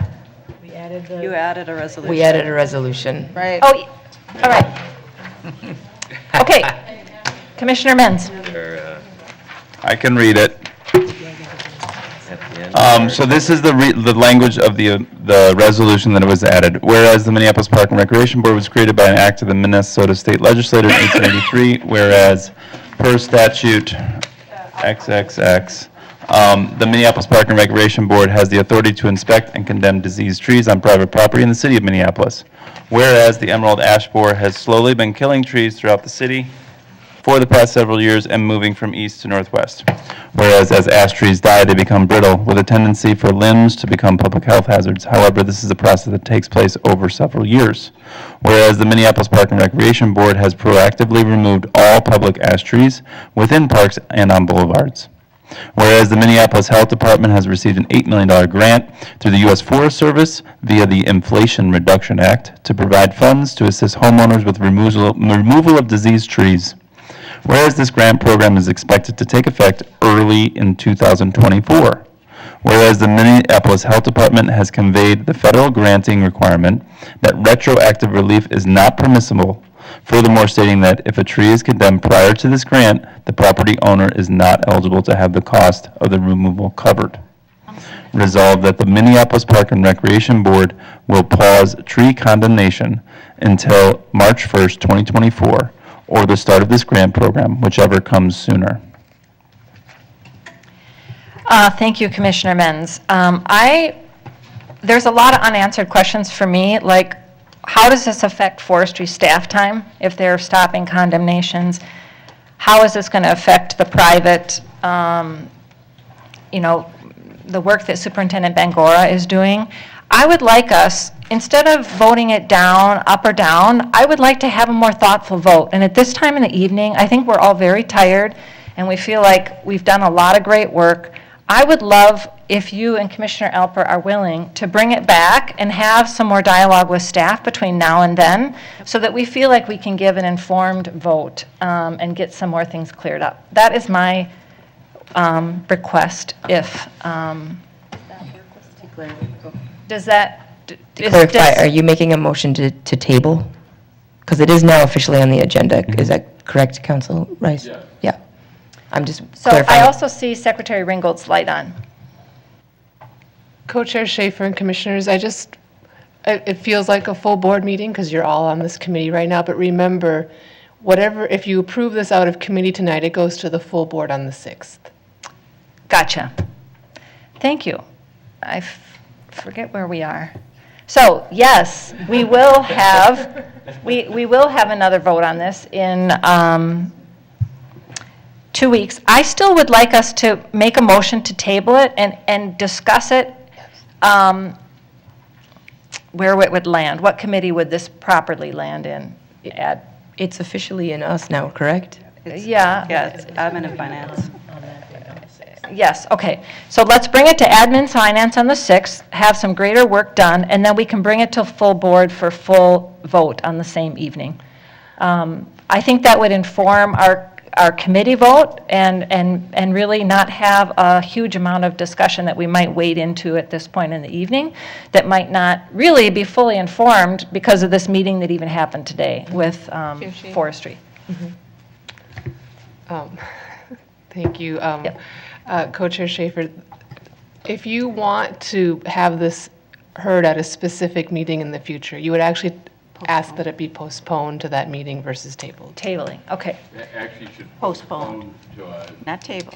yeah, postpone to a time certain. I would like to make a motion to postpone the resolution that Commissioner Menz and Commissioner Alper have brought forward to the Admin Finance Committee on December 6th. All those in favor of this, do you have any more questions, Commissioner Menz? Your light is on. I just think we should still vote on it, so, but go ahead. All those in favor of a motion to postpone the discussion around this resolution and move it to the Admin Finance Committee of December 6th, please say aye. Aye. Any opposed? Nay. Dave? That motion passes.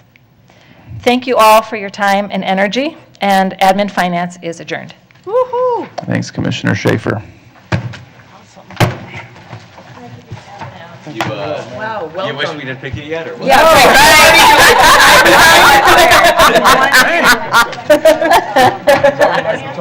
As part of the onboarding sessions that we did with everyone 2 years ago, I've given everyone my contact info, and I can prepare for you my personal plans. I have it on me all the time, right? My park cell I don't. But I would just ask if you needed to text me things about park, that you do it on the park phone, because I don't use my personal. I think since I've been doing this for so long, I'm happy to answer any questions you have about the process, or how stuff works, or like if you want some background on something like that. I wanted to send that to you, since you weren't here 2 years ago. Make last minute. Okay, thank you. Yeah, for sure. Definitely You bet. don't blame you. I'm